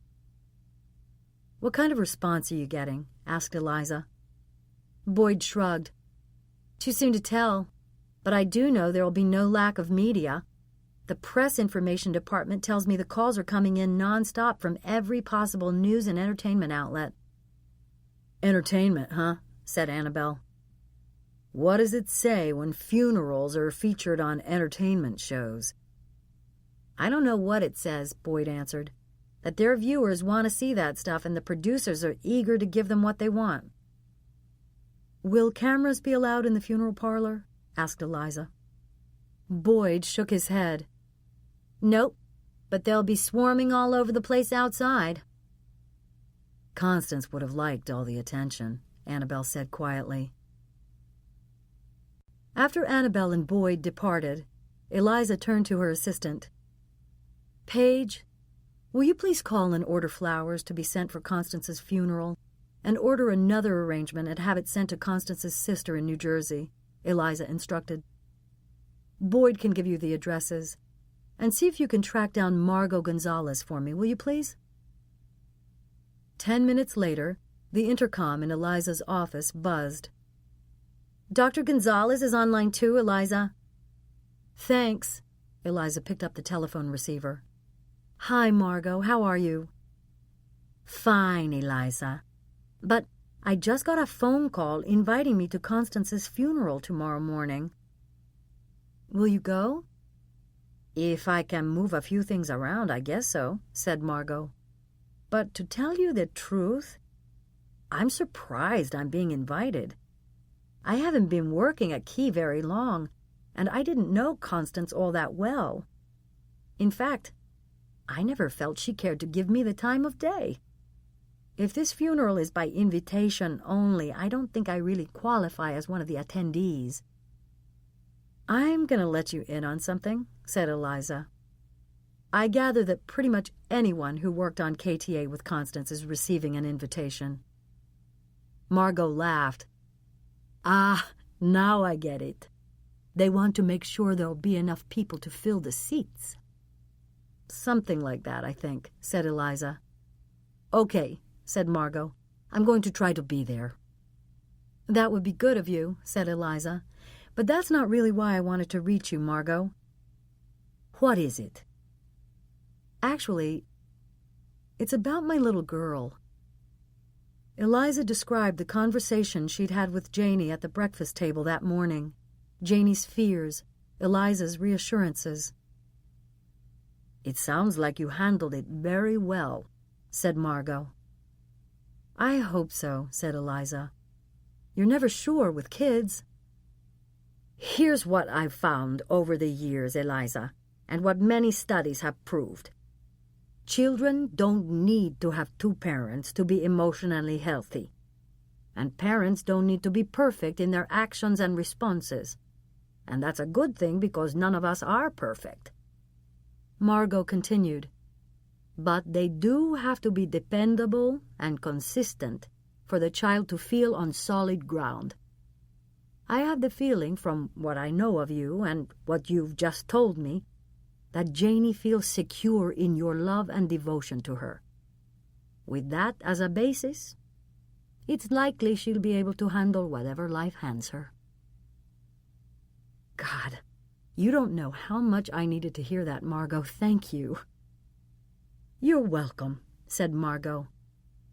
It's not easy being a single parent. I hope you'll call me anytime you want to talk. The Great Dane lay on the examining table.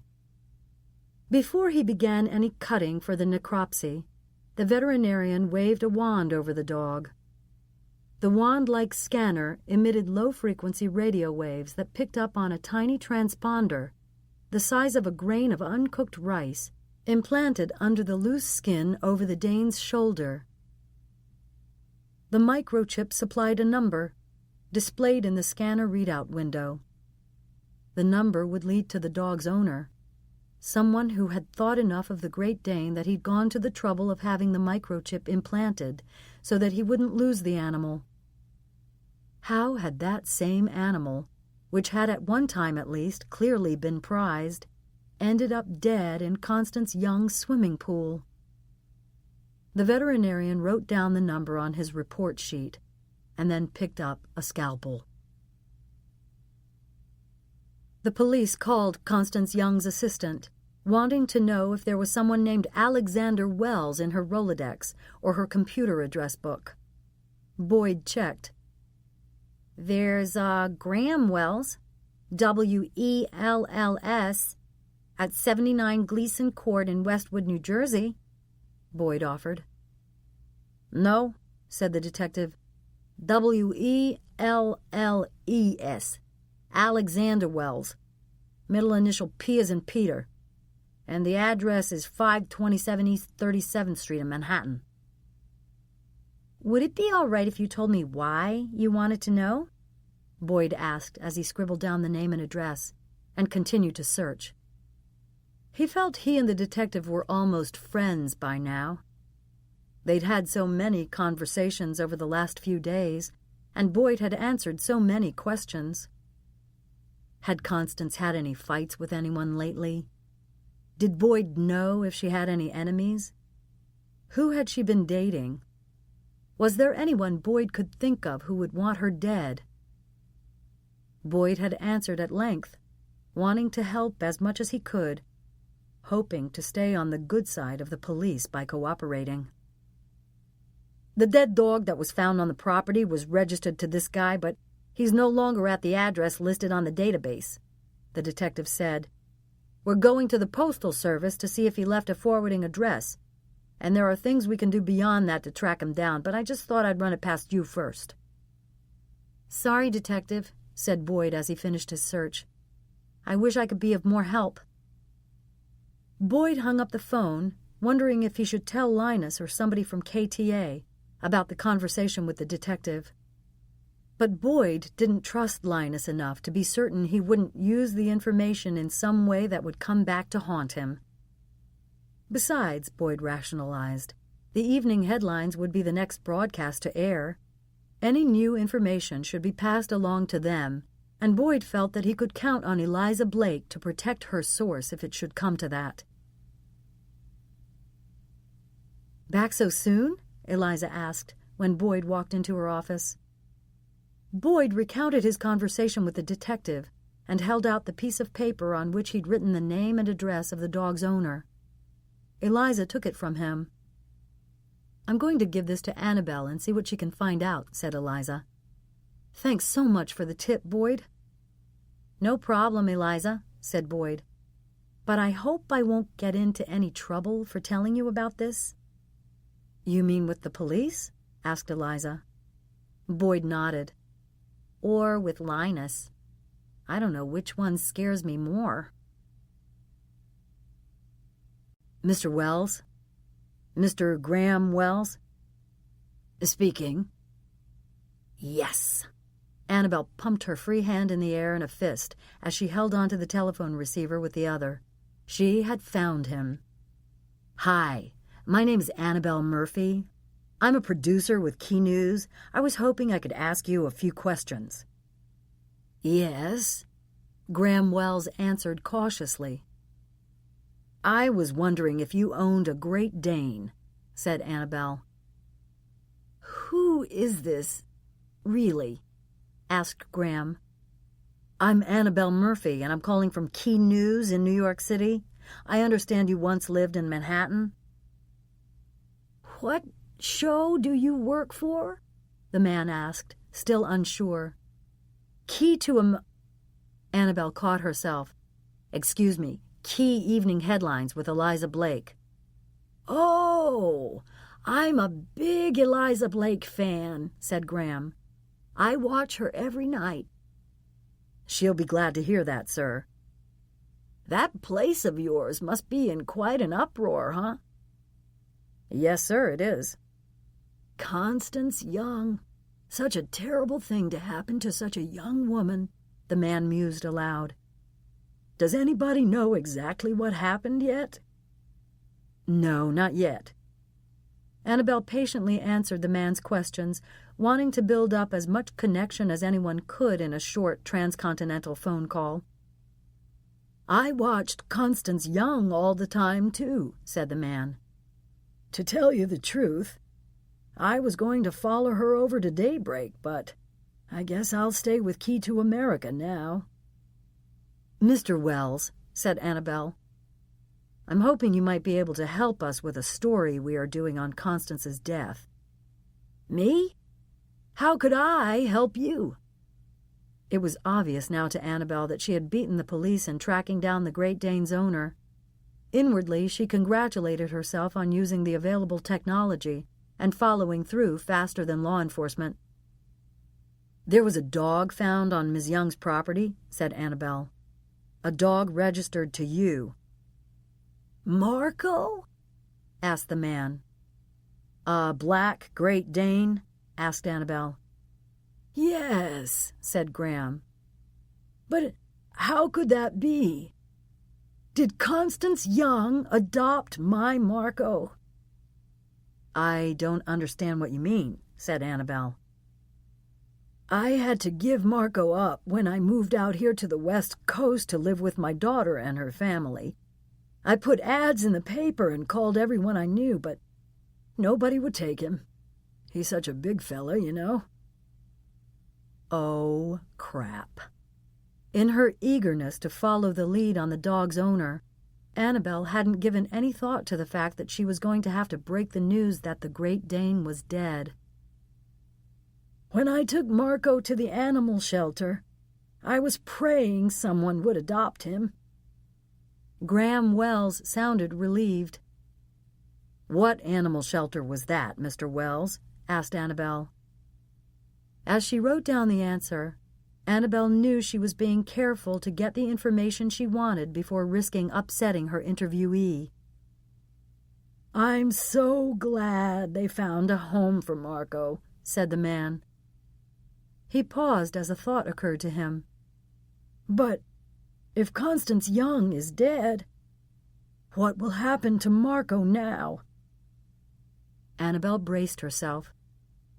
She could fib, with some vague reference to the Westchester County Animal Authorities taking care of the dog, or she could avoid the question altogether and let Graham Wells hear from the police, when they inevitably contacted him, that his beloved Great Dane was dead. Either option wasn't really playing it straight. "I'm afraid I have some very sad news, Mr. Graham. Marco is dead." No response came from the other end of the phone connection. "I'm so sorry, Mr. Graham, I really am." As gently as she could, when the man began to ask questions, she told him an abbreviated version of what she knew. The dog had been found in the woods near the pool. The veterinarian had found the identifying microchip while examining the dog, which had led her to call. She didn't mention that Marco's body had been thrown into the dump, or that the vet was dissecting Marco's carcass to figure out how the dog had died. "Again, Mr. Wells, I'm so very sorry," said Annabelle. "But thank you for talking with me. Now I know which animal shelter to check to see who claimed Marco." "You mean you don't think Constance Young adopted him?" Graham sounded puzzled. "I'm not quite sure what to think," said Annabelle. "But if Constance had gotten a dog, I think her assistant would have known about it. As far as I know, he didn't." "So, you think Marco might have been with somebody else?" he asked. "Somebody else brought him to that house? Do you think that somebody might have killed Marco?" "I'm afraid that's a possibility," answered Annabelle. "We are going to keep looking into this. But, Mr. Graham." "Yes?" "Would you be willing to go on camera and talk to us for the story we're doing tonight? We could send a producer and camera crew from our Los Angeles bureau to your house." Graham hesitated. "Oh, I don't know about that." It might help us find out what happened to Marco, urged Annabelle. If somebody knows something that could be helpful and hears you talking about him, it might prompt them to come forward with their information. Annabelle took a deep breath, knowing how much she was asking.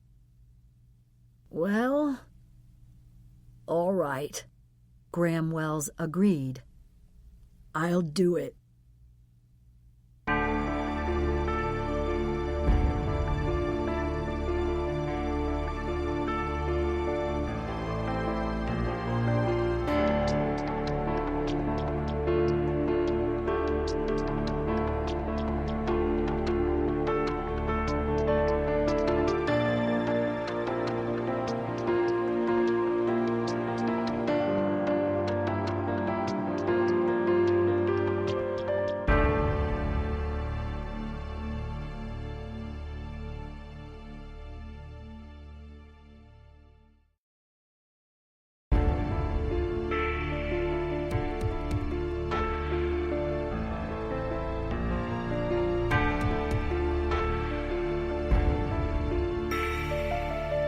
Oh my God, you're not going to believe this, guys, said Annabelle as she walked into the fishbowl, where Eliza, the senior producers, the director, and production assistants were going over what would be on the evening headlines that night.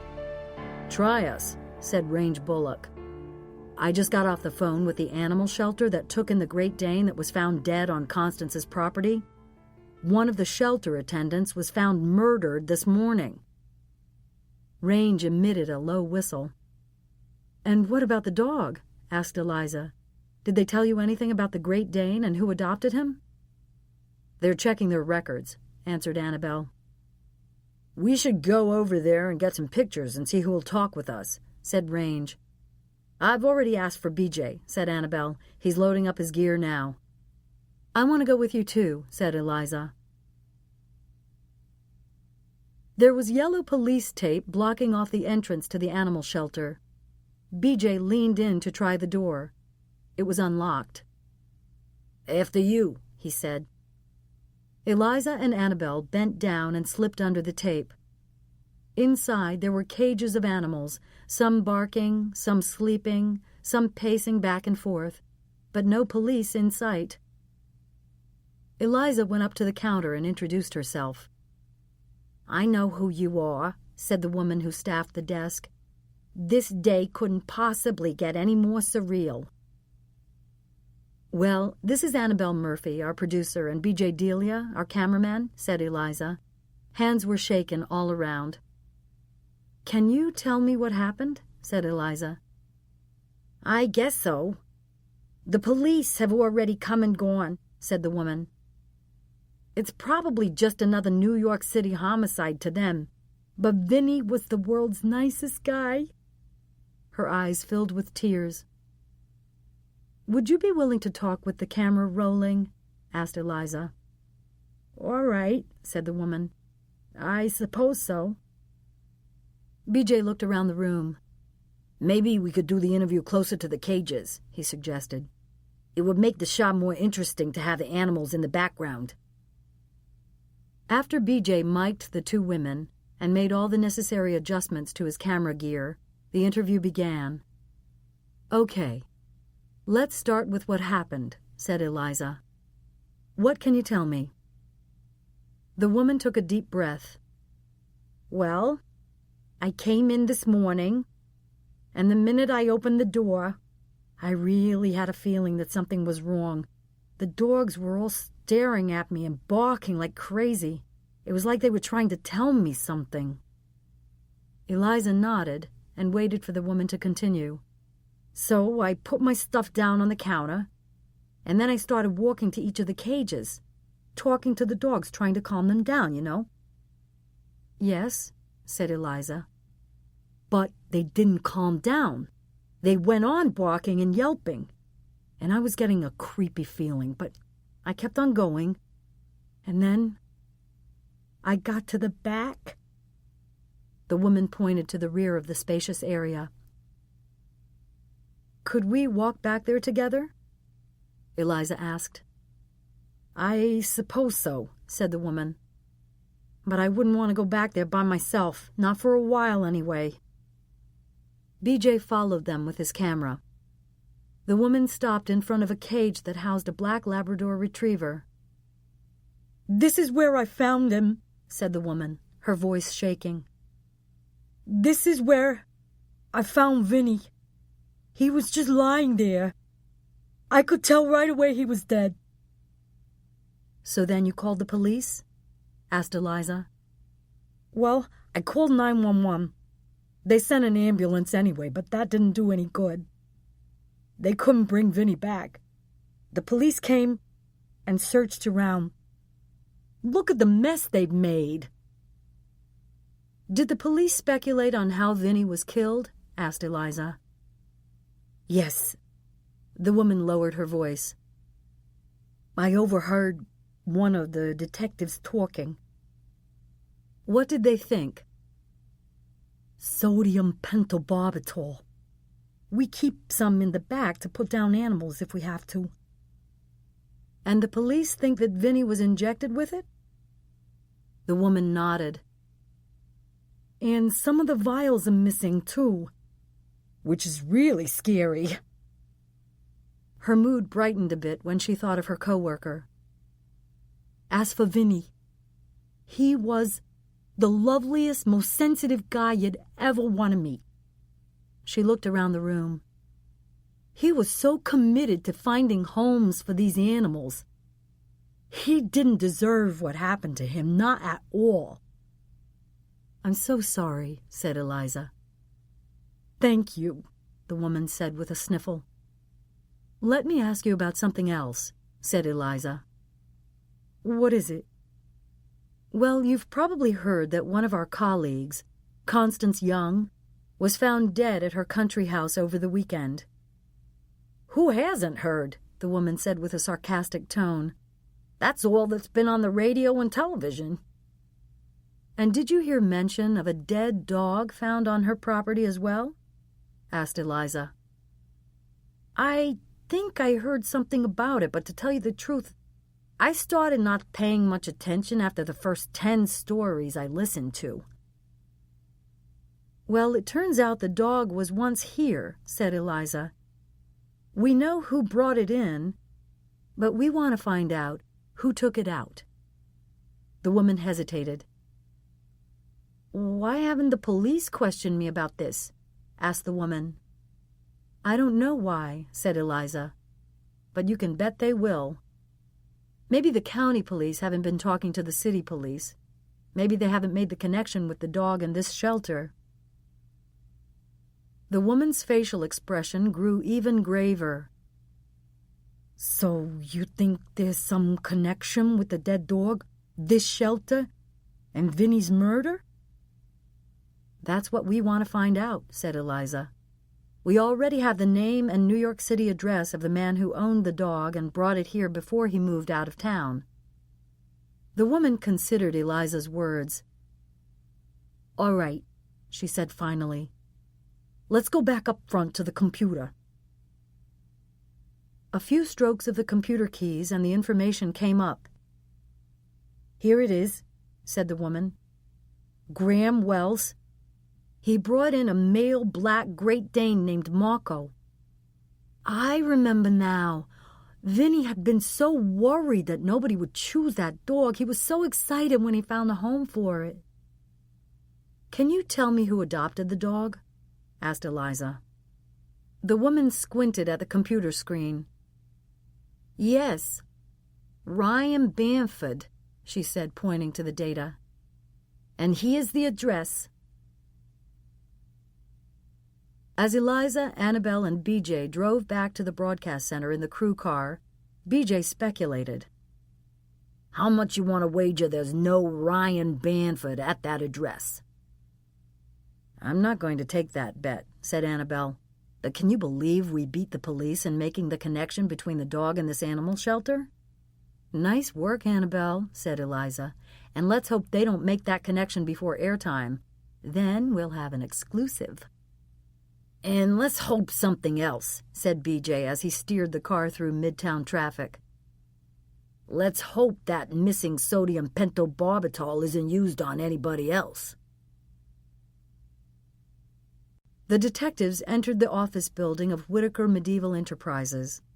The receptionist buzzed Mr. Whitaker's secretary, who escorted the investigators upstairs.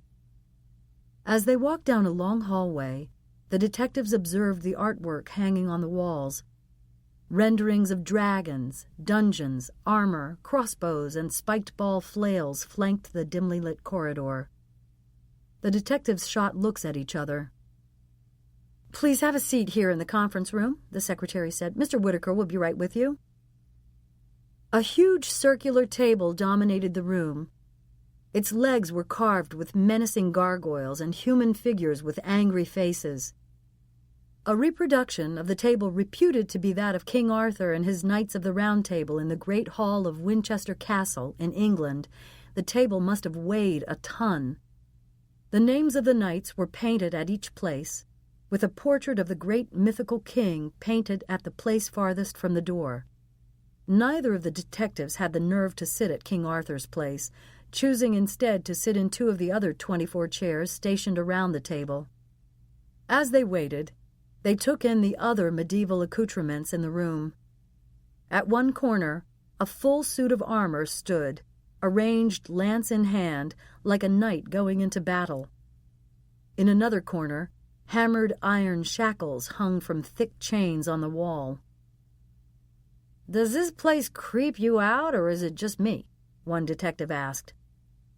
"This Whitaker guy is one strange customer," said the other, shaking his head and looking around the room. "God, and to think he's made millions with this stuff. We're doing something wrong, buddy. Why couldn't we have thought of making video games based on crap from the Middle Ages?" "Probably because we couldn't even say when the Middle Ages were." "You're right." The conference room door opened. Stuart Whitaker entered, followed by another man. "Hello, gentlemen," said Stuart, shaking both detectives' hands. "This is Philip Hill, my attorney." The attorney nodded at the policeman. "You'll notice there is no head to this table, gentlemen. Everyone is equal at a round table," said Stuart as he took a chair across from the detectives. "That's why King Arthur had his knights sit at a round table." "Is that so?" asked the detective. "You learn something new every day." "Mr. Whitaker," said the other detective, "let's get to why we're here."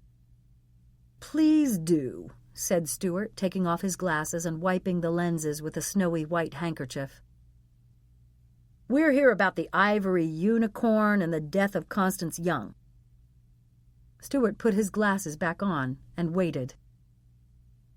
"The Cloister's security staff has informed us that you and Ms. Young had access to the unicorn on a private tour you took there?" "Yes, that is correct," said Stuart. "Well, let me come right out and ask you, Mr. Whitaker. Did you take the unicorn?" Stuart looked from detective to detective and then to his lawyer. Philip Hill nodded encouragement to his client. "I borrowed the unicorn," said Stuart.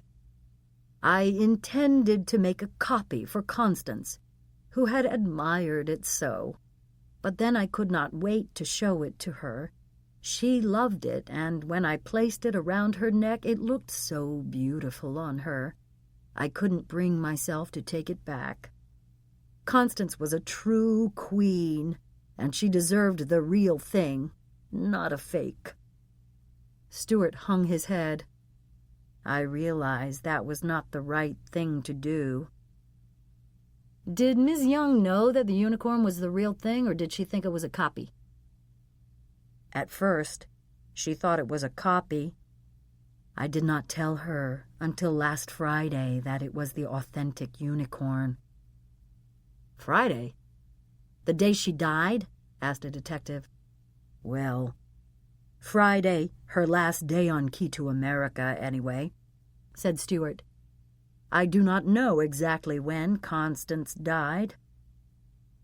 "So You saw Ms. Young on Friday? No, I spoke with her on the phone that morning after I saw her wearing the unicorn on television. I called her to tell her that she was breaking her promise not to wear it in front of anyone but me, and that I was disappointed in her. So you were angry with Ms. Young? Stated the same detective. The attorney interjected. Mr. Whitaker said he was disappointed in Ms. Young. He didn't say he was angry with her. The detectives gave the lawyer a resigned look. Well, Mr. Whitaker, one asked, were you angry? You don't have to answer that, Stewart, said the attorney. That is all right, Philip, said Stewart quietly. I have nothing to hide. In fact, I want to get this off my chest. I was, as I said, disappointed that Constance was wearing the unicorn amulet, even though she had promised me that she would wear it only when we were together. And of course I was worried as well. Worried about what? Continued the detective. Worried that someone would recognize the unicorn and realize that it had been stolen, said Stewart. And then figure out that you took it from the museum? Stewart nodded. So then what happened? The other detective asked. I told her the unicorn I had given her was not a copy, that it was the real thing. I asked her to give it back to me, said Stewart. What was Ms. Young's response? She said the unicorn had brought her good luck, and she would not ever want to part with it. Stewart rubbed his hand over his bald head. Then she rushed me off the phone. So she didn't care that you could be in trouble for taking the unicorn? Asked the detective. I do not know how she felt, said Stewart. I loved Constance, and I cannot allow myself to think that she would be so callous. The detectives watched closely for any expression, any hint of emotion on Stewart Whitaker's face. What they saw was a paunchy, pale-skinned, middle-aged man looking defeated and sad. So that was it, Mr. Whitaker? Asked a detective. That was the last conversation you had with Constance Young? Stewart nodded. And you made no further attempt to get that unicorn back? Stewart looked quizzically at his attorney. It's all right, Stewart, said the lawyer. Tell them. Stewart nervously cleared his throat. Well, I did try to get the unicorn back. At least that was my plan. I went to the restaurant, Barbetta, where the farewell luncheon for Constance was being held, in hopes of seeing her and asking her again to return the unicorn to me. And did she? I never got to talk with her. I never even saw her, explained Stewart. Her assistant was worried there would be a scene, and he thought I should leave. Was that Boyd Irons? Yes. He told me he understood what it was like to have Constance give him a hard time. He said he would do his best to get the unicorn back for me. And what did you tell Mr. Irons? I said that I would make it worth his time if he did. I asked him if he could get the unicorn for me. I didn't mean that he should kill her for it. Whitaker's attorney interrupted again. Detectives, it would seem you are investigating two separate things here. The theft of the ivory unicorn from the cloisters and the death of Constance Young. On the first point, Mr. Whitaker has already admitted that he misguidedly borrowed the artifact from the museum with every intention of returning it. I have been in contact with people at the cloisters who have already agreed that this was all a gross misunderstanding. They understand that Mr. Whitaker, a long-time and generous patron of the museum, had only borrowed the unicorn amulet, and they have assured me that they will not be pressing charges against him. If the unicorn is not physically recovered, Mr. Whitaker will make financial restitution for it. The detectives looked at each other knowingly. It was nice to have money. On the second point, the lawyer continued, as to the death of Miss Young, my client knows absolutely nothing about that horrible tragedy. He left the restaurant on Friday without ever seeing Miss Young. In fact, he never saw her again. The attorney rose from his seat and indicated that Stewart should follow suit. As Mr. Whitaker just informed you, he told Boyd Irons that he would pay him if he could reclaim the unicorn. I suggest you talk to Mr. Irons about how successful he was in that regard.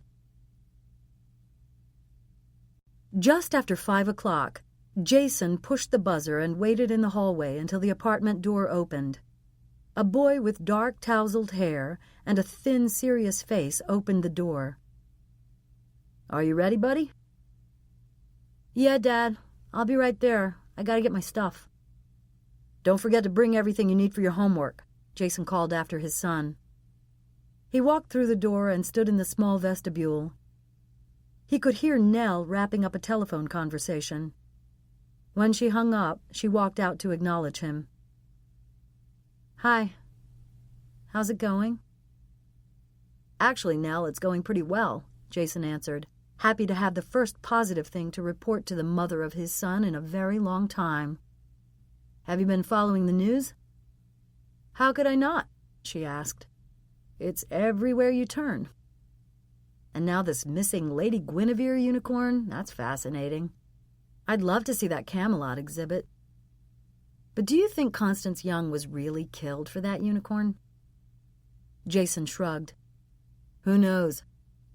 But all this is turning out to be great for book sales. That's kind of sick, don't you think, Jason? Jason shrugged.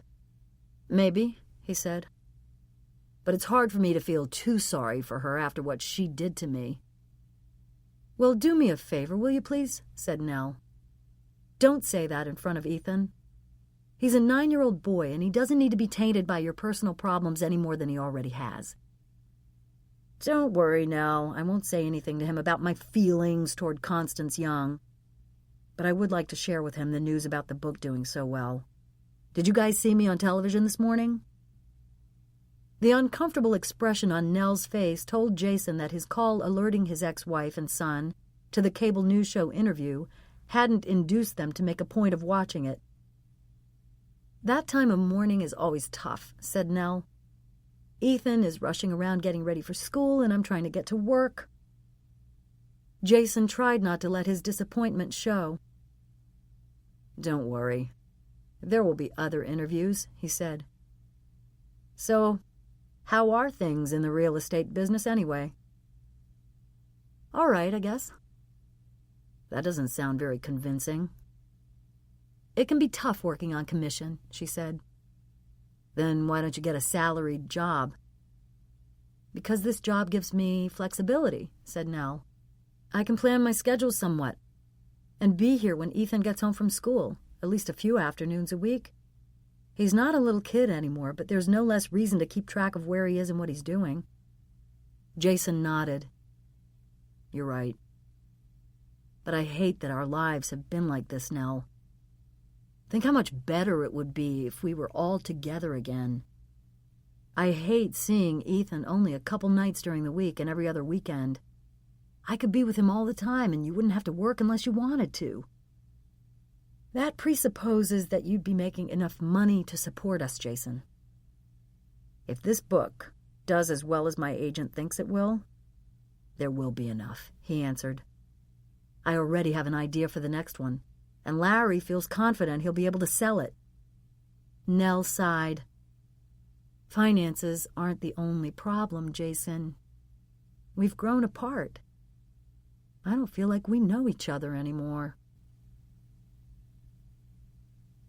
The key evening headlines began precisely at 6:30 p.m. At the top of the broadcast, Eliza Blake delivered the forensic findings. Constance Young died of cardiac arrest. There was no sign of any struggle usually associated with drowning. Neither her stomach nor her lungs were filled with water. Eliza took a breath before continuing. The fact that the lights and heater at the pool had shorted out suggests a possible surge of electricity. Therefore, authorities are working on the supposition that Constance Young died of cardiac arrest when electrical current pulsed through her heart, stopping it. While the results of the autopsy answer some questions, she concluded, there are still others left to be answered. Chief among them, if Constance Young was electrocuted in her swimming pool, was it an accident? Or was she deliberately killed? Eliza turned to look in the direction of another camera. We already reported to you that a dog was found lying dead on Constance Young's property last Friday morning. That dog has been recovered, and while we don't know the results of the necropsy yet, Key News has learned that its original owner had delivered the Great Dane to an animal shelter a few weeks ago. This is what Graham Wells, who now lives in California, had to say when he spoke with Key News today. An image of a distinguished elderly man appeared on the television screen. Marco was the best dog anyone could ever want, the man said. I loved that dog from the moment I got him as a puppy. I treasured him. That's why I got that microchip implanted, so if he ever ran off or got lost, somebody could track Marco back to me. I could have gone with a tattoo like a lot of folks do, but I thought the chip would hurt him less. Eliza appeared on the screen again. Today, we went to the animal shelter that took the dog when Graham Wells moved from New York to live with his daughter on the West Coast. We found out that the Great Dane had been adopted just last week, the day before the dog was found dead on Constance Young's property. And in an even more troubling twist, the shelter employee who facilitated the transfer of the dog to its new owner has been found murdered. Images of the interior of the animal shelter popped up. The words Key News Exclusive appeared in the bottom left-hand corner on the screen. The body of 37-year-old Vinnie Shays was discovered when one of his co-workers opened the animal shelter this morning. It is suspected that Shays was injected with sodium pentobarbital, the product often used for the euthanasia of animals. Containers of the substance were found in disarray in a storeroom at the rear of the shelter. The director switched back to a shot of Eliza at the anchor desk. So, we have a dead animal found on Friday, and Constance Young found dead the very next day. A coincidence? Perhaps. But the fact that the last person known to have seen the dog alive has now been murdered raises worrisome questions that all of this is somehow connected.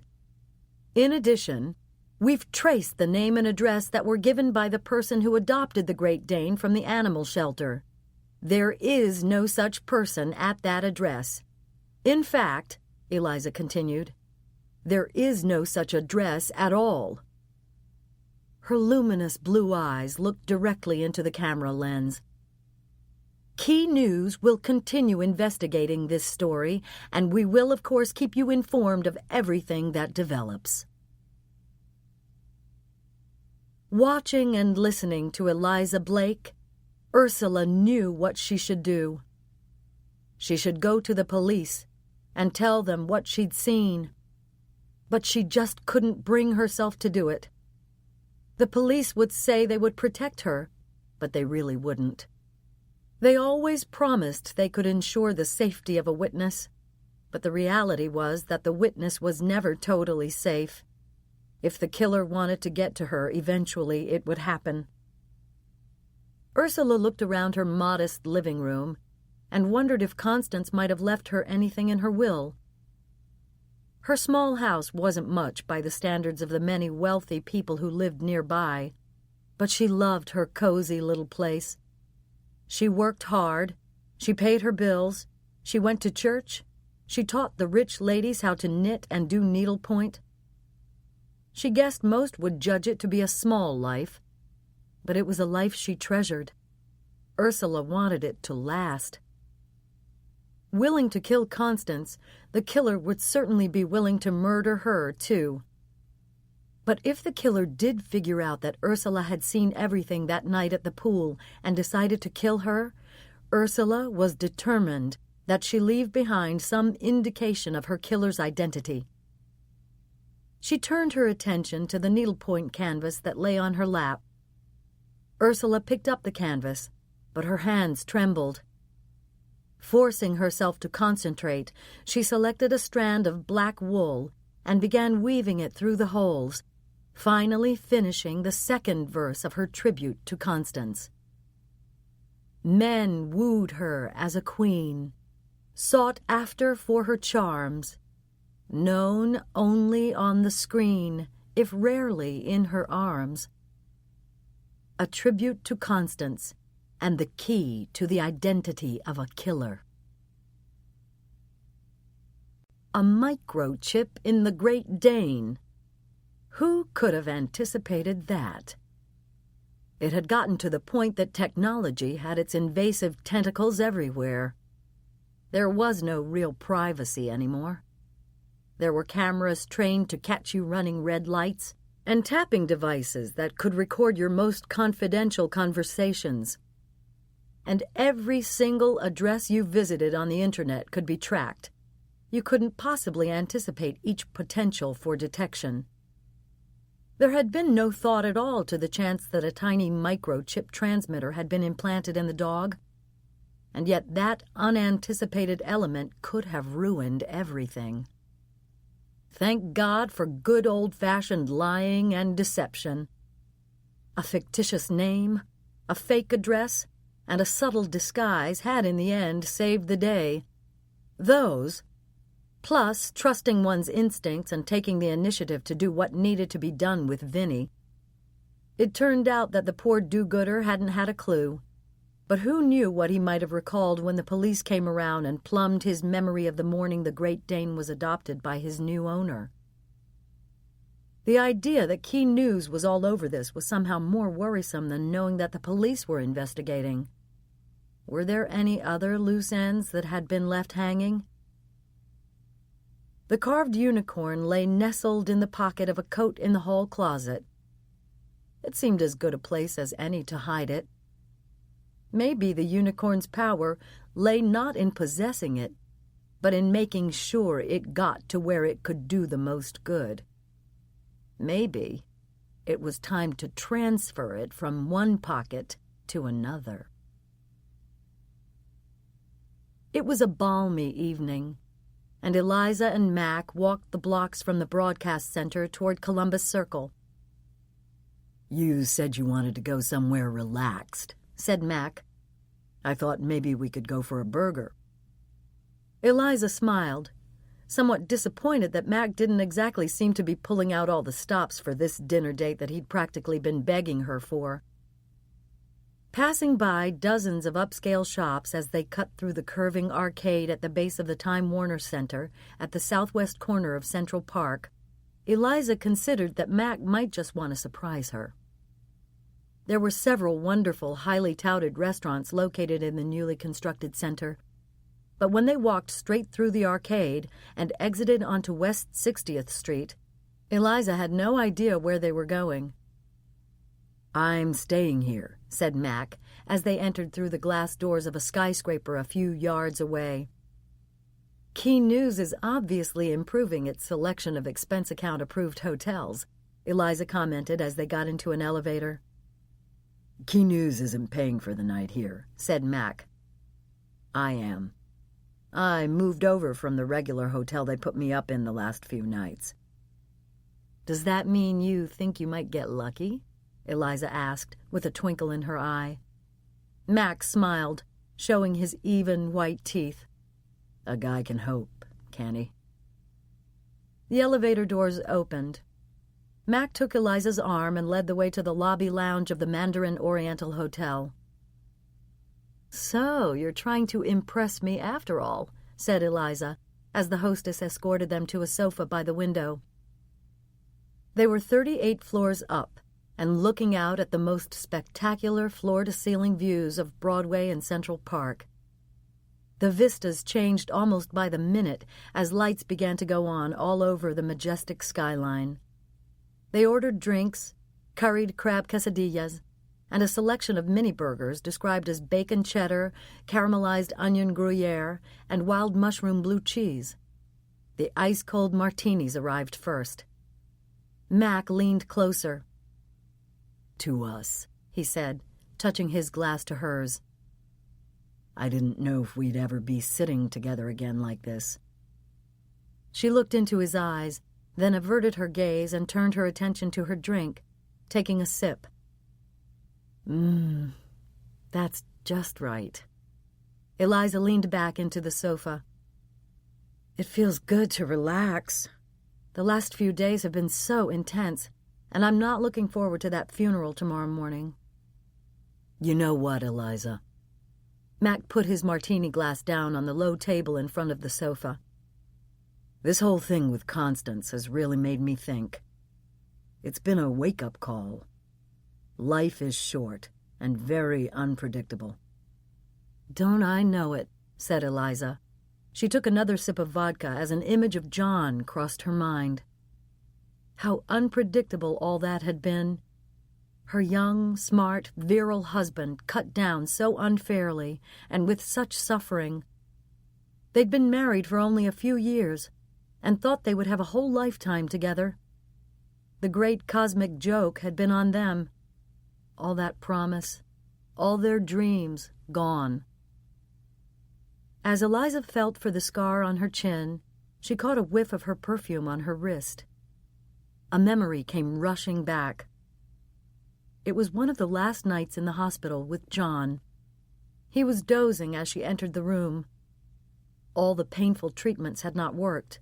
He was very thin, flushed with fever, and Eliza could see his chest laboring slowly up and down beneath the cotton hospital blanket. When John opened his eyes, his gaunt face cracked into a weak smile as he saw her. She smiled back and leaned down to kiss him. She felt the heat coming from his emaciated body as he held on to her.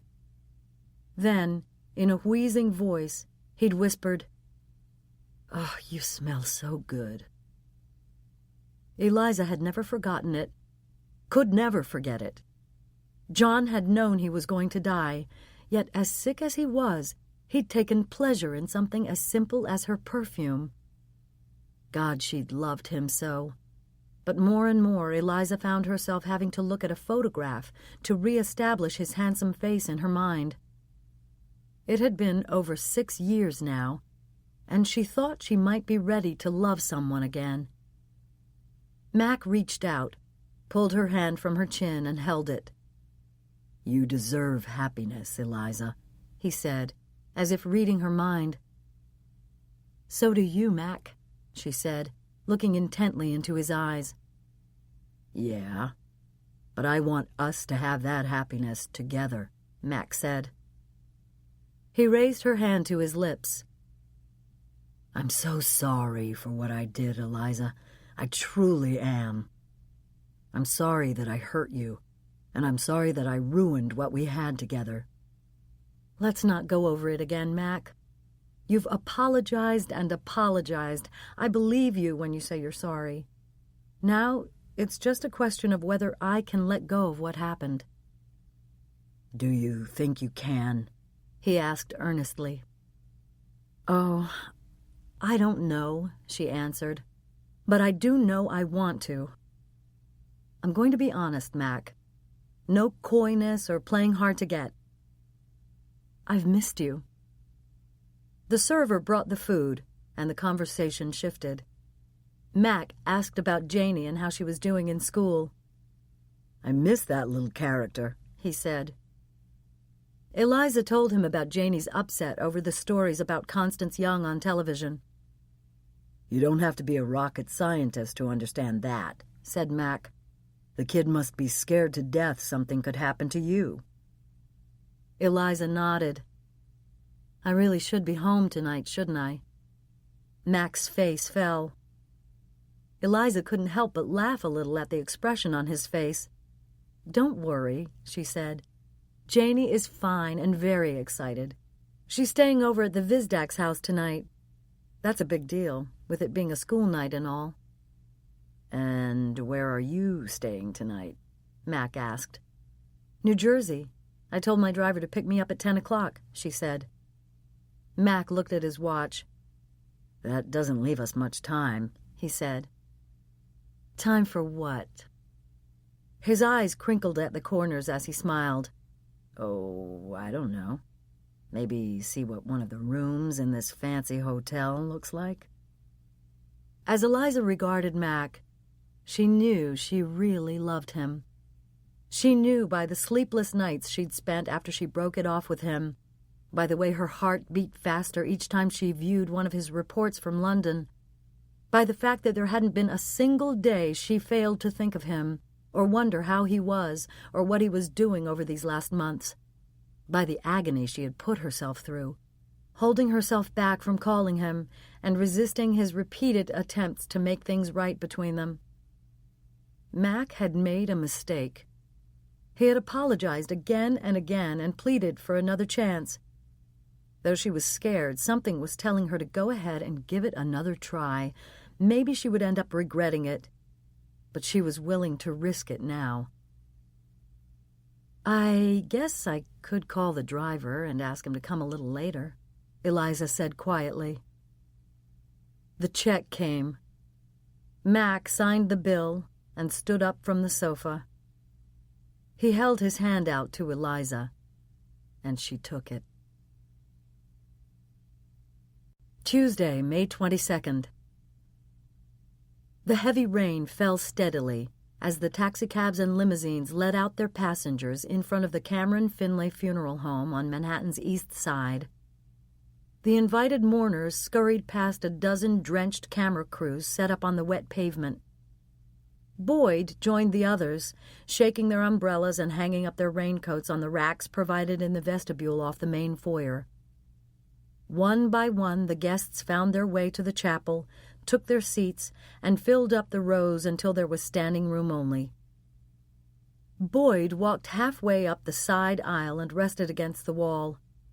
He surveyed the room, thinking it could have been lunchtime at the Key News cafeteria. He recognized almost every somber face. Eliza Blake was already there, flanked by Dr. Margot Gonzalez and Range Bullock. Annabelle Murphy sat behind them.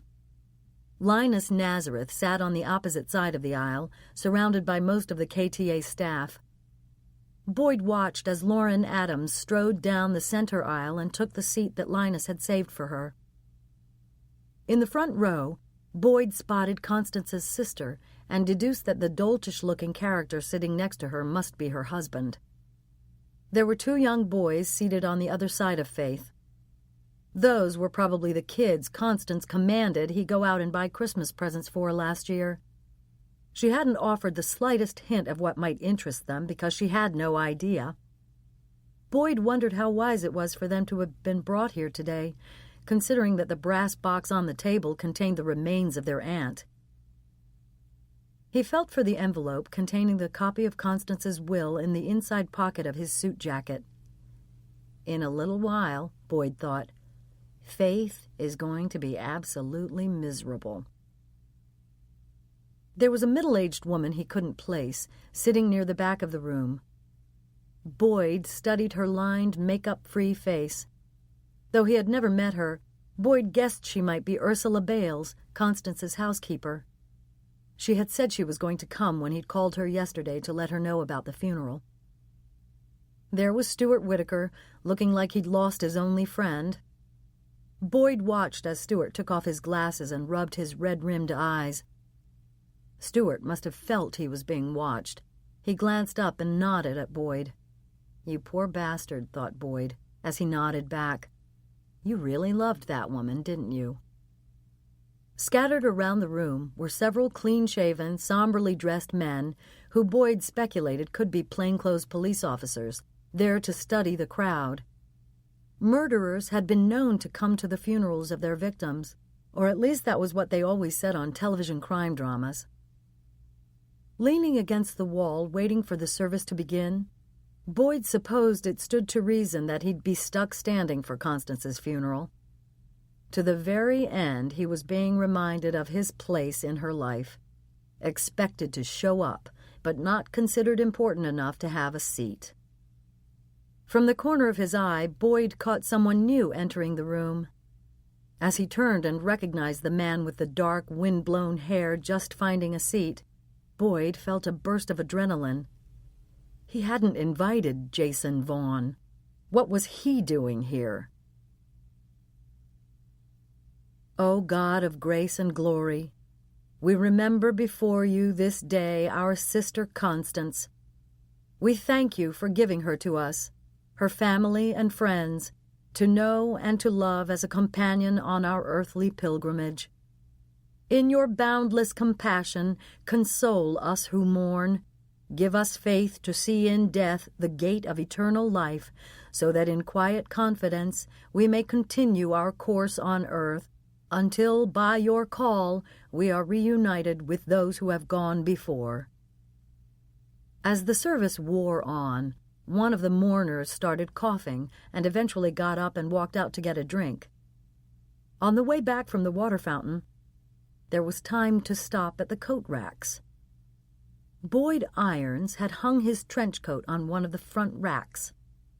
A monogrammed handkerchief and crumpled credit card receipt in the pocket confirmed ownership. The killer took the unicorn out and went to wipe it thoroughly, determined not to leave any fingerprints on it. But in the rush to complete the task, the unicorn slipped, its pronged crown and horns slicing across the killer's palm. With no time to waste, the killer finished wiping the unicorn clean before dropping it into the pocket of Boyd's trench coat. A candle burned in front of the brass box that held Constance's ashes, and Ursula tried to keep her eyes fixed on it.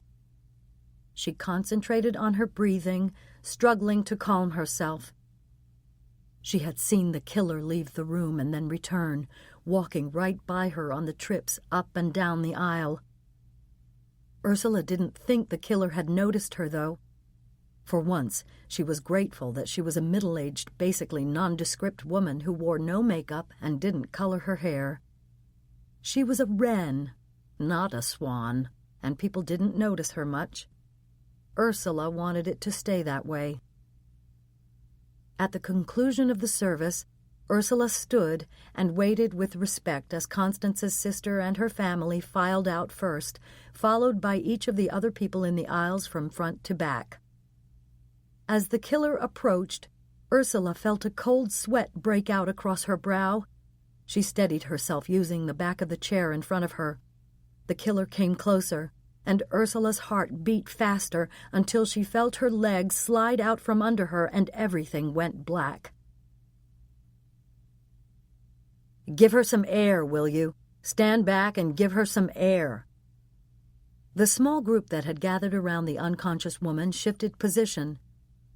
Ursula heard the voice calling, "Wake up! Wake up!" Ursula felt somebody rubbing her forehead. Slowly, she was able to will her eyelids open. She stared blankly, unable to focus. "Do you hear me?" asked the voice. "Can you hear me?" Ursula's eyes widened as the image of the face above her became clearer. She pressed back against the floor, cringing beneath the figure kneeling over her. "So we meet again." "I won't tell," Ursula whimpered. "I won't tell. Please don't hurt me. I won't tell." "She's coming too, but she's making no sense," said someone in the crowd. "She's incoherent." "What is she talking about?" asked another voice. The killer stared directly into Ursula's eyes, and reading the abject fear there, knew with deadly certainty just what Ursula was talking about. Faith stood at the back of the funeral home, shaking hands and accepting condolences. The expression on her face was somber, But when Boyd Irons pressed the envelope containing a copy of her sister's will into her hands, Faith had to work hard not to break out in a smile. "Mrs. Hanson, I hate to bother you at a time like this, but my name is Stuart Whitaker. I was a great admirer of your sister." Faith glanced over at the brass box holding Constance's ashes, which had been placed on the table in the funeral home hall, and then extended her hand. "Thank you, Mr. Whitaker," she said. "I know who you are." "You do?" asked Stuart. "Did Constance talk about me?"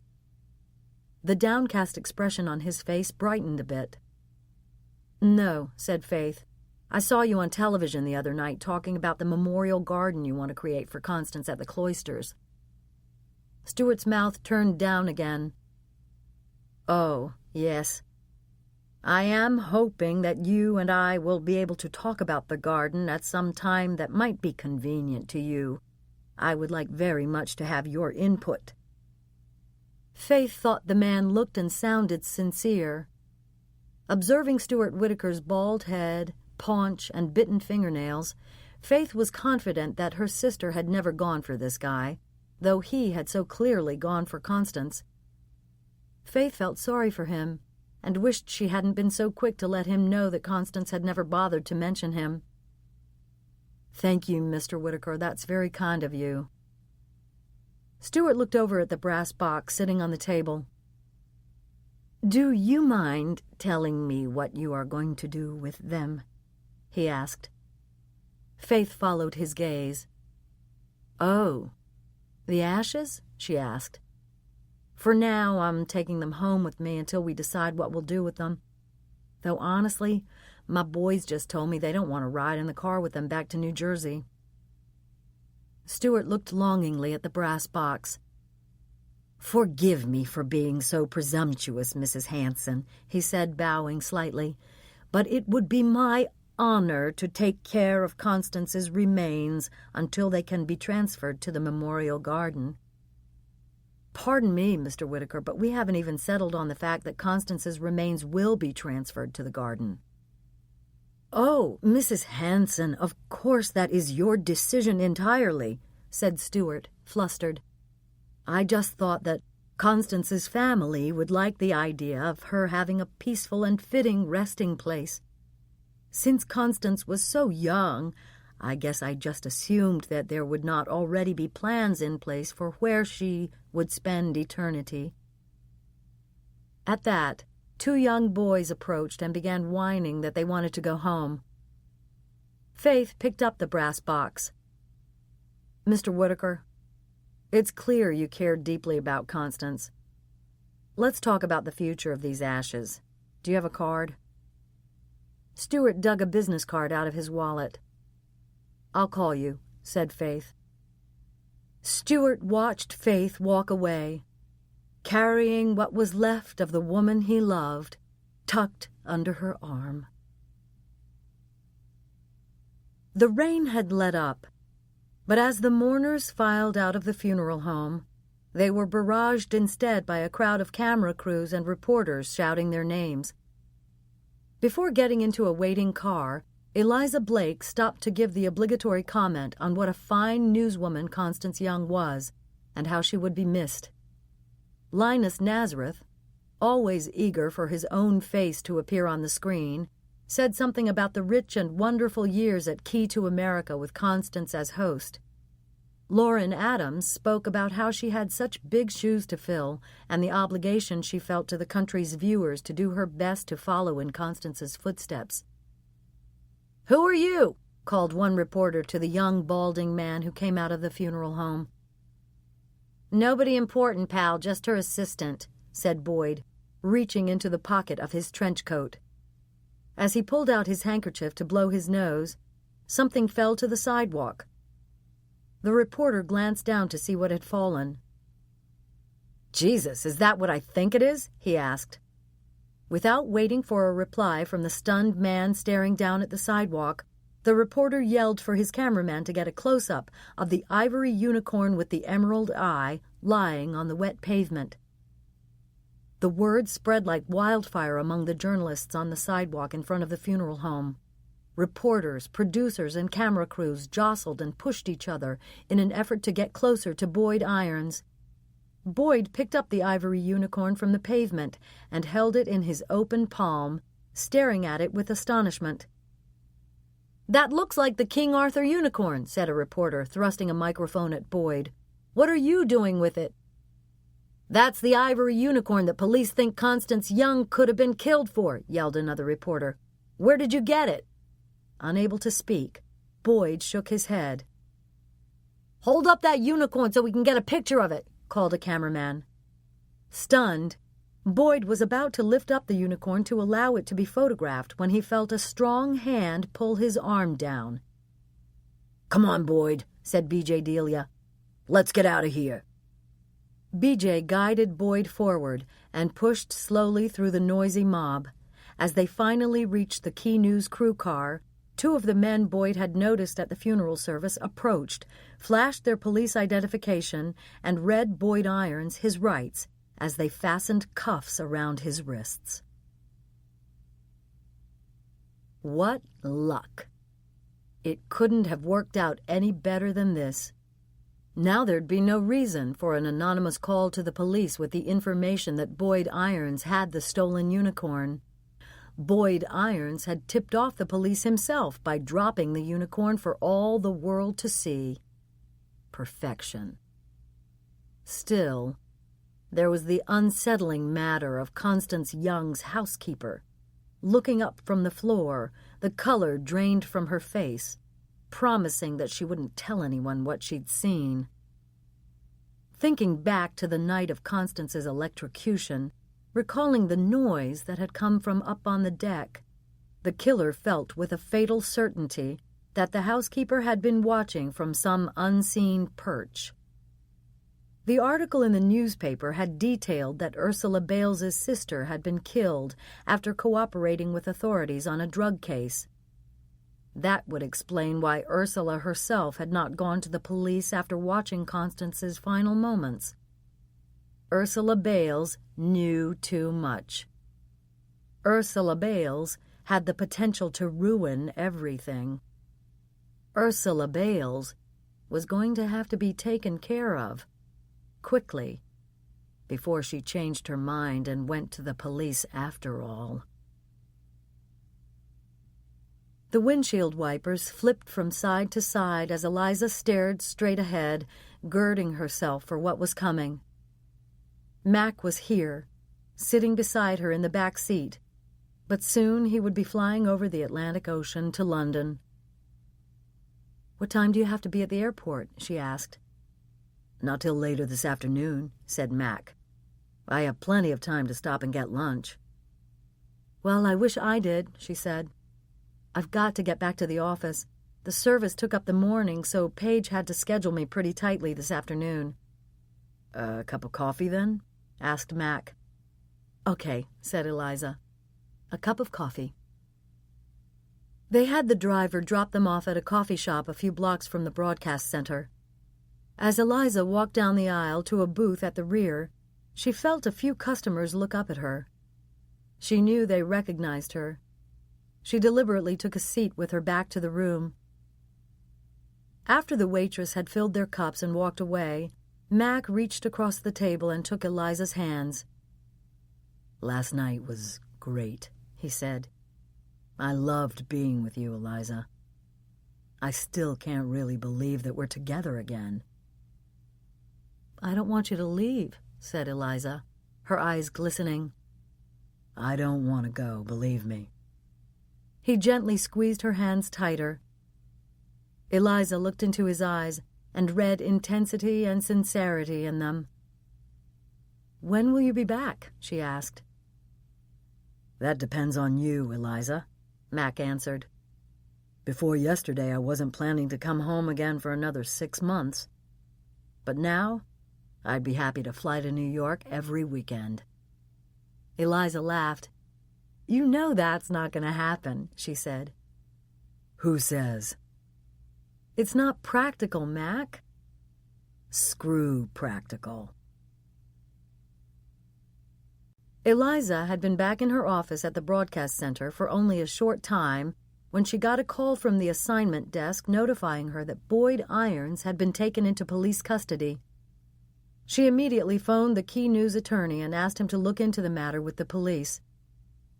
"See what's going on, will you please, Andrew?" she asked. "Boyd Irons has always seemed to me to be a decent young guy. Maybe he has his own attorney already, but I tend to doubt it."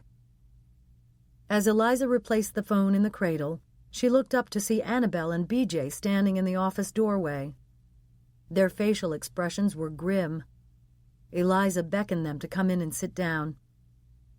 "What do you know about Boyd?" she asked. BJ spoke first. "It was the damnedest thing," he said, shaking his head. "One minute I'm recording you and all the other big shots coming out of the funeral home, and then all of a sudden there was this surge crowding around Boyd." "So you, of course, crowded around too," said Annabelle. BJ nodded. "And as I got closer, I heard the guys in the crowd saying that Boyd had the unicorn. The ivory unicorn everybody's been looking for." "Did he have it?" asked Eliza. "Did you see it?" "I saw it, but just for a second," answered BJ. "The poor guy looked like a deer caught in the headlights. He seemed dumbstruck. I tried to steer him to the car before he could show off the unicorn to every freaking cameraman standing there." "Then what happened?"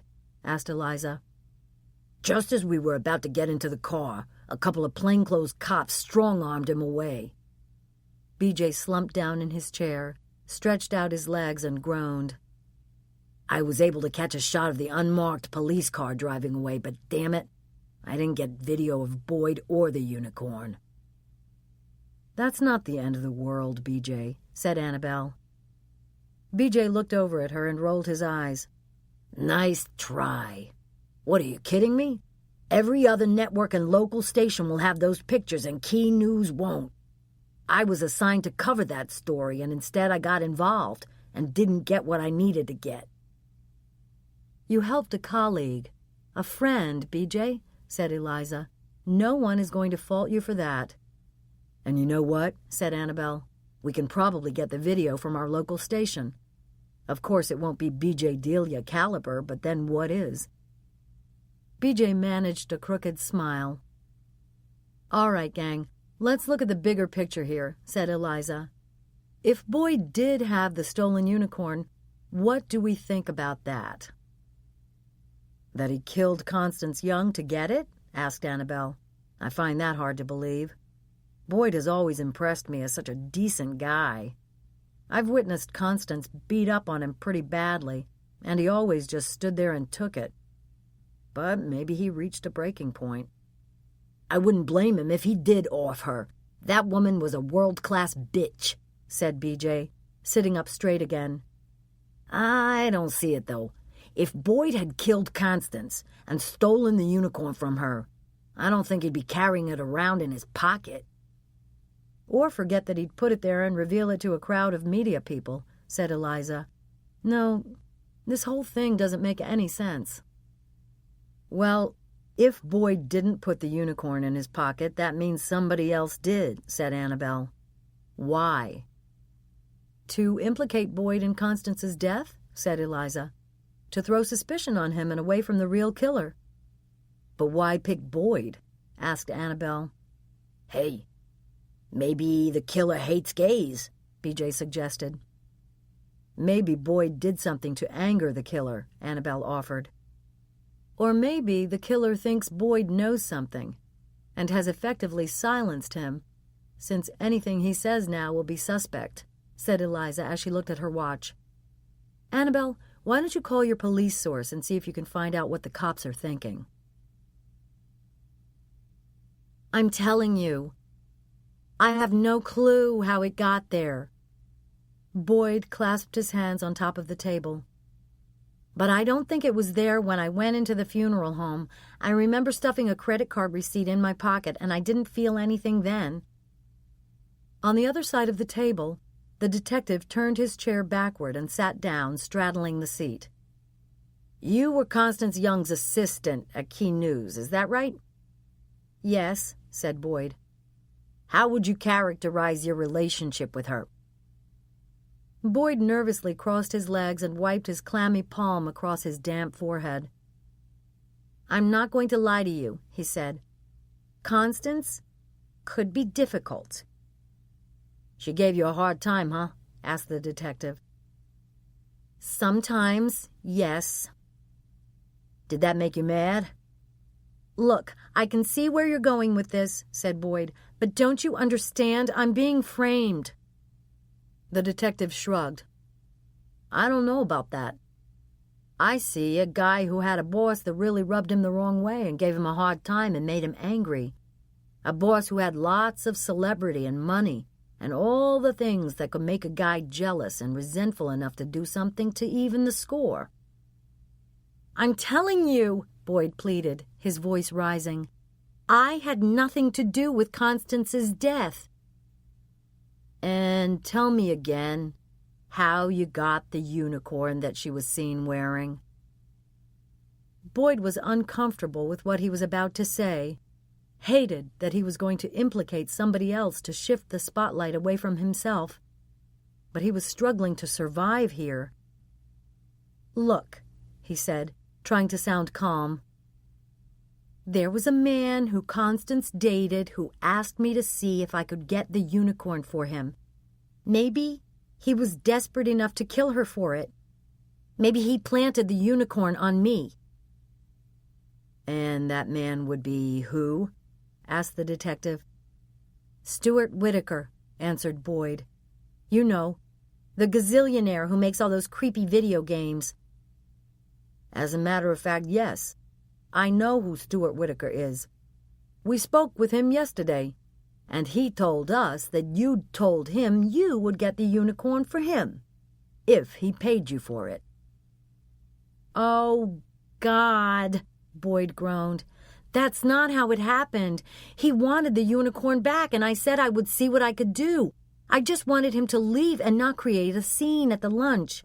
He's the one who offered to make it worth my while. I didn't ask him for anything, and I certainly didn't get the unicorn for him." The detective studied Boyd, saying nothing. "You don't believe me, do you?" Boyd asked. The detective stood up. "Well, buddy, all I know is you were caught red-handed with that unicorn. A unicorn last seen around Constance Young's neck. You'll have to tell your story to the judge." "I talked to my police source," said Annabelle, plopping down on the leather couch. "Their working hypothesis is that there's a connection between the unicorn amulet and Constance's death. They think Constance may have been killed for the unicorn." "Okay," said Eliza, turning away from the computer where she was writing her daily blog for her Key News website. "We had been thinking along those lines, too." "But here's the interesting part," said Annabelle, taking a bite of a Twizzler and looking at her notes. "It seems that the police now know how the unicorn went missing from the cloisters. I got this part off the record, so we can't report it yet, but Stuart Whitaker, the video game magnate, says he borrowed the unicorn because he wanted to have a copy made for Constance. He told the police he never got around to making the copy and gave Constance the real thing instead." "So he lied to us when we interviewed him up at the cloisters on Sunday," Eliza mused. "Whitaker said he had made a reproduction for her and didn't know how to explain that the real unicorn was missing." "Well, get this," said Annabelle. "Whitaker is a major donor, and the museum isn't going to press charges against him." "How nice for him," said Eliza, turning back to her computer and hitting the send button. "I guess promising to donate $20 million to create a Constance Young memorial garden wins you a get-out-of-jail-free card." "Are you surprised?" asked Annabelle. "I guess not," said Eliza, sighing with resignation. "But getting back to the idea that Constance may have been murdered for the unicorn, who would do that? It wasn't a case of a robbery gone wrong because nothing else was taken. The perpetrator was quite specific in what he took and who he killed." "What kind of person would kill for a piece of jewelry, or even for a historic artifact?" asked Annabelle. Eliza shrugged. I don't think you and I can figure that one out. But I have an idea about who we should discuss all this with. Eliza reached for the telephone. If I can get Dr. Margot Gonzalez to come in so we can pick her brain, will you be available? Name the time and place, said Annabelle. Fine, said Eliza. And let's get BJ to be there too. Annabelle started to leave and then turned around again. And how could I forget this? The necropsy results are out. That Great Dane was electrocuted too.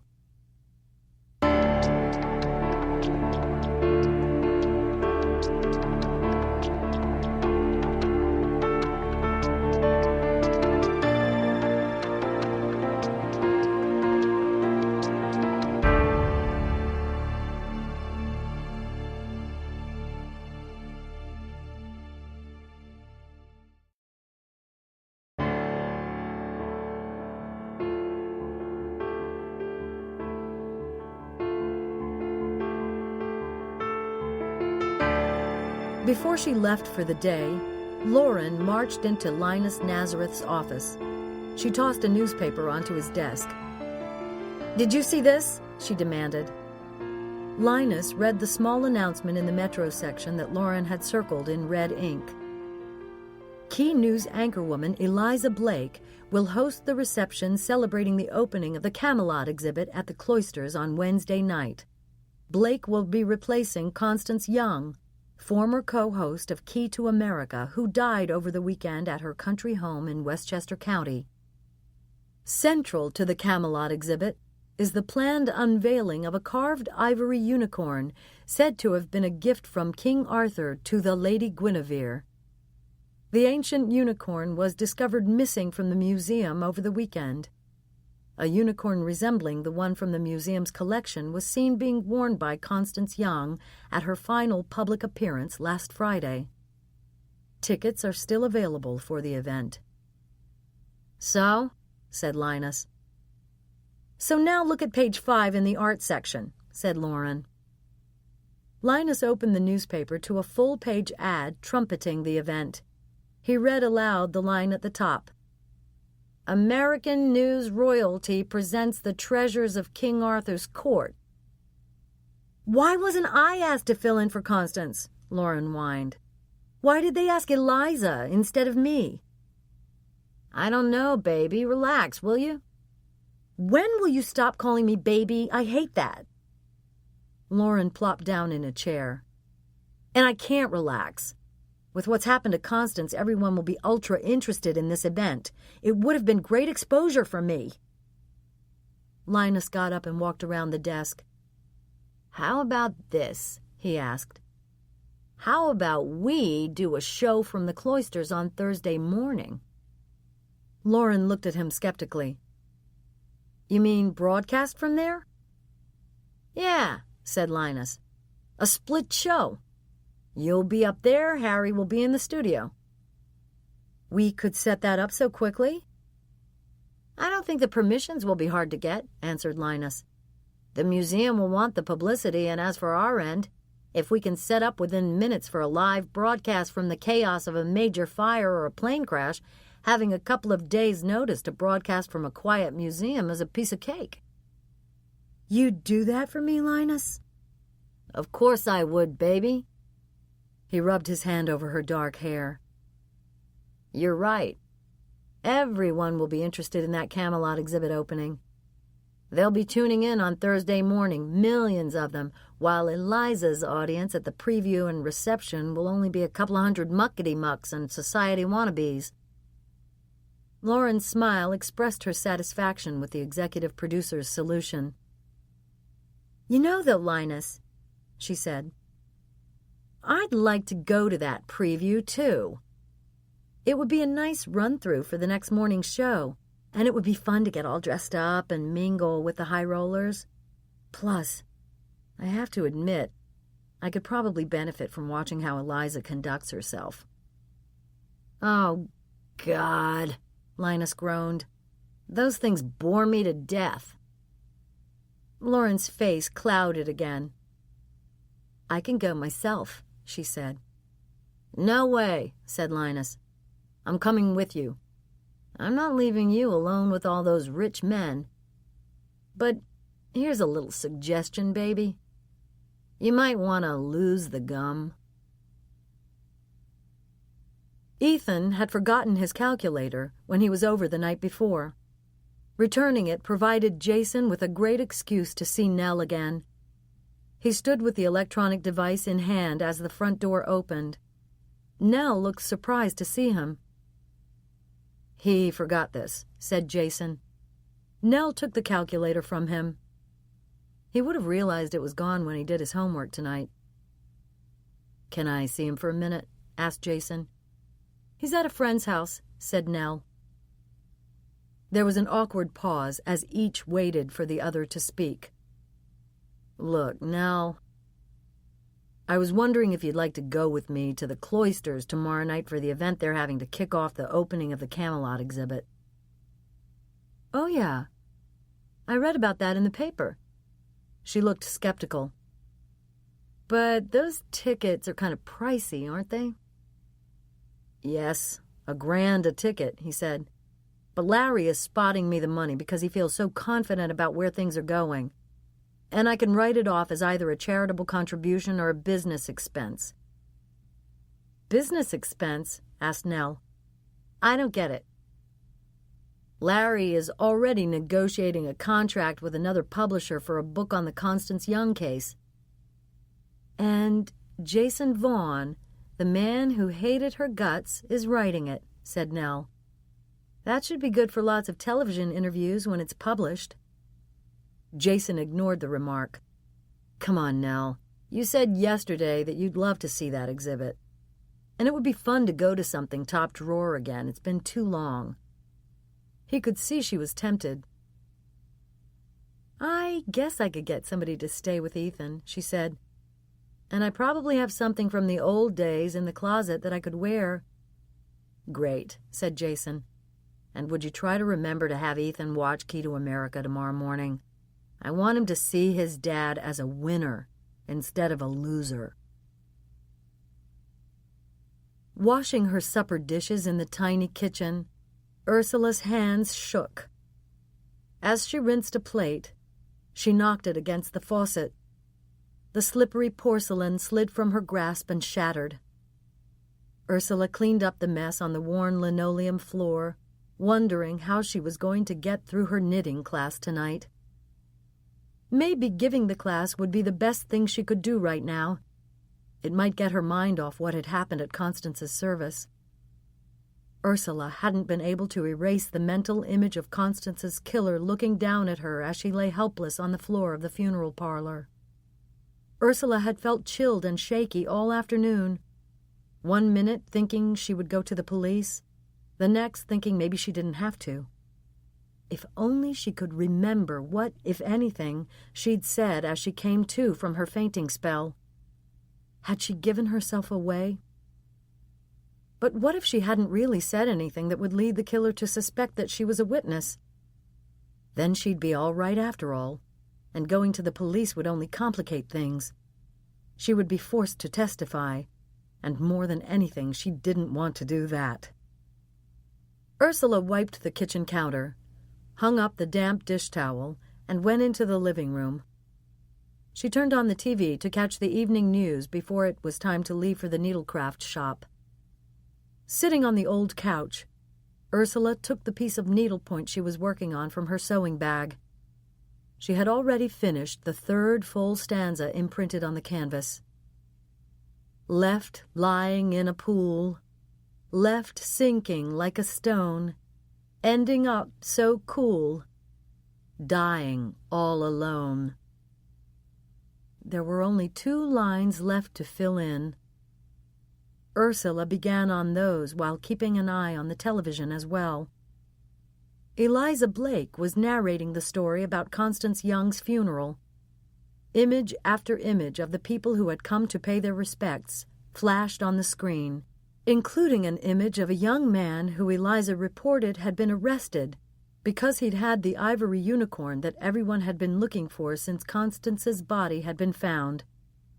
Boyd Irons, Constance's assistant. Ursula recognized the name. Boyd Irons had been so nice, so courteous when he'd called to invite her to the service. Now, because he had the unicorn, the police were looking at him in connection with Constance's death. Ursula knew better. It was one thing not to come forward and let a killer get away with a murder that had already been committed. Ursula couldn't alter the fact that Constance was dead, and it wasn't her responsibility to bring the killer to justice.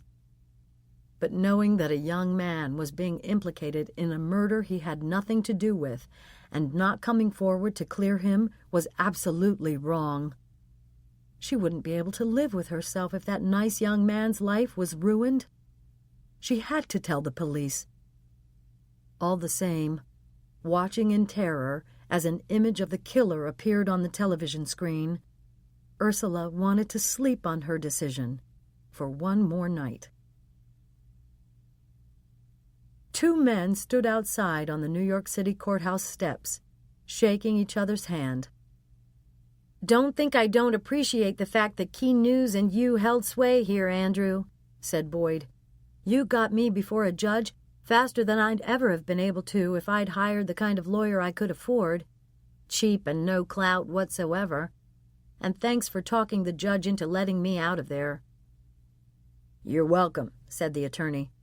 "We were lucky that the judge seemed to listen to my argument that if you'd really stolen the unicorn, you wouldn't be dumb enough to drop it in front of the national media.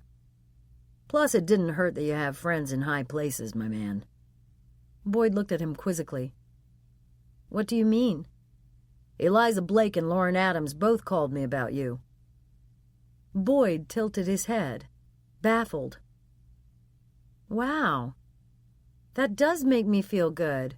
I wouldn't have expected that." "Key News takes care of its own, Boyd. But this thing isn't over yet, not by a long shot. Even though you've been released on bond, you're still looking at serious charges.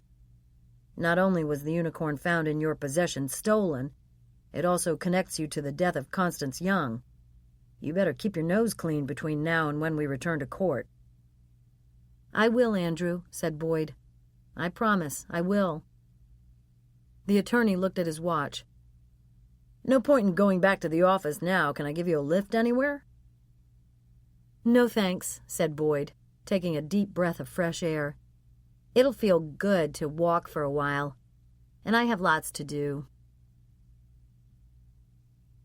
The minute the broadcast was off the air and the director had good-nighted the crew, Eliza picked up the telephone at the anchor desk and called home.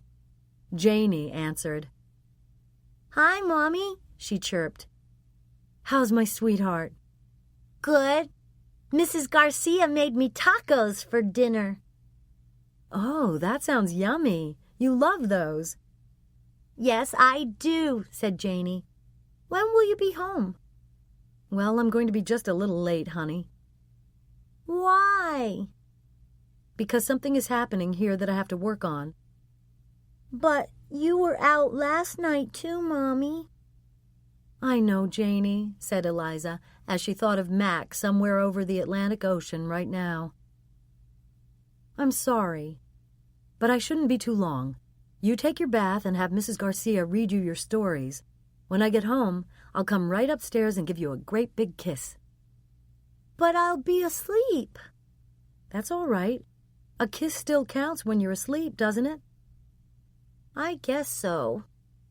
Janie didn't sound convinced.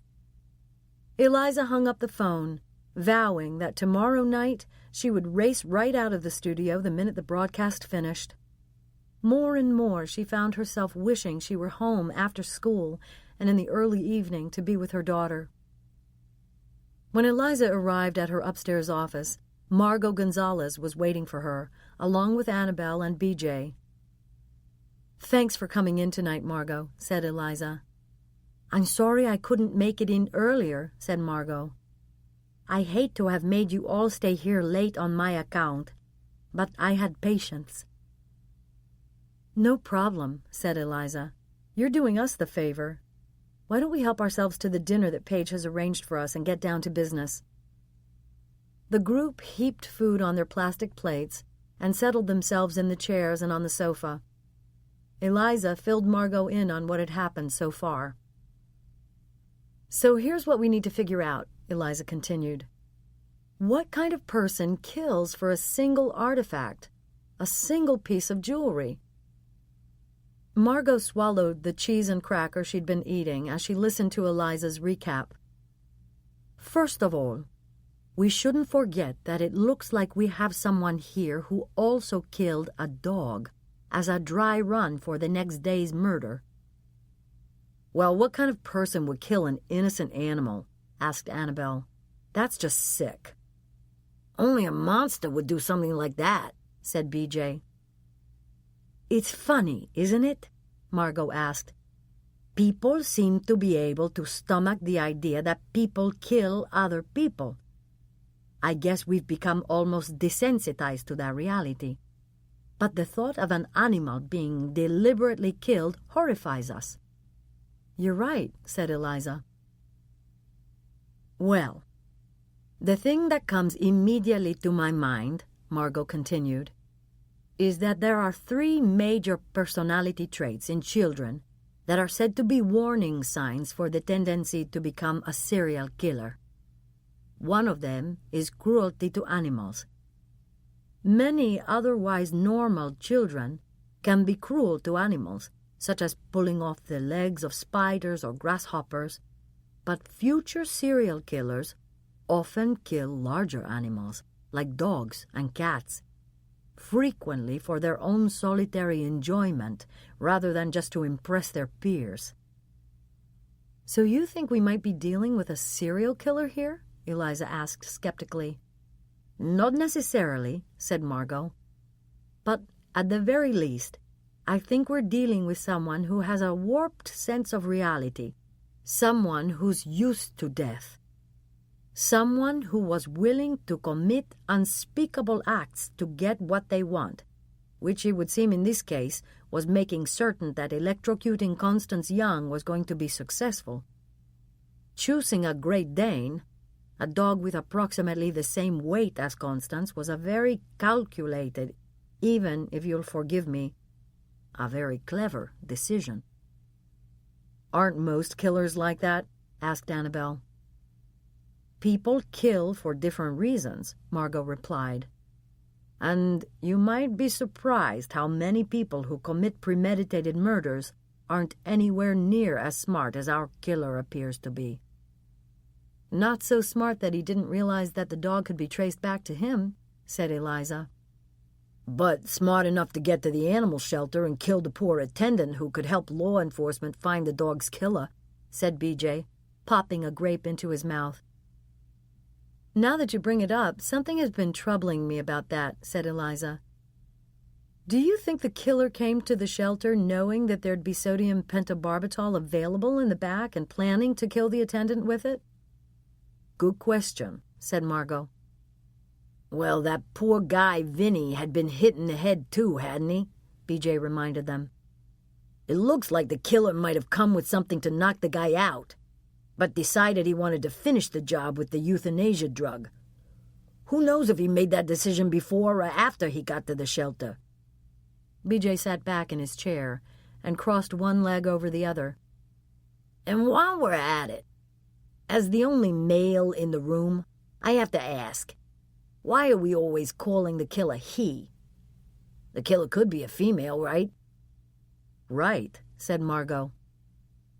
Eliza wiped the corner of her mouth with a paper napkin. "I hate to bring this up, but I think we must consider something, as much as we don't even want to think it." The others waited for her to continue. "I think we can't completely rule out Boyd." "But Boyd loves animals," Annabelle protested.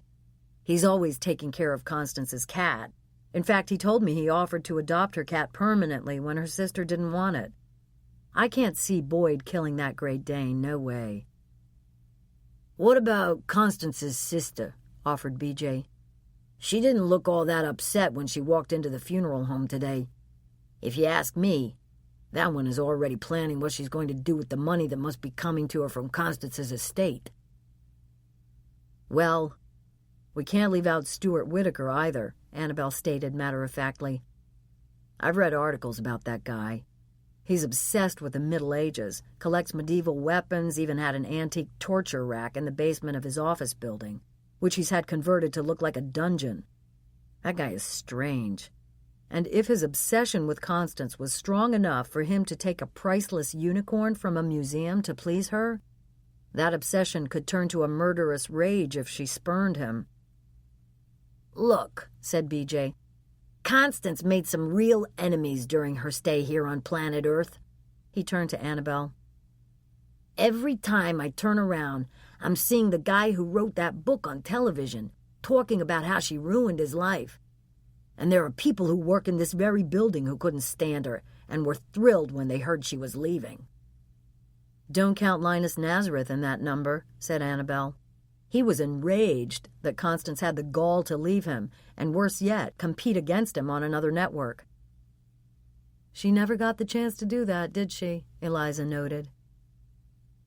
The four of them sat in silence for a minute, all with their own thoughts, until Eliza spoke again. "All right. For now, let's assume that Boyd had nothing to do with Constance's death. Let's assume that the unicorn was planted on him, that the killer wanted to throw suspicion on him and discredit him. Maybe Boyd had done something to anger the killer, or the killer might even just have wanted to get rid of the unicorn because it would incriminate him or her. Whatever the case, we have someone out there who electrocuted a dog and Constance Young and murdered an innocent guy who was just trying to do something good for poor unwanted animals. If that's not a monster, I don't know what is." A call ahead of time to the dropped-stitch needlecraft shop ascertained that Ursula Bales's knitting class met from 7:30 to 8:30 p.m. Just after 8, a car pulled into a parking space down the block from the shop. The killer got out and walked past the store, deliberately staying on the other side of the street. Through the plate glass window, 10 women could be seen sitting in a circle, some with their heads down, concentrating on their needles. Others seemed to be doing more talking, laughing, and socializing than knitting.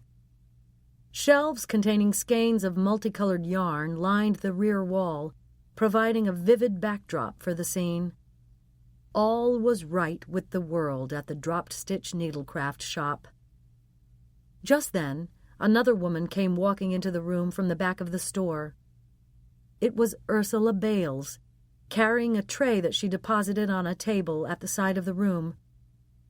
It appeared the women were all too happy to put down their knitting projects and head for the refreshments. The killer went back to the car and waited.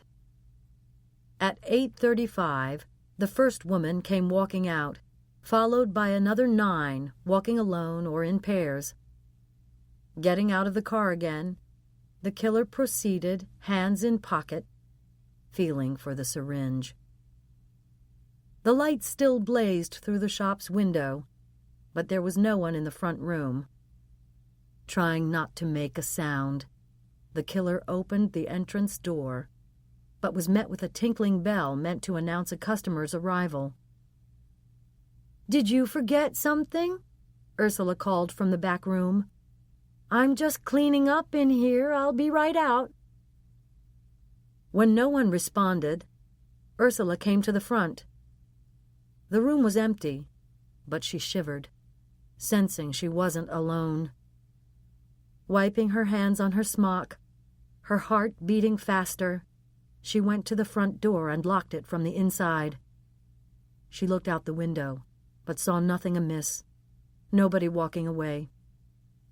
"Everything's all right," she said aloud to reassure herself. "It's all right." She snapped off the lights and started to return to the rear of the store.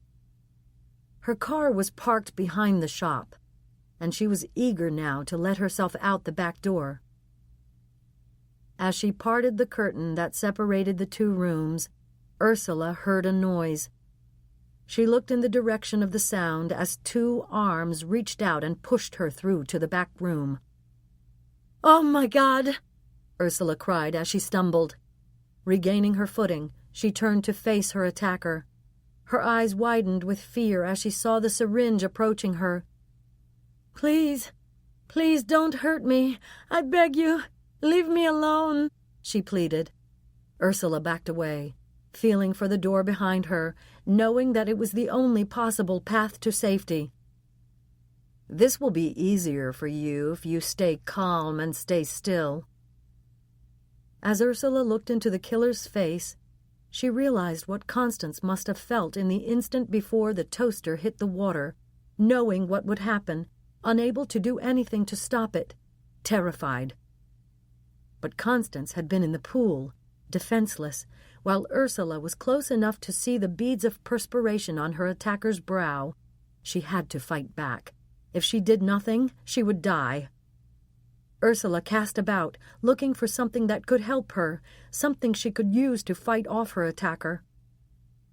Suddenly, she realized that a deadly weapon was close at hand. She pulled the large knitting needle from the deep pocket of her smock and, using all her strength, thrust it outward. But the needle missed its mark as Ursula lunged forward.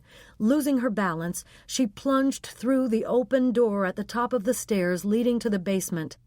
The awful thudding sound of her body tumbling down the wooden steps signaled a potentially deadly fall.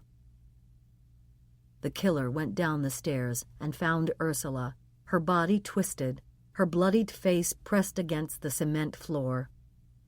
Turning the body over, revealed the knitting needle impaled in the left side of the woman's chest. A check of the carotid artery indicated that Ursula still had a weak pulse. The killer looked around the basement and grabbed an old towel from a pile of rags in the corner. By holding the towel over Ursula's face, the job was finished, as finally the woman's breathing stopped. There was no need to use the sodium pentobarbital. That could be saved for another time.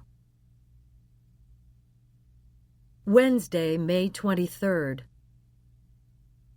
After a nearly sleepless night, Faith got out of bed, being careful not to wake Todd.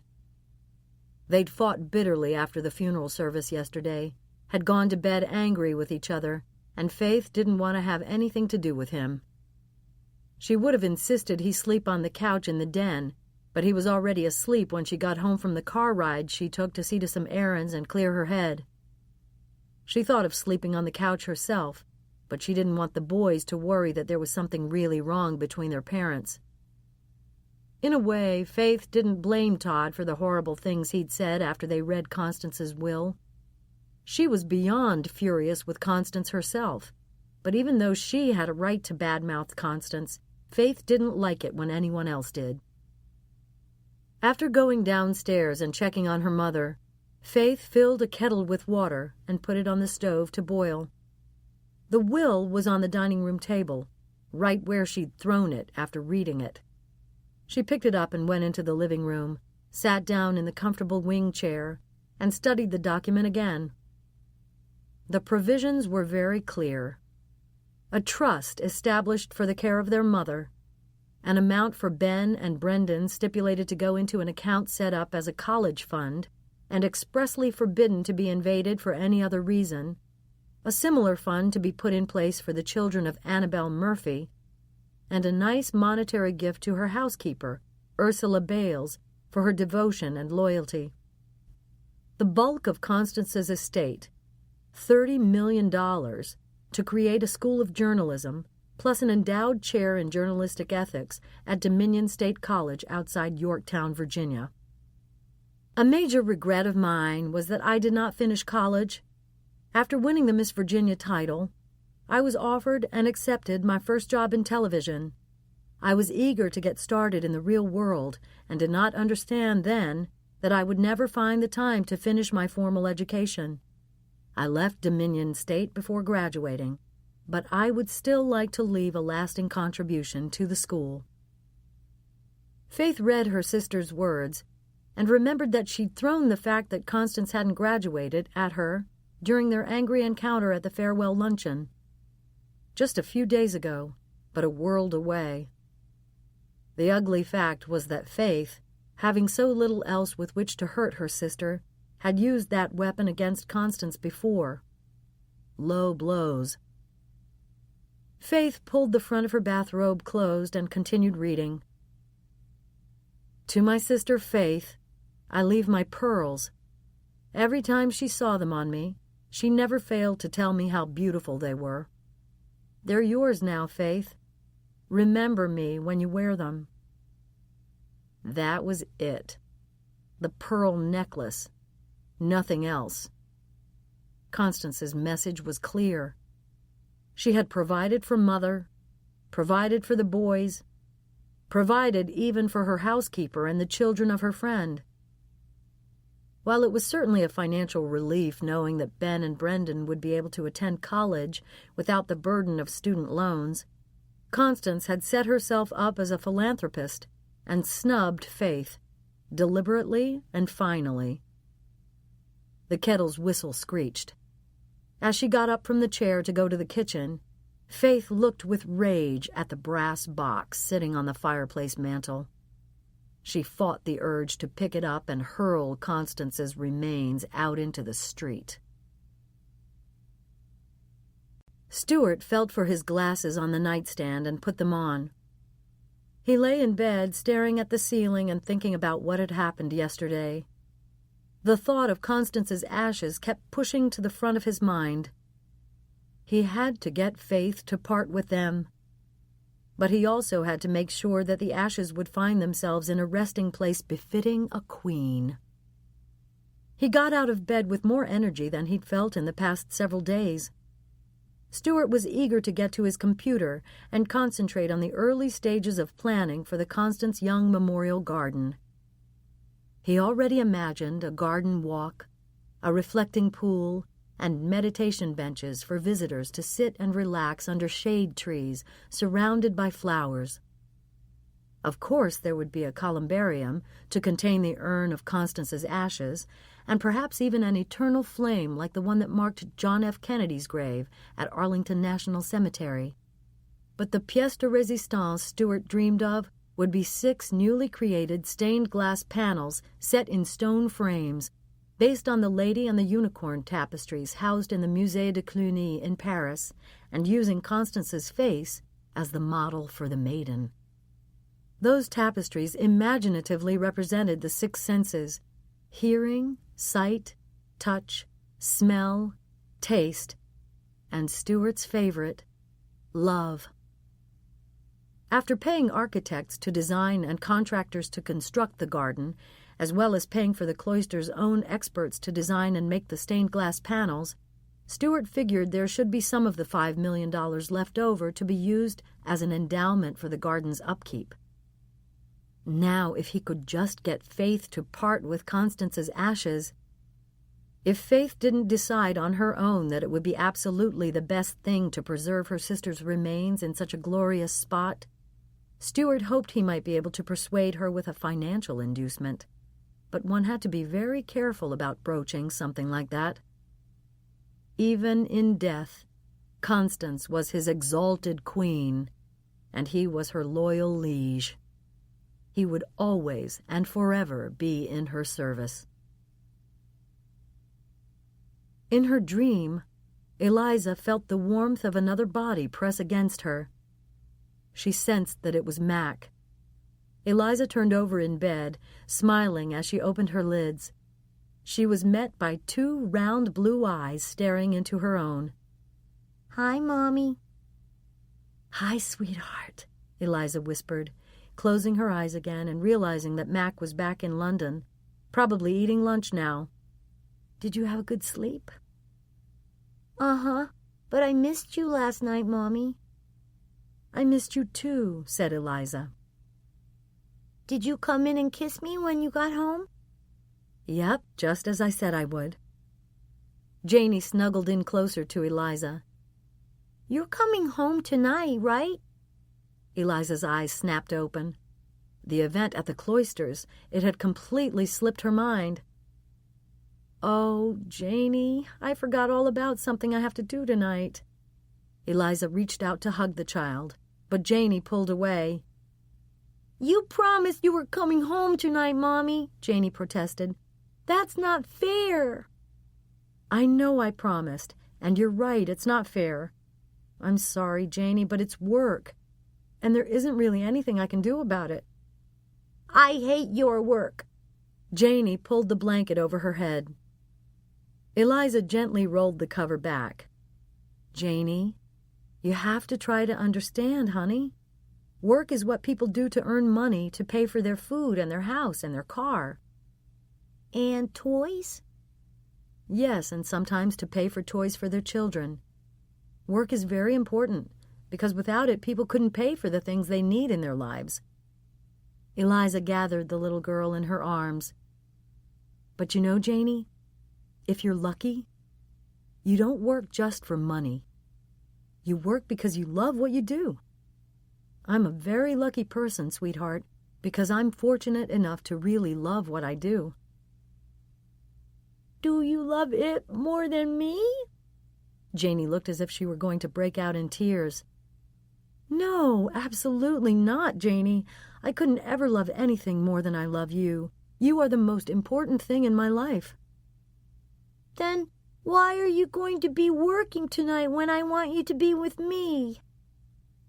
Eliza kissed the top of her daughter's head, glad that Janie's logic was so strong, but also trying to think of an appropriate explanation to answer her question. Because I have a responsibility to do what I've been hired to do. If you tell someone you're going to do something, then you should do it. But you told me you were going to come home tonight, said Janie. That means you should do it. Eliza realized that Janie was not going to allow herself to be talked out of her position. She decided to try another tack. Here's the deal, Janie. I fouled up. I made a mistake. I hope you'll forgive me and let me make it up to you. Janie was quiet for a few moments while she considered what her mother had said. Finally, she delivered her absolution.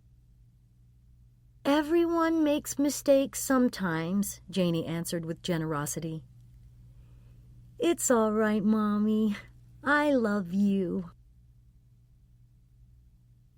Painfully early in the morning, Boyd found himself waiting in the chair on the KTA living room set, trying to wrap his mind around how fast everything was happening. Lauren Adams herself had been on Boyd's answering machine when he got home the night before. It was fair to say she'd begged him to come and be interviewed on KTA Wednesday. You've got to do this for us, Boyd, Lauren had said. You'd be exclusive to us, and it would really help the show, not to mention the fact that you'd be able to tell the country your side of the story. You could explain that you're the victim here. At the commercial break, Lauren walked across the studio from the anchor desk to take a seat in the upholstered chair facing Boyd's. All set? She asked softly. Boyd nodded. Are you doing okay? She asked. I guess so, said Boyd. And I want to thank you for everything you did to help me. Lauren waved him away. I didn't do anything except call our attorney. I couldn't very well leave my own assistant hanging, could I? Before Boyd could answer, the deep voice of the stage manager boomed through the studio. 5 seconds. Lauren smoothed out her skirt, looked directly into the camera with the red light shining on top, and smiled. We're back, and with us is Key News employee Boyd Irons, who, in the interest of fairness, I must tell you, is my administrative assistant. And until a few days ago, he was also Constance Young's assistant. Boyd was arrested yesterday after the funeral service for Constance because he was in possession of the ivory unicorn stolen from the Cloisters Museum collection. The same unicorn Constance Young wore right here on this broadcast last Friday. Lauren turned from the camera and looked at Boyd. Good morning, Boyd. Thanks for coming in. Good morning, Lauren. I know that your attorney has told you to limit what you talk about here today, but can you tell us what happened? Basically, I came out of the funeral home after the service for Constance Young yesterday morning and went into my raincoat pocket to get a handkerchief to blow my nose, actually. but when I pulled it out, the unicorn came out with it." "How did it get there?" asked Lauren. "I have no idea," said Boyd. "My theory is that someone put it in my trench coat, which was hung in the vestibule when I was inside the main room at the service." "So you maintain that the unicorn was planted on you?" "Yes, ma'am, I do." Boyd looked earnestly at Lauren. "Do you have any idea who would do that?" Boyd shrugged. "I guess it could have been anyone at the service." At that point, videotape taken outside the funeral home began to run on the television screen. Lauren talked over it, describing what viewers were seeing. "There I am with KTA executive producer Linus Nazareth. There's Eliza Blake with Mac McBride, our London correspondent. Can you identify some of the other people for us, Boyd?" "A lot of the people who attended the funeral work behind the scenes here at Key News," said Boyd as the pictures continued to roll. "And there's Faith Hansen with her family. Faith is Constance's only sister. And there's the video game king, Stuart Whitaker. And that's the author, Jason Vaughn, coming out." Jason Vaughn being the man who has just published a book about the recklessness of the news media in general, and Constance Young in particular, Lauren tried to clarify. "Yes." The camera came back to the pair on the set. "If Jason Vaughn was so critical of Constance Young, why do you think he came to her funeral service?" asked Lauren. "I'd only be guessing," said Boyd. "I have no idea." "Well, Jason Vaughn is waiting in the green room now, and we'll see if we can get him to answer that question right after this break." Lauren looked at the camera until the red light went out. "Thanks so much, Boyd," she said. "That went well, and I'm so glad we had you on and nobody else did." "You're welcome," he answered. Boyd unclipped the microphone, eager to get out of the studio. But as he reached the double doors to exit, Boyd came face to face with Jason Vaughn entering. "Thank you for coming, Mr. Vaughn." "Thank you for having me." "How are sales?" Jason smiled and held his thumb up. "Strong. In fact, we find out later today whether or not Never Look Back will be on the New York Times Book Review bestsellers list. My agent feels confident we will be." "Congratulations," said Lauren, as she tucked a strand of dark hair behind her ear. "I'm going to be honest with you, though. There was quite a debate around here as to whether we should have you on today. Not because your book Never Look Back attacks the media, but because it portrays Constance Young in a very unflattering light." "Well, I'm glad you all came to the decision to invite me," said Jason. Lauren continued. "Before the break, we looked at footage shot yesterday in which we saw you attending the funeral service for Constance Young." "Yes, that's right." "I'm wondering why you would attend the funeral service for someone you so clearly detest." "Maybe I needed to see things come full circle," said Jason. "You mean going to the funeral of the person you say ruined your life gave you some sort of satisfaction?" "It sounds horrible to hear you put it that way," said Jason. "But accurate?" Lauren pressed. "Somewhat, I guess," Jason answered. "Look, let's get it out there. I couldn't stand Constance Young for what I maintain was her cavalier treatment of my reputation. But if you read the book, you'll see that Constance Young treated many people badly." "Well, let's get to the book, Mr. Vaughn, shall we?" Lauren flipped through the pages of the volume on her lap.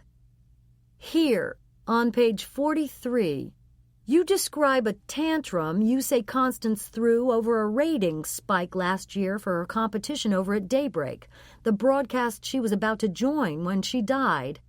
Yet you also say she was alone in her office at the time. If there was nobody in the office, how do you know that Constance threw this alleged tantrum?" "A confidential source told me," said Jason. "It would have to be someone who works here at Key News, wouldn't it?" Someone who had extremely close access to Constance Young? As I said, I promised my source anonymity. All right, said Lauren. Let's look at another passage. On page 114, you say that Constance made a deliberate show of being an animal lover when she was on the air, but that she frequently mistreated her own cat, forgetting about it and leaving it alone for long stretches. Yes, that's right. Again, how would you know this? Asked Lauren. Did the same confidential source tell you? As a matter of fact, yes, he did. I'm skeptical, Mr. Vaughn, said Lauren.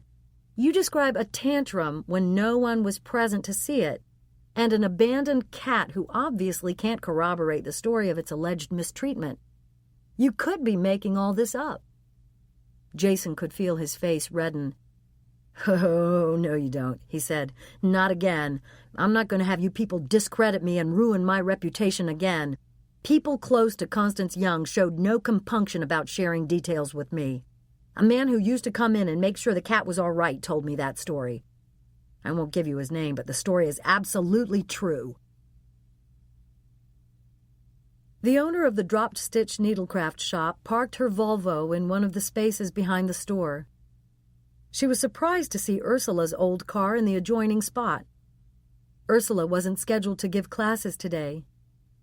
She soon discovered that the rear door of the shop was unlocked as well. "Ursula," she called as she entered. "Ursula, it's me."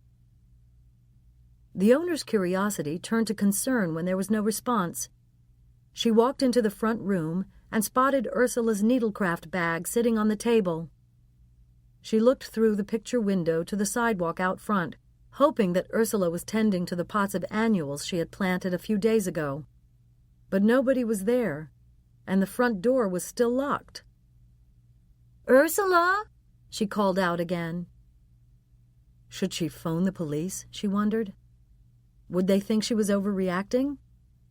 There were several possible explanations as to where Ursula might be. She could have gone to get a cup of coffee or a newspaper. She might have run over to the bank. Maybe she had to drop something off at the dry cleaners.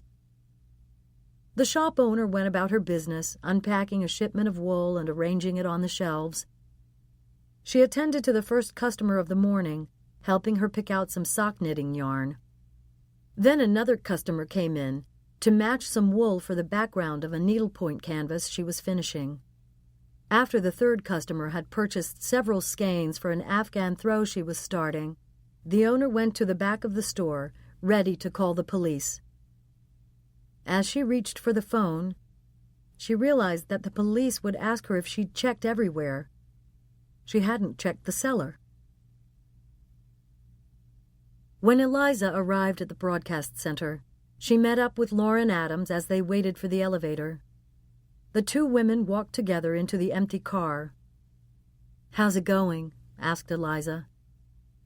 "Well, for starters, I just fired Boyd Irons," Lauren announced. Eliza looked startled. "You're kidding. Why?" "Just yesterday you were speaking up for him with our legal department." "No, I'm not kidding," Lauren said vehemently. "There's no way I want him to work for me anymore. I'd never be able to trust him. Did you see the show this morning?" "Just a little bit," Eliza answered, thinking the time had been better spent paying attention to her daughter. "The interviews with Boyd and Jason Vaughn, the writer?"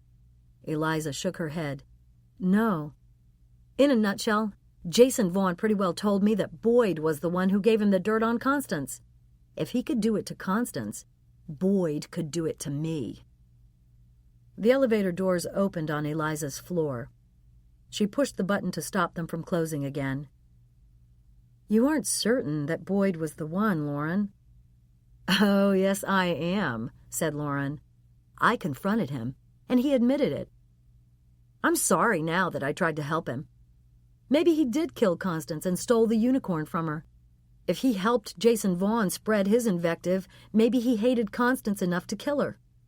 I'm washing my hands of him, and you should too." "I'm sorry to hear that, Lauren." Eliza let go of the button and started to exit the elevator. You might want to think about how trustworthy Paige is. You know, Eliza, in our positions, we can't be too careful, Lauren said as the elevator doors slid closed again. Oh, wait a minute, said Paige. Eliza just walked in. Putting the call on hold, she whispered to Eliza, It's Mac McBride. Eliza smiled. It's all right, Paige. You can say his name out loud. She walked through the outer office. I'll take it in here. Closing the office door, Eliza went to her desk and picked up the receiver. You made it in one piece, she said brightly. How was your flight? The flight was okay, but every time I looked at that electronic map they keep flashing to show you where you are, I was bummed, because it reminded me I was getting farther and farther away from you. I knew there was a reason they say you're one of the best writers and correspondents at Key News, Eliza answered. You have a way with words and know exactly what to say. What do you mean, one of the best writers and correspondents? That's all you'll get from me, said Eliza. That ego of yours is big enough. They chatted for a while.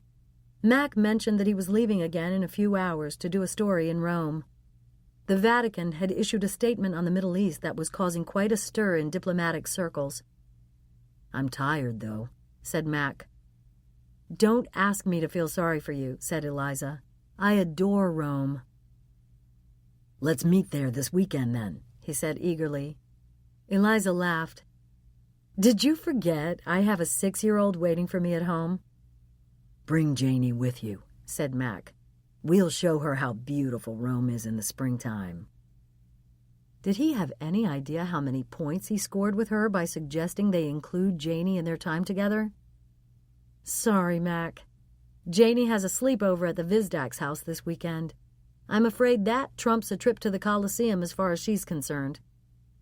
All right, said Mac. But I don't want to have to wait too long until I see you again.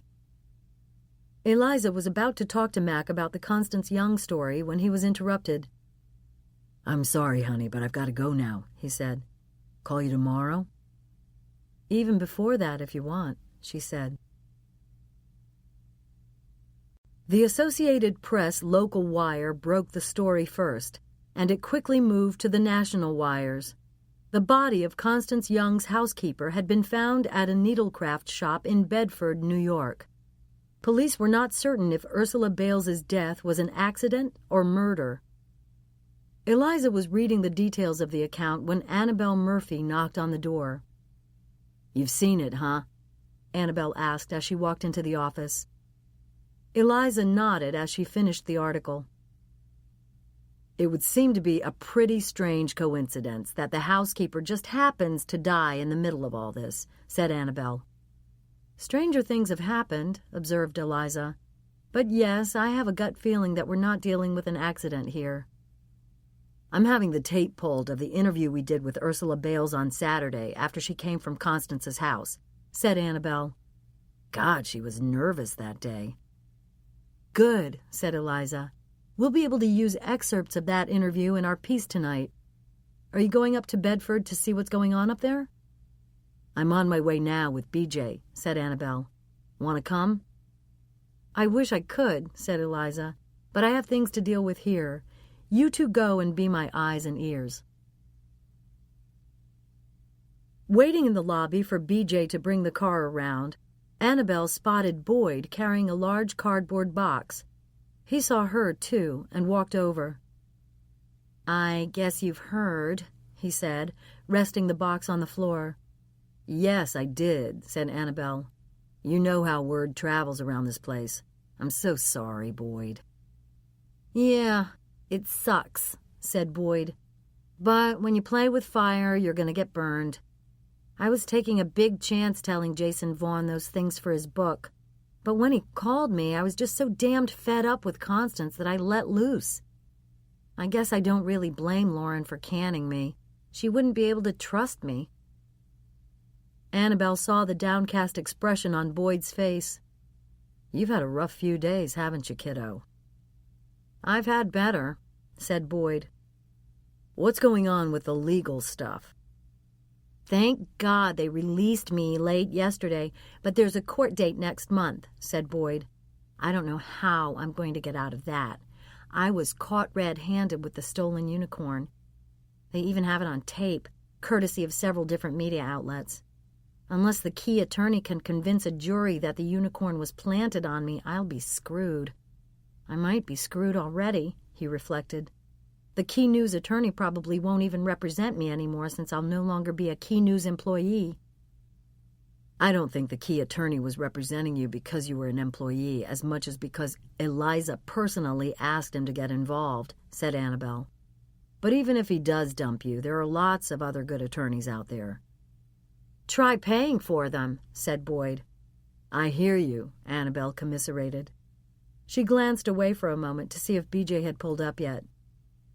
Where are you off to? Boyd asked. Upstate, said Annabelle. Get this. Constance's housekeeper is dead. Ursula Bales? You got it, said Annabelle as she looked out the lobby window. There's BJ now. I've got to run. But good luck, Boyd. Why don't you go up and say goodbye to Eliza before you leave? Boyd picked up the cardboard box. I don't think so, Annabelle. I just want to get out of here. He turned away and then turned back again as he remembered something. Hey, Annabelle, I wanted to tell you. Constance Young listed you in her will. What? Yeah, said Boyd. You're going to be hearing about it anyway from her probate lawyer now that she's dead, so I'm not breaking any confidence. Constance left money for a college fund for your twins. The Key News crew car traveled up the Hutchinson River Parkway. I'm stunned, Annabelle said to her companion. Absolutely stunned. That's pretty cool, said BJ. I guess it goes to show that everybody has at least some good in them. Annabelle wiped away a tear from the corner of her eye. BJ pretended not to notice. Rowena Quincy was on the phone in her office at the Cloisters, pleading with the law enforcement official on the other end of the line. Look, the unicorn is our property, she said firmly. We want it returned. The exhibit opens tomorrow, and that unicorn is supposed to be at the center of it. I understand, but the unicorn is evidence now, ma'am. We aren't releasing it. But we aren't pressing charges for the theft, said Rowena. The unicorn is potential evidence in a homicide, ma'am. You don't know where or when Constance Young last wore that unicorn, said Rowena. You don't know that she had it with her when she died, or that she was killed for it. Can't you take a picture of it or something? Asked Rowena. It's evidence, ma'am. Never mind, said Rowena angrily. You will be hearing from our lawyers. There were no more loose ends. Taking care of Ursula Bales meant that the eyewitness to Constance's electrocution would never tell anyone what she'd seen. Taking care of the guy in the animal shelter meant that no one would ever be able to trace the person who had adopted the Great Dane only to turn around and electrocute it. A dog, a television news anchorwoman, an animal lover, a housekeeper. 4 executions, 1 death sentence following another. The first 2 had been planned. The next 2 were necessary to stay safe. That, hopefully, should be it now. Murder wasn't enjoyable. It was hard work, nerve-wracking, and exhausting. It should be possible to go forward now with confidence. There were other problems that still needed to be addressed, but the murders were taken care of now. Unless someone else got in the way. Eliza Blake had to be watched. Very carefully watched. Key News wasn't the first on the scene at the dropped stitch needlecraft shop. The police were wrapping up, having searched and dusted for fingerprints, questioned the owner and canvassed the neighboring stores in hopes that someone had noticed something. Camera and audio crews, reporters and producers from CBS, NBC, ABC, and CNN were out in front of the shop, as well as crews from local stations and print media reporters.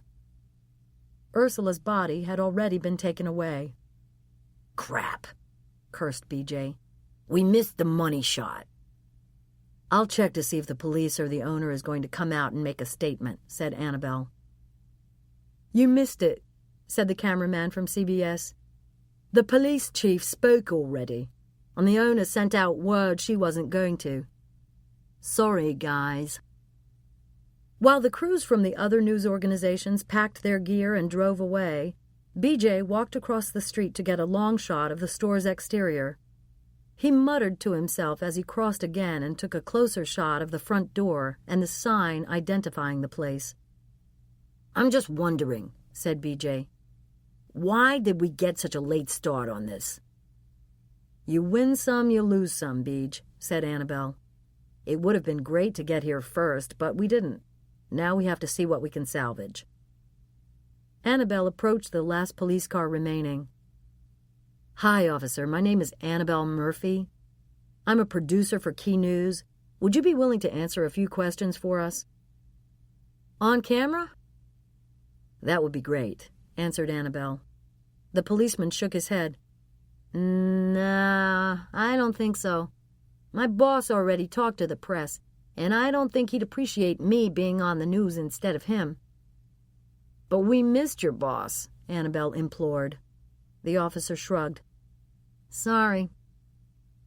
Annabelle walked back to BJ as the police car drove away. "That's good, Annabelle. Real good. No sound bites for our piece tonight.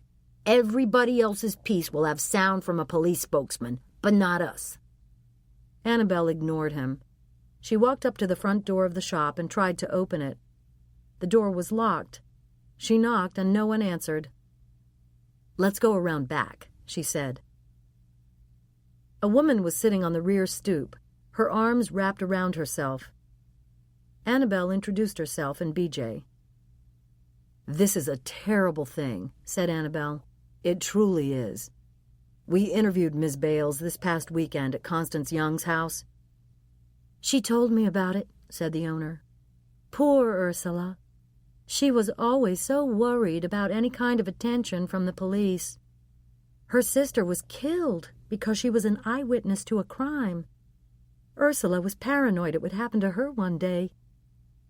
"Maybe it did happen to her," said Annabelle. "Maybe Ursula was killed because she saw something that a killer didn't want her to see."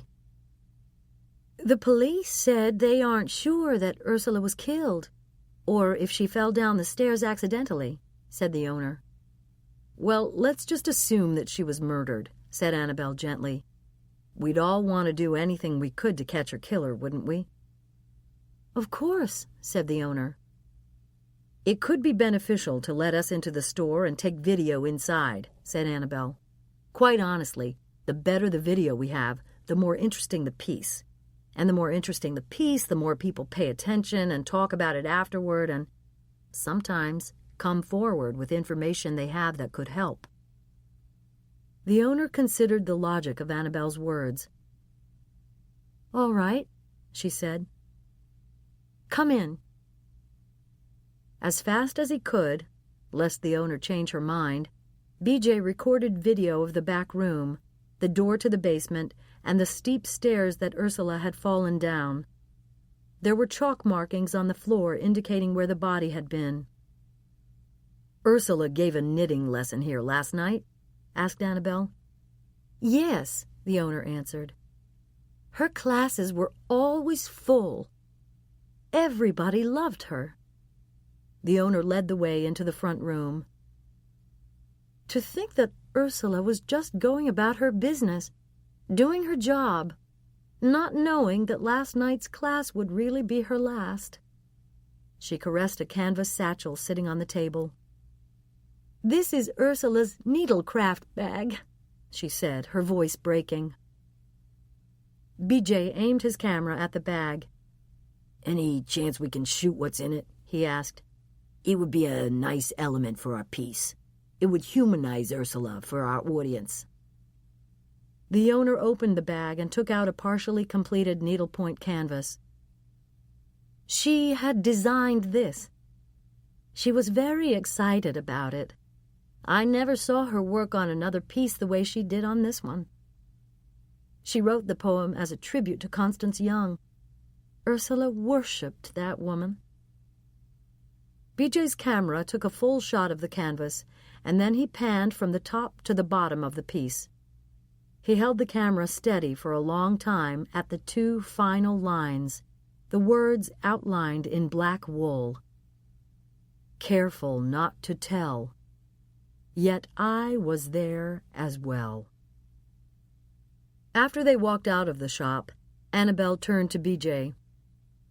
It seems to me that Ursula Bales was saying that she knew who killed Constance because she was there and saw it happen, said Annabelle. Are you getting that too? Yeah, I'd say so, said BJ. But can you believe how Constance had that woman so completely snowed? All the junk about Lady of Allure and Lonely Shining Star at the start of the poem. Give me a break. I couldn't care less if Constance had Ursula Bales fooled, said Annabelle. We're the only ones who have her poem. We'll be exclusive tonight. Annabelle pumped her fist in the air. The early bird doesn't always catch the worm, does it, BJ? She asked as they got into the car to drive back to Manhattan. Her head ached as she pushed the vacuum cleaner around the living room, but Faith kept at it. She needed to work out some of her anger at Constance over stiffing her in the will. The physical exertion helped. The sound of the vacuum also made it impossible to hear her mother if she called out. That, too, was a good thing, at least for a little while. Finished with the living room, she switched off the vacuum and pulled the plug out of the wall socket. As she moved the machine into the den, the phone rang. Mrs. Hanson? Speaking. This is Stuart Whitaker calling. Faith rolled her eyes. Not now. Yes, Mr. Whitaker, how are you? Holding together pretty well, I think. How, if I may ask, are you? I've been better, said Faith. Of course, said Stuart. This must be such a difficult time for you. Again, I am so sorry for your loss. Thank you, said Faith. Mrs. Hanson, I hope you will not think I am too forward or inappropriate, but is there any possibility whatsoever that you might consider joining me tonight at the Cloisters? If you could get away for the evening, there will be a lovely reception for the new Camelot exhibit. I would be able to give you a tour of where I foresee the memorial garden I have been planning, the final and lasting tribute to your sister. After you have a better idea of where Constance will rest for all eternity, I think you will feel better about giving her remains to me. Faith sank down onto the leather couch. Why this guy wanted Constance's remains so badly baffled her, and Stuart Whitaker's suggestion to go with him to the Cloisters was the last possible thing, save sex with Todd, that she wanted to do tonight. But as she thought more about it, it didn't sound like such a bad idea. It would be good to get away from Todd, and away from Mother and the kids, too. You know what, Mr. Whitaker? She asked. Thank you for asking me. I would like to go with you. Ah, wonderful, said Stuart. I will send a car for you. Again, Faith's first instinct was to decline the offer. She was used to driving herself, but she thought better of it. Constance would never say no to a chauffeur, would she? Constance had taken care of herself, which is something Faith knew she had to start doing, too. As soon as she and Stuart finished their conversation, Faith called her husband's office. She informed Todd of her plans and listened to his protestations, along with his complaints about Constance's will. "Look, Todd, I'm sorry you're disappointed that Constance didn't leave me more. I am too. But at least she provided for our boys. And I'm sorry you were planning on playing twilight golf, but I need you to come home right after work so you can stay with the kids. I'm going out for a change." As soon as they got back to the broadcast center, Annabelle and BJ rushed to Eliza's office. But Eliza was at a meeting with some key affiliate news directors who had come to town, and she would be out of the office for another hour or so. "Call me on my cell when Eliza gets back, will you please, Paige?" Annabelle asked. Annabelle and BJ went downstairs to an editing room and looked at the tape they'd gotten at the needlecraft shop. When they reached the portion showing the needlepoint with Ursula's poem, Annabelle wrote down all the words. "Careful not to tell, yet I was there as well." "What else could that mean, Beej?" asked Annabelle. "It comes right after, left lying in the pool, left sinking like a stone, ending up so cool, dying all alone." "She has to be referring to Constance drowning there," said Annabelle excitedly. "And then in that last couplet, Ursula is saying she's been careful not to tell because she was there when it happened." Next, they screened the videotaped interview with Ursula that had been taken Saturday on the street outside Constance's country home. The poor woman looked so uncomfortable and nervous. Her voice trembled in spots, and in one scene it was clearly visible that her hand was shaking. "See?" Annabelle pointed at the screen. "I think she knew damned well who killed Constance when she talked to us." "You can't say that for certain," said BJ.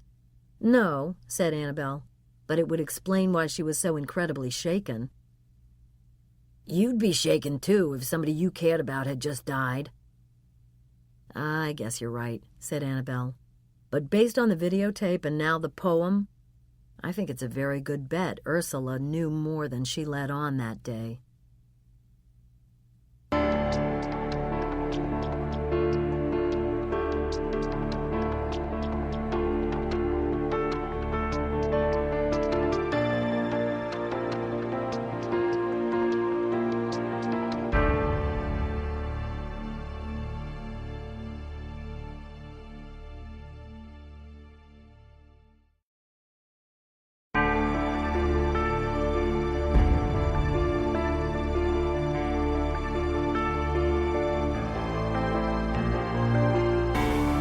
"This is the Key Evening Headlines with Eliza Blake," the announcer's voice boomed. Dressed in a navy jacket over a pale blue sleeveless dress, Eliza appeared on the television screen. "Good evening, everyone," she said. "What happened to Constance Young? Questions about her death, most likely by electrocution, have dominated the news this week." A still picture of a plain-faced, middle-aged woman popped up behind Eliza's shoulder as she continued speaking. "Today, the story took another tragic turn. 52-year-old Ursula Bales, Young's housekeeper, was found dead in the cellar of a needlecraft shop in Bedford, New York." Video of the dropped-stitch needlecraft shop popped up on the screen, followed by video from the interior of the shop, including the stairs that led to the basement. "Bales gave a knitting class last night. It was the last time she was seen alive.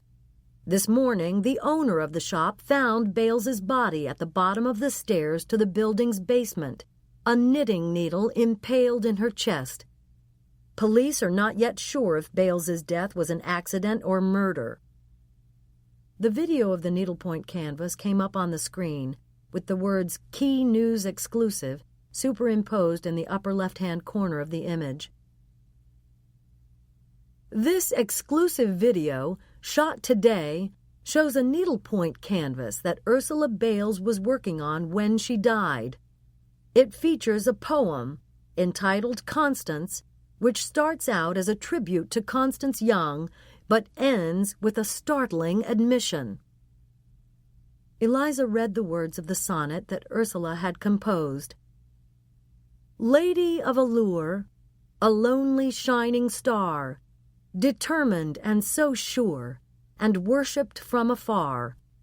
Men wooed her as a queen, sought after for her charms, known only on the screen, if rarely in her arms, left lying in a pool, left sinking like a stone, ending up so cool, dying all alone. Careful not to tell, yet I was there as well. Up on the screen, the last couplet was highlighted. Careful not to tell, yet I was there as well, Eliza repeated. With those words, it seems that Ursula Bales may have been revealing that she indeed witnessed the death of Constance Young. Bales's hesitancy to come forward could have stemmed from the fact that her own sister was killed several years ago after she volunteered as a witness in a drug case. Now the footage ran of Ursula being interviewed outside Constance's house. Ursula Bales, who told police she found Young's body when she came to work on Saturday morning, gave no indication that she had witnessed a murder the night before. Ursula was shown speaking, her cheeks wet with tears. I saw something dark under the water. At first I didn't recognize it, and then I realized what it was. It was Miss Young in her black bathing suit, lying on the bottom of the pool. Ursula bowed her head and cried, and then Eliza appeared back on screen, looking directly into the camera. Earlier this week, it was discovered that a Great Dane, approximately the same weight as Constance Young, had been electrocuted in her pool the day before the anchorwoman died, giving rise to speculation that the dog was killed as a practice run for the electrocution of a human being. The dog, it turns out, had been claimed from a New York City animal shelter, but any chance of identifying the person who adopted the dog was squashed when the shelter worker, 37-year-old Vinnie Shays, was found murdered by a lethal dose of sodium pentobarbital, taken from the supply room of the shelter.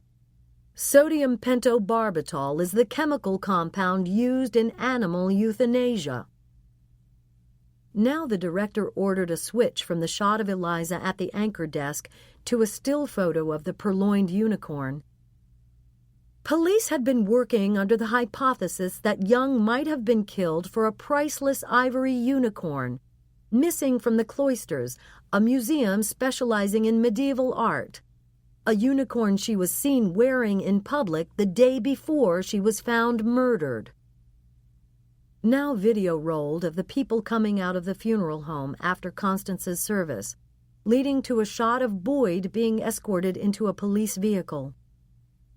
A Key News employee and Constance Young's administrative assistant, Boyd Irons, was discovered to be in possession of the unicorn, and though Stuart Whitaker, benefactor of the museum and former companion of Young, has admitted that he took the unicorn from the museum, police are still looking at Irons because his possession of the stolen object puts him in contact with Young on the day of her death.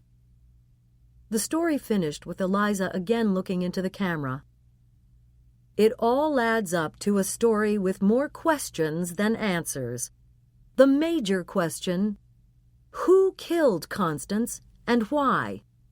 We here at Key News, where Constance worked for so many years, are committed to getting to the truth, and we will continue to keep you informed of each new development in the case. The car pulled up to the entrance of the Cloisters.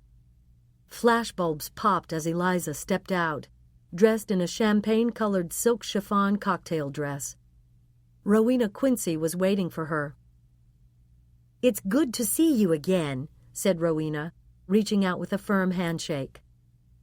You didn't really get a chance to do much exploring when you were here on Sunday. Let me show you around a bit.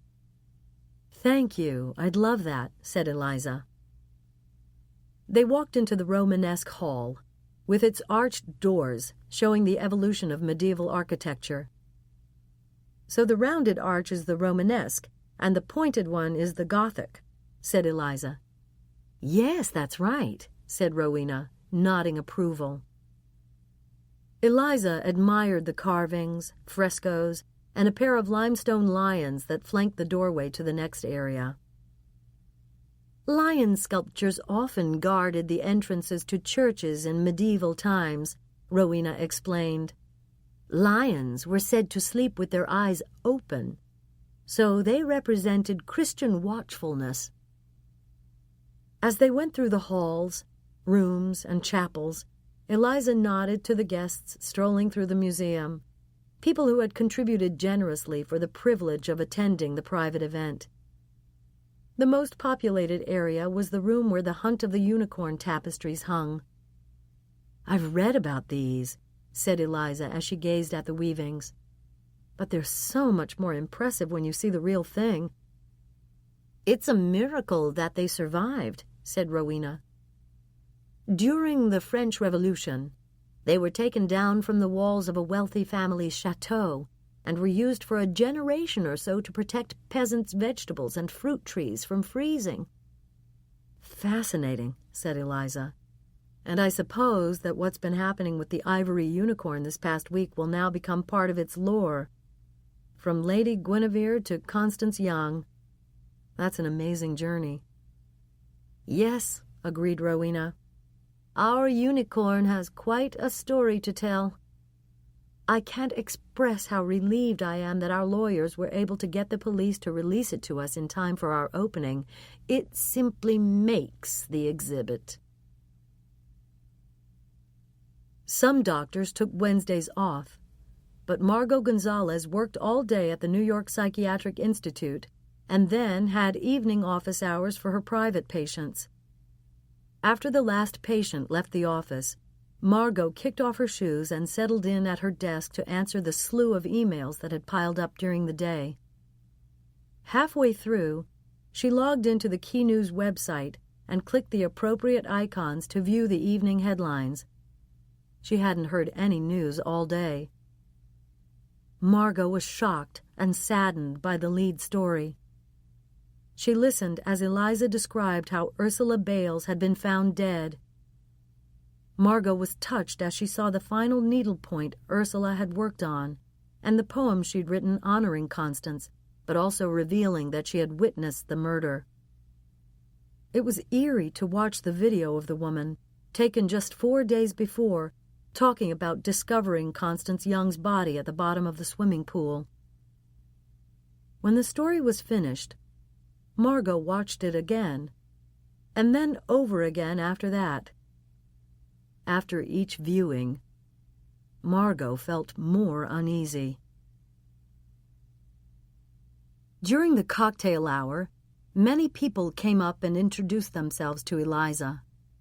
She shook hands and made small talk, trying to be as gracious as possible. As each person turned and walked away, Eliza found another waiting, all of them wanting to meet the anchorwoman. Hello, Eliza. Boyd, she said with surprise. I didn't expect to see you here. I read about your hosting in the paper and thought I'd give it a shot. When Constance was scheduled to MC tonight, the museum sent over a couple of complimentary tickets. I helped myself to one. Boyd's expression became more serious. Security won't let me in the broadcast center anymore, so I can't come up to your office, but I wanted to thank you personally for your kindness and support. That was really very nice of you to call the legal department to help me. You're welcome, said Eliza. I'm glad I could help. But I was so sorry when I heard that Lauren let you go, Boyd. Do you have any idea what you're going to do now? It was stupid of me to talk to Jason Vaughn for his book. I can't say that I blame Lauren for firing me.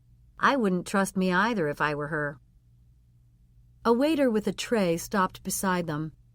Boyd took a Bellini and held it out to Eliza.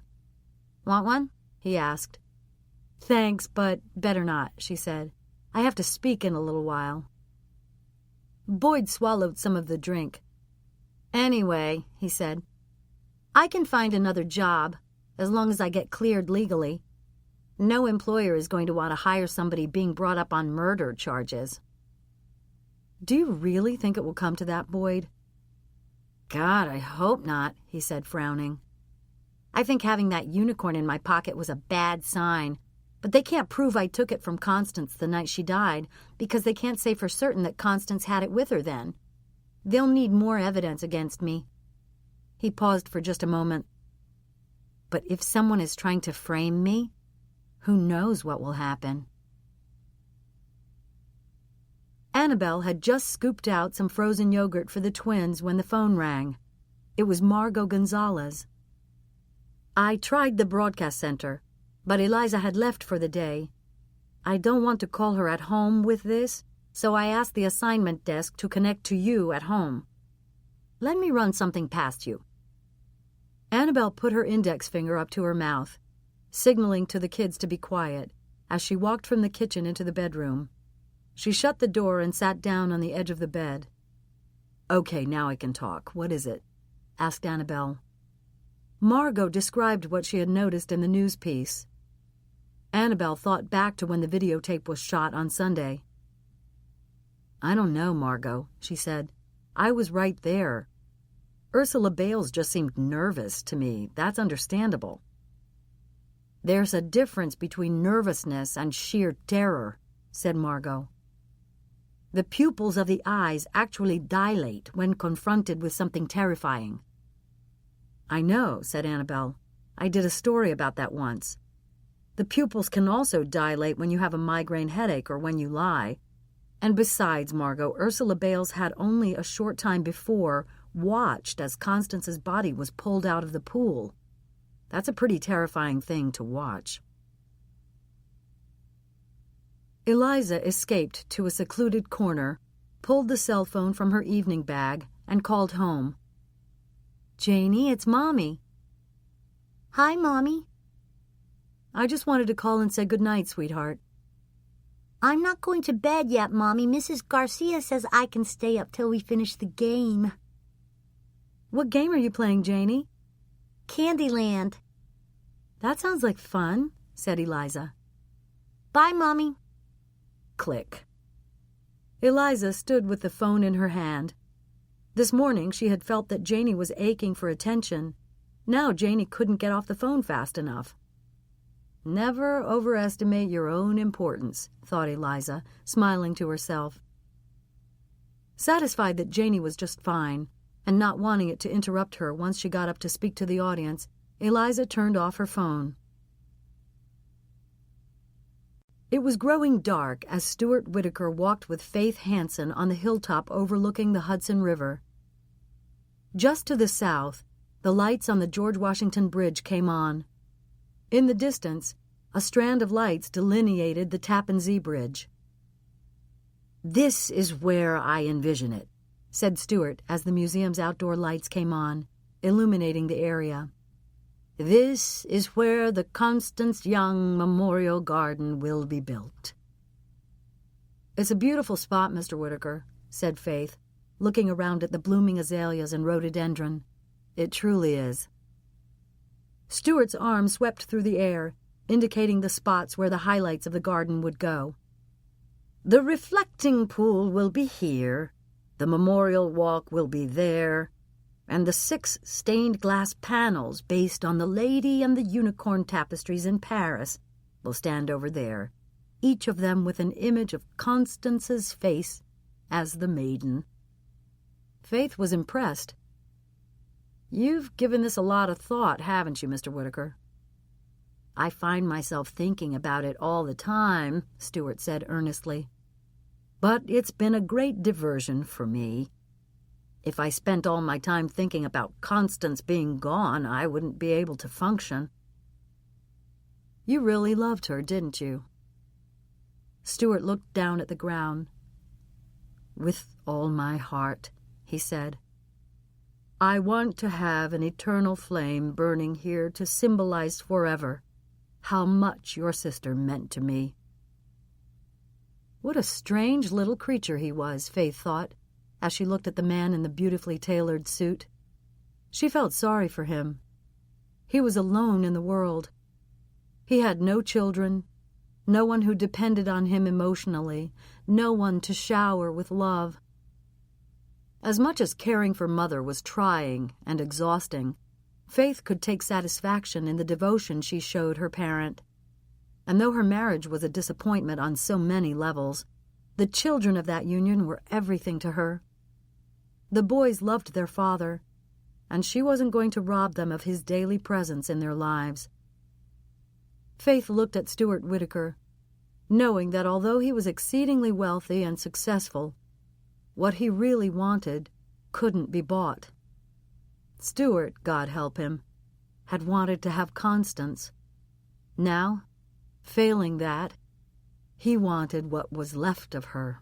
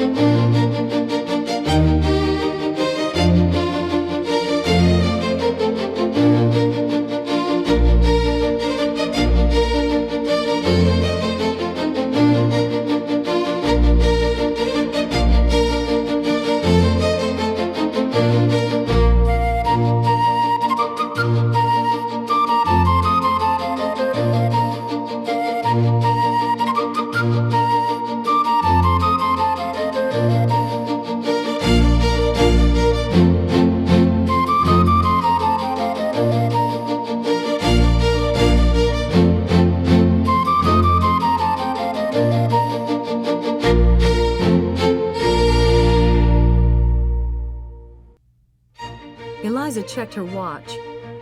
It was almost time for the program to begin. As she glanced around to see if she could spot Rowena Quincy, she was approached by a man accompanied by a woman wearing a simple sleeveless black cocktail dress. "Miss Blake, my name is Jason Vaughn." Eliza recognized the name immediately. "Hello, Mr. Vaughn," she said warily. "I've been hearing a lot about you and your book lately, though I haven't caught you being interviewed about it on TV myself." "I'm flattered you know who I am," said Jason. "This is my wife, former wife, Nell." "Nice to meet you," said Eliza as she offered her hand to the woman. "My pleasure," said Nell, smiling. "Lovely event, isn't it?" asked Eliza politely. "Yes, it is. I can't wait to see the unicorn," said Nell. Eliza turned to Jason. "I hear your book is doing quite well," she said. "Knock on wood, yes it is," said Jason. "In fact, I received the happy news this afternoon that Never Look Back is debuting at number 3 on the New York Times Book Review bestsellers list. Congratulations, said Eliza. What brings you here tonight? Mixing a little business with pleasure, answered Jason. I wanted Nell to have the chance to see the exhibit, but honestly, I have another motive. What would that be? Asked Eliza. I'm beginning work on another book, said Jason. This one will be about the death of Constance Young. It seemed natural to come tonight to see the unicorn return to the cloisters after Constance was killed for it. I see, said Eliza, wanting to get away. Would it be all right if I called you? Would you be willing to answer some questions for me in an interview? What kinds of questions? Asked Eliza. I'd be asking how you, as a colleague and anchorwoman, view Constance's death. Do you think in some way Constance was only getting what she deserved? No one deserves to be murdered, Mr. Vaughn. Eliza turned, said goodbye to Nell, and began to walk away. Jason called after her. What goes around comes around, Miss Blake. With the twins finally settled into bed, and Mike at the firehouse, Annabelle brewed herself a cup of herbal tea. She sat down on the sofa and picked up a magazine, but the call from Margot Gonzalez nagged at her. What if Ursula Bales had been truly terrified when she was interviewed in front of Constance Young's country house? What could that mean? Annabelle went over to the desk and switched on the laptop. She did a Google search on Ursula Bales, reading the recent articles where her name appeared in conjunction with Constance Young's death, the ones from today announcing that Ursula herself had been found dead, and the article from a few years ago when Ursula was listed as the sister of a woman suspected to have been murdered because she came forward as an eyewitness to a crime. The needlepoint poem indicated that Ursula had witnessed Constance's murder. After what had happened to her sister, it was understandable she'd be afraid to come forward. But in their excitement at determining that Ursula had been a witness, maybe they'd overlooked something. What if there was something else in the poem? Some clue they had missed? Rifling through her tote bag, Annabelle found the notebook in which she'd written down the words of the poem. Lady of allure, a lonely shining star, determined and so sure, and worshipped from afar. Men wooed her as a queen, sought after for her charms, known only on the screen if rarely in her arms, left lying in a pool, left sinking like a stone, ending up so cool, dying all alone. Careful not to tell, yet I was there as well. She read the lines several times, gleaning nothing from them. Then Annabelle pulled out her cell phone. BJ, it's me, Annabelle. I think there's something in that poem, but I can't for the life of me figure out what it is. Will you take a look at it? 2 heads are better than 1. It was almost 9 o'clock when Eliza took the podium. Large video screens at the 4 corners of the vast room had close-ups of her face, allowing those at a distance from the podium to feel as close to Eliza Blake as those who were fortunate enough to be seated in front. Good evening, and thank you for coming to celebrate the opening of the new Camelot exhibit here at the historic and beautiful cloisters. I'm Eliza Blake, and it's an honor and a pleasure to be with you tonight. Enthusiastic applause reverberated off the stone walls. Eliza looked out at the assembled audience. Among the many faces staring up at her, she spotted Linus and Lauren, Boyd, Faith Hansen, Jason and Nell Vaughn, and Stuart Whitaker. Eliza looked at her notes and then back to the crowd. As everyone here undoubtedly knows, the past days have been especially difficult ones for the family and friends of Constance Young, for her colleagues at Key News, for her admirers around the country, and for the staff here at the cloisters, who until just this afternoon weren't sure if they would have the centerpiece of their new exhibit available to be unveiled tonight. Eliza gestured to the draped box that stood at the side of the room. The ivory unicorn, rumored to be a gift from King Arthur to his lady Guinevere, has had an intriguing history. It has traveled through the ages, through sometimes romantic, sometimes tragic, and always complicated circumstances, until ultimately it found its way to us. Eliza paused deliberately before continuing. How fortunate we are to be among the first people to view this wonderful exhibit, and to have the opportunity to behold Lady Guinevere's ivory unicorn. With that, all eyes turned from Eliza to the side of the room where a royal blue velvet cloth was whisked off the glass box, revealing the ivory unicorn standing proudly inside. Cameras trained on the case zoomed in so that the large video screens around the room revealed the tiniest detail. BJ finished his beer, paid the bill for his dinner, and walked the few blocks back to the broadcast center.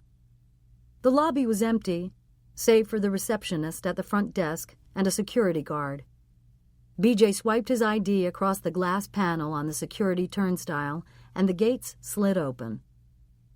The halls were quiet. BJ went directly to the editing booth and found the video he'd recorded up in Bedford earlier in the day. He slid the disc into a viewing deck and shuttled down until he located the shots he'd taken of the needlepoint Ursula Bales had been working on when she died.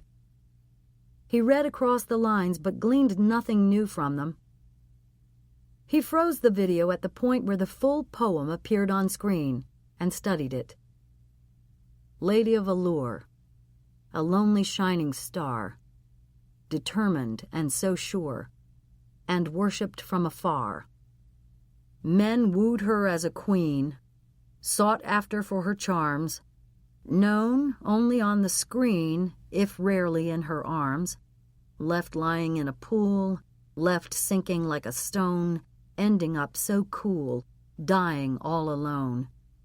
Careful not to tell, yet I was there as well.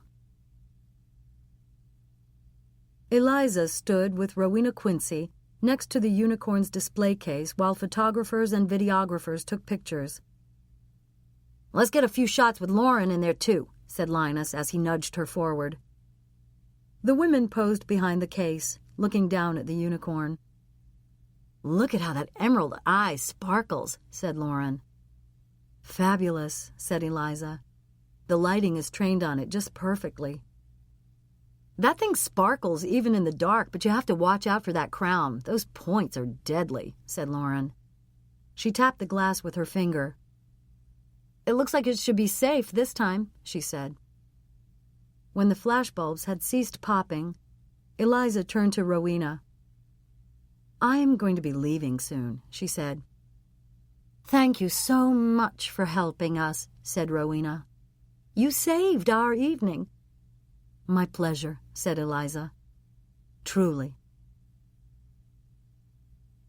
BJ stared at the screen, studying Ursula's poem, until he remembered the exercise he'd done in 2nd grade as a Mother's Day gift. His mom still had it in a little frame in her kitchen. "Makes me happy, outstanding cook, tucks me in, hugs and kisses, excellent helper, really nice." Now, BJ understood that Ursula Bales had done more than tell the world she'd been a witness to murder. She had also revealed who the murderer was. He pulled out his cell phone and called Annabelle. Eliza tried to leave the reception, but she was stopped along the way by many guests wanting to have just a few words with her. Stuart Whitaker was one of them. On his face was a blissful smile. "Miss Blake," he said excitedly, "I have the most exciting news. Mrs. Hanson has agreed to have Constance's ashes rest in the memorial garden. Is that not wonderful news?" Eliza tried to summon up polite enthusiasm. "You must be very pleased," she said. "I am over the moon," said Stuart. "I want all the world to know about it. I thought you might be able to help me with that." "In what way?" asked Eliza. "Put it on the news, of course," said Stuart. "I'm afraid it's not enough to do a whole story about on the evening headlines," Eliza explained. "But I'm sure the information will make its way on air at some point as part of a bigger story." Stuart's face fell. "Tell you what," said Eliza. "Key to America is doing their broadcast from here tomorrow morning.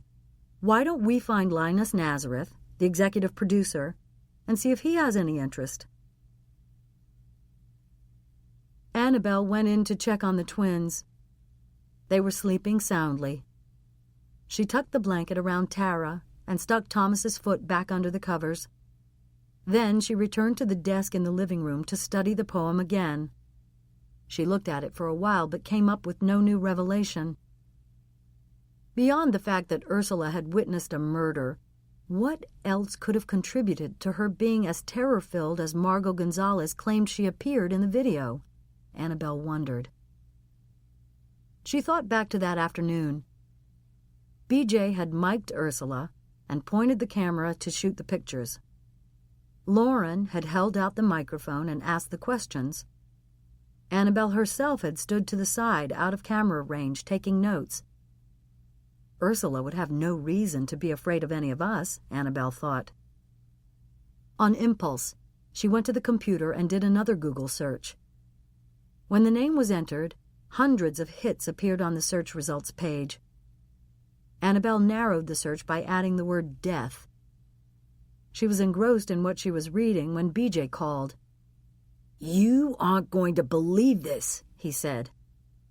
"Oh, yes, I will," said Annabelle. Eliza found Linus and introduced him to Stuart Whitaker. Then she explained that it had just been decided that Constance Young's ashes would be kept at the cloisters. "Do you have any interest in talking with Mr. Whitaker about it?" asked Eliza. The executive producer considered the offer. "All right," said Linus. "That sounds like something we can use on the show in the morning. Lauren could take a little walk around the grounds showing where the memorial garden would be built." Linus turned to Stuart. "Would you be able to come back up here in the morning and have Lauren interview you?" Stuart bit his bottom lip. "Oh, I am afraid that will be problematic," he said. "I have to go out of town early in the morning. Is there any possibility we can do the interview tonight?" "I suppose so," said Linus.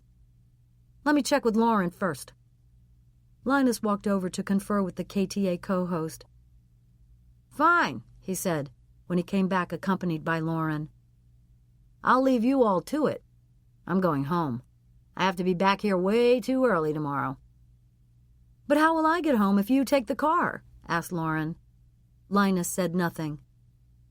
"Look," said Eliza, "I'm going to be here for a little while. I really should talk to some more of these people. If you can do the interview with Stuart right away, I'll drop you off on my way home." "And listen to this," said Annabelle.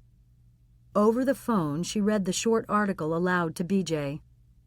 "It's an article from the Louisville Courier-Journal," said Annabelle. "Lauren Lee Adams, of Frankfort, was named Miss Kentucky Real at a ceremony in Louisville. Ms. Adams, who originally was first runner-up in the pageant, takes the place of Missy Goodwin. Ms. Goodwin died last month, and get this, BJ. At autopsy, sodium pentobarbital was found in Ms. Goodwin's system. That's the same substance that killed Vinnie Shays, the animal shelter worker." BJ was about to respond, but Annabelle interrupted him. "Hang up, BJ. I have to call Eliza." By the time Eliza finished speaking to all the people who'd lined up to talk to her, the crowd had thinned out considerably. She pulled her cell phone from her evening purse and called home. "Janie is sound asleep," said Mrs. Garcia. "Everything is fine here." "That's great," said Eliza. "I should be home in about an hour, maybe a little more. I have someone to drop off downtown first." As she went to close the phone, Eliza noticed she had some messages. She would check them as soon as she and Lauren were in the car. All she wanted to do now was find Lauren and get going. She looked around for Lauren, Stuart, and a cameraman, wishing that she'd thought to ask where they were going to do the interview or that she and Lauren had set up a place to meet. Finally, Eliza saw one of the KTA production assistants, who told her that she'd seen Lauren outside, walking toward the river with a nerdy-looking guy. Pulling her wrap around her against the cool night air, Eliza walked out of the cloisters and turned west. She walked several hundred feet before bumping into Stuart Whitaker. "All done?" Eliza asked. "Yes," Stuart answered, "and I think it went very well. Miss Adams said she very much appreciated that I gave her a personal tour and described for her what the memorial garden will look like. I showed her just where I think Constance's remains will be kept." "I'm so glad you're happy, Mr. Whitaker," said Eliza. "Where is Lauren now?" Stuart indicated over his shoulder. "She wanted to go over something with her cameraman. She's still back there."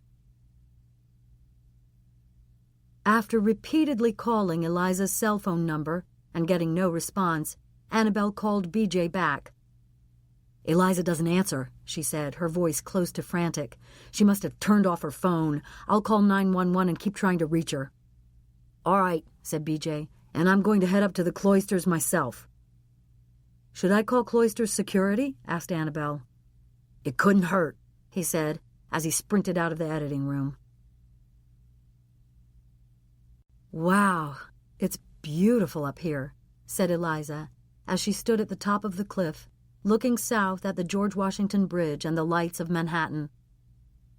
"Not a bad place to spend eternity, huh?" asked Lauren as she joined Eliza in admiring the view. "I've always been a sucker for a sparkling skyline." The two women stood together, gazing out over the Hudson below, enjoying the magnificence, but feeling the cool night breeze blowing off the river. "Ready to go?" Eliza finally asked. "Just about," said Lauren. "But would you mind terribly if I paced out the area that I'll be showing the audience in the morning one more time? I know you want to get going, but I'd feel more secure if I do it now, and then I'll be able to sleep better tonight."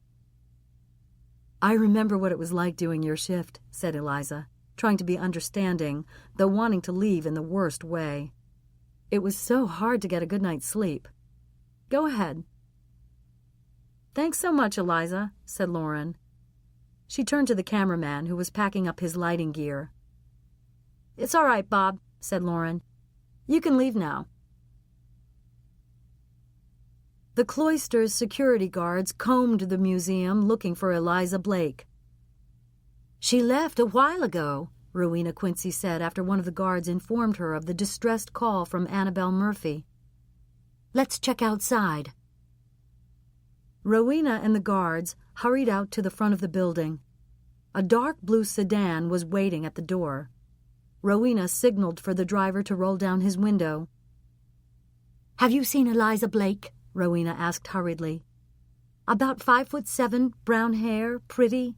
She was wearing a light-colored chiffon dress." "You don't have to describe her for me, ma'am," said the driver. "She's my boss. But I haven't seen her yet. I just got here to pick her up." The skirt of Eliza's dress rustled in the evening breeze as she waited. Under the spotlights, Lauren practiced how she was going to walk and what she was going to say when the camera followed her around the site of the Memorial Park in the morning. Eliza had to give it to Lauren. The new co-host of Key to America didn't want to leave anything to chance. Finally, Lauren was satisfied. She walked over to Eliza. "Okay, ready now," Lauren said. She bent down to pick up her purse from the ground. As she stood up again, a gust of river air blew her hair in her face. Lauren raised her arm and brushed back the errant hair with the back of her hand. On the pale skin of Lauren's palm, Eliza noticed the 5 angry-looking cuts. "Those are just like the scratches that Eliza stopped herself as she looked into the killer's eyes. The car sped up the West Side Highway. BJ wove in and out of the relatively sparse traffic. Once under the George Washington Bridge, he started looking for the exit for Fort Tryon Park and the cloisters. As he steered the car off the highway and began to climb up the steep drive to the cloisters' grounds, he passed a few cars coming out. But when he rounded the turn that led to the museum, he could see the flashing lights of police cars up ahead. Lauren looked down at the wounds on her open palm. "You don't know how sorry I am that you saw this," she said. "My God, Lauren," said Eliza, aghast. "What have you done?" "You're our illustrious Key News anchor," said Lauren. "You figure it out." "You killed Constance. You took the unicorn, and you planted it on Boyd," Eliza said, incredulous and slightly dazed as her mind began to put the pieces together. "Why? Why ever would you do it?" "Constance was my competition," said Lauren. "You're not serious," said Eliza. "Oh, yes, I am," said Lauren. "I'm very serious. If Constance actually went over to Daybreak, do you think anyone would watch me? Our ratings were poised to plummet, and I would be blamed and replaced." "I don't believe what I'm hearing," said Eliza. "My career and reputation are everything to me, Eliza." "Well, your career and reputation are going to be worth absolutely nothing now," said Eliza. Lauren opened her purse. Eliza backed away as she pulled out a syringe. "You are crazy. Absolutely crazy, Lauren." "It won't hurt too much if you stay calm, Eliza," said Lauren, edging closer. "I've watched many animals put down, and as long as you keep them calm, the end comes pretty peacefully." Eliza considered her options. Her back was to the cliff. She considered running forward, but to get past Lauren, she would have to run close enough to be jabbed by the needle. "So you killed the poor guy who worked in the animal shelter," Eliza said, buying time, trying to come up with a plan. Lauren didn't answer. "And Ursula Bales?" "They got in the way, Eliza. They could have identified me." Lauren stepped closer, causing Eliza to back up further, trying to calculate how many more feet there were behind her before the ground dropped off. "Lauren, put that needle down," Eliza pleaded.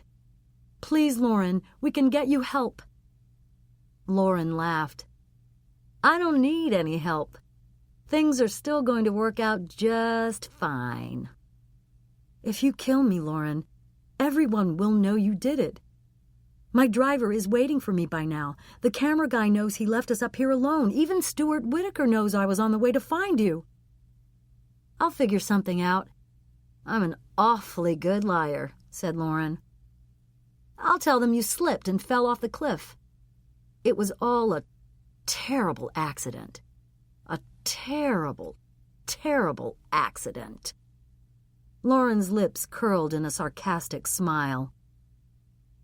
"Just think what those ratings will be tomorrow morning." By now, BJ had joined the search. "Hey, Bob," he called to the man loading some camera gear into the back of a Key News car. "Have you seen Eliza?" "Yeah, I saw her," said the cameraman. "I just left her and Lauren a little while ago." "Where?" asked BJ. The cameraman pointed. "Up there, where that character wants to build the shrine to Constance."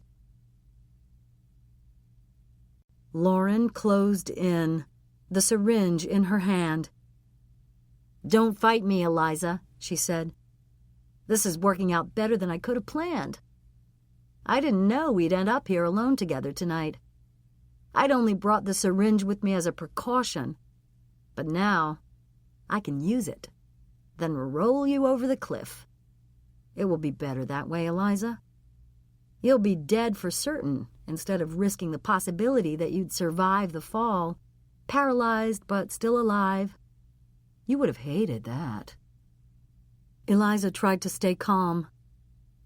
"But if you inject me with that stuff, an autopsy will show what killed me," she said. "Everyone will know you were up here with me. Everyone will know you are responsible." Lauren considered Eliza's words. "You're right," she said. "You're absolutely right. I guess we'll just have to take a risk.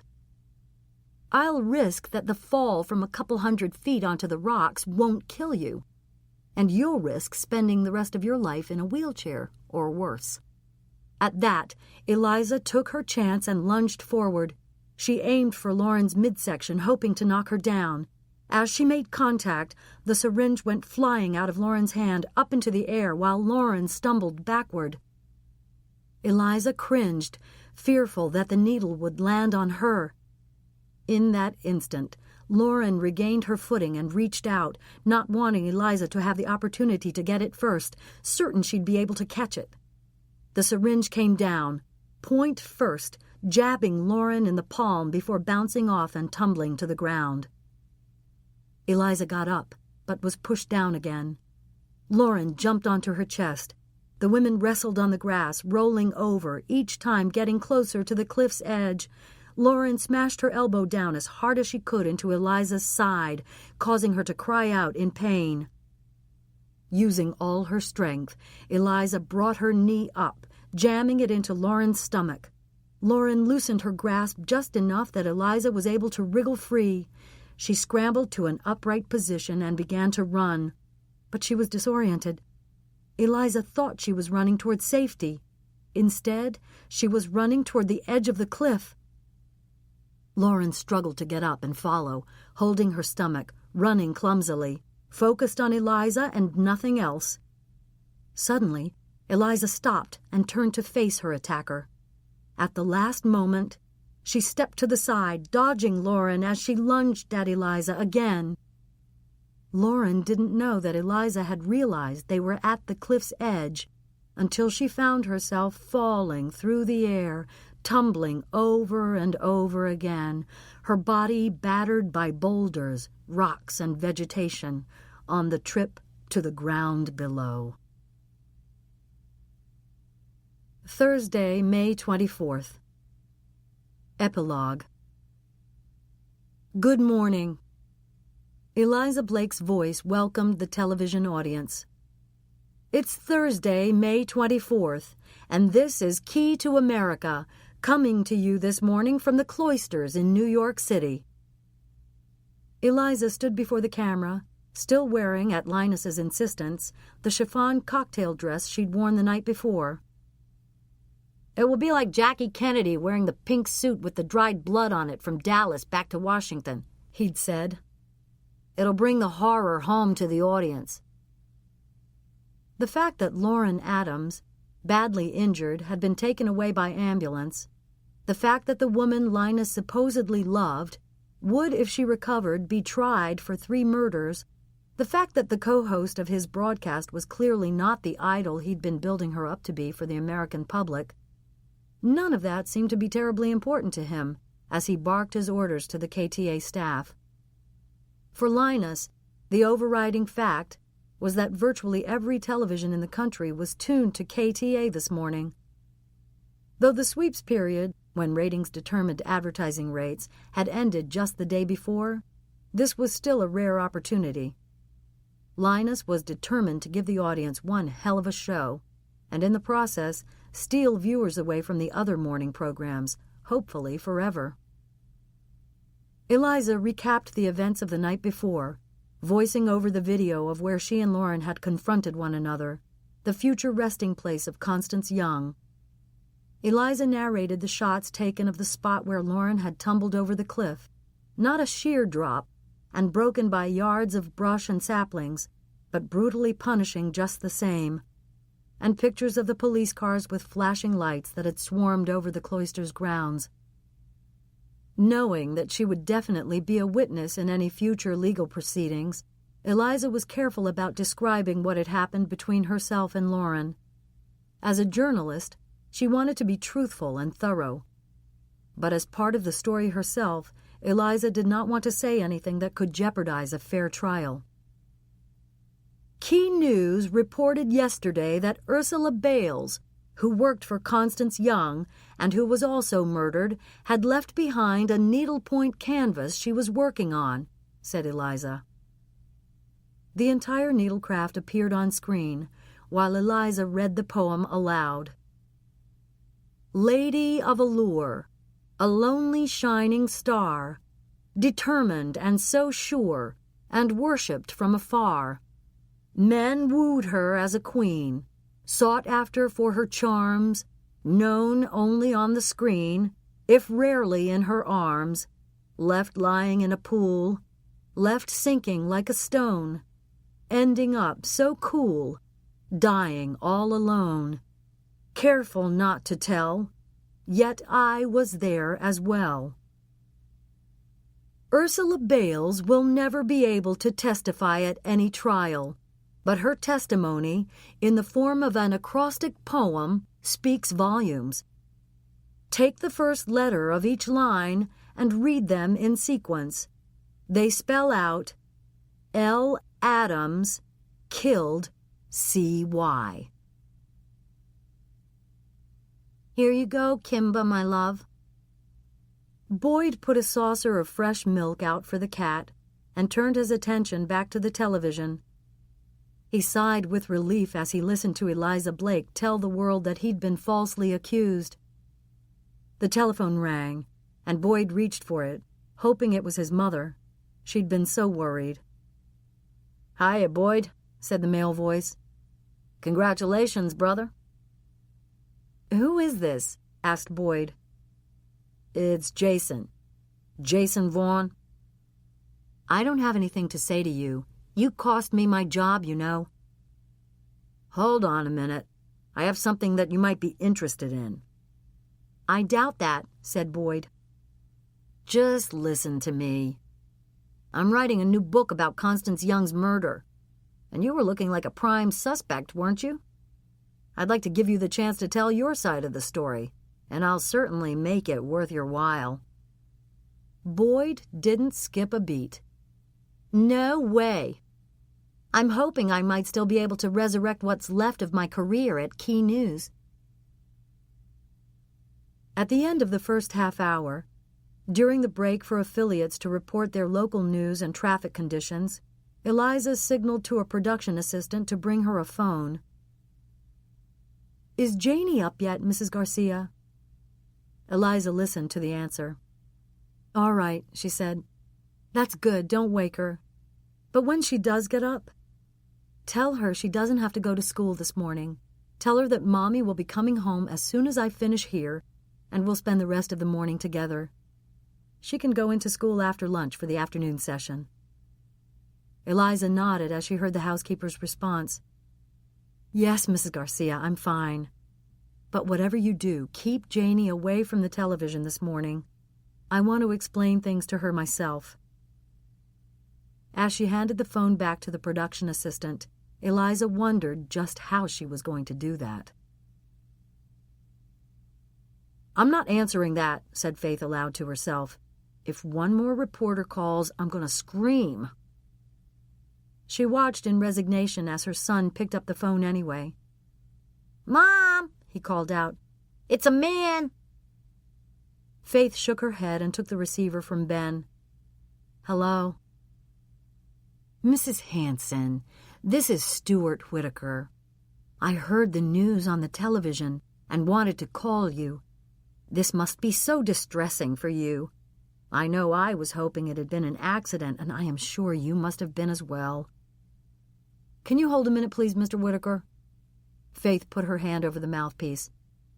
"Brendan, you're going to miss the bus. Hurry up." Faith sat at the kitchen table and uncovered the phone. "My sister is dead, Mr. Whitaker," she said dully. "I guess it doesn't much matter how it happened. But I do want to thank you again for last night. I appreciate that you want to give Constance such a lovely final resting place. Well, it is I who need to thank you, Mrs. Hanson, for allowing Constance to spend eternity like the queen she was. Linus walked over and signaled to Eliza to take off her microphone. She complied. I want you to consider coming back to KTA, he said. Eliza marveled at the machinations of the executive producer's mind. Constance Young had been dead less than a week. Lauren Adams had been hauled off just hours before, and already Linus was looking ahead, plotting who would be the best replacement. Though not surprised, Eliza didn't want to dismiss the offer out of hand. There were lots of reasons that going back to the morning show could be good for her. She would actually be able to be waiting most days when Janie got home after school, have dinner with her daughter, and supervise homework at night. Getting up so painfully early wasn't any fun, but the rewards of having a routine more conducive to motherhood had their appeal. While she got tremendous satisfaction from anchoring the evening headlines, and while the position arguably carried more prestige, Eliza had loved her previous stint on KTA and the wide range of stories and interviews she'd been able to do.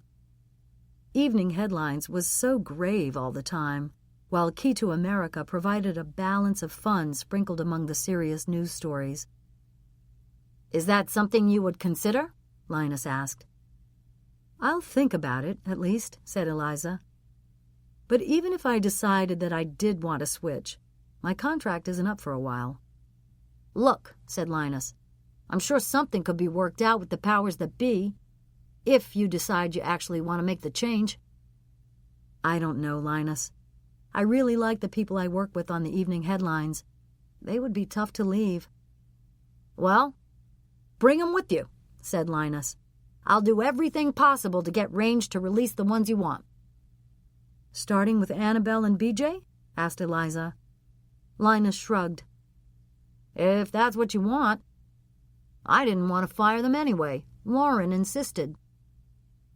Eliza smiled wryly as she noticed the stage manager gesturing frantically for her to reattach her microphone. I've known you long enough to know that you don't do anything you don't want to do, Linus. To get you? Believe me, I'd hire them back. At the end of the program, Eliza interviewed Dr. Margot Gonzalez about the kind of person who could commit such crimes, speaking in generalities, careful not to mention Lauren by name. When the interview was done, Margot reached over to Eliza. Are you all right? She asked. I think so, Eliza nodded. I just want to go home, hug my child, and take a hot bath. BJ stood out of camera range with Annabelle Murphy, who had come up to the cloisters the minute her husband got home from his night shift at the firehouse. As soon as the program went off the air, they joined Eliza and Margot. If only we'd figured things out earlier, Eliza, you would never have had to go through that nightmare with that monster, said Annabelle. I should have done research on Lauren sooner. Well, I certainly should have taken note of the look in Ursula's eyes the first time I saw that video, back on Saturday, said Margot. I should have realized she was scared to death because Constance's killer was right there, interviewing her. Yeah, and any 6-year-old could have figured out that poem, said BJ. But I was looking for something much more complicated. Eliza shook her head. We were all looking for something more complicated. Don't you dare beat up on yourselves, she said. We figured this out together. You all are the best, and there's nobody I'd rather have on my team. She glanced around to see where Linus was. Not finding him, she whispered, Linus just suggested that I come back to KTA. That man has no shame, said Annabelle. He's jettisoned Lauren like yesterday's trash. Well, said BJ, are you tempted? Maybe, said Eliza. But if I do decide to go back to KTA, I'd want you guys to come with me. That would go over real well with Linus, said Annabelle sarcastically. He already agreed, Eliza said with a smirk. So with you two doing the investigative legwork, and Margot here to help us understand how the human mind ticks, we should be able to handle anything that comes our way in the early morning hours. Annabelle laughed. Our own little Sunrise Suspense Society. The blue sedan sped over the George Washington Bridge. Eliza leaned back against the leather seat and closed her eyes. She was dozing when she felt her cell phone vibrate. I just heard. Are you all right? Yes, Mac, I'm fine. Really fine. God, Eliza, if anything ever happened to you. It's over now, Mac, and everything's all right. I never liked Lauren, but I can't believe that she killed Constance and the others, said Mac. I don't get it. She said she killed Constance because she was the competition, that everyone would watch Constance on Daybreak and no one would watch her. The other murders were committed to cover the first. Sick.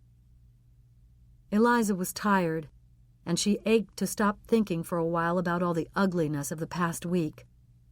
But she didn't want to get off the phone with Mac. How's the weather over there? She asked. Glorious, he answered. Perfect Rome weather. Eliza looked out the window. The sun was shining, a few wispy clouds punctuating the bright blue sky. It's beautiful here, too, she said. Great, he said. Because I'm coming back to New York next weekend.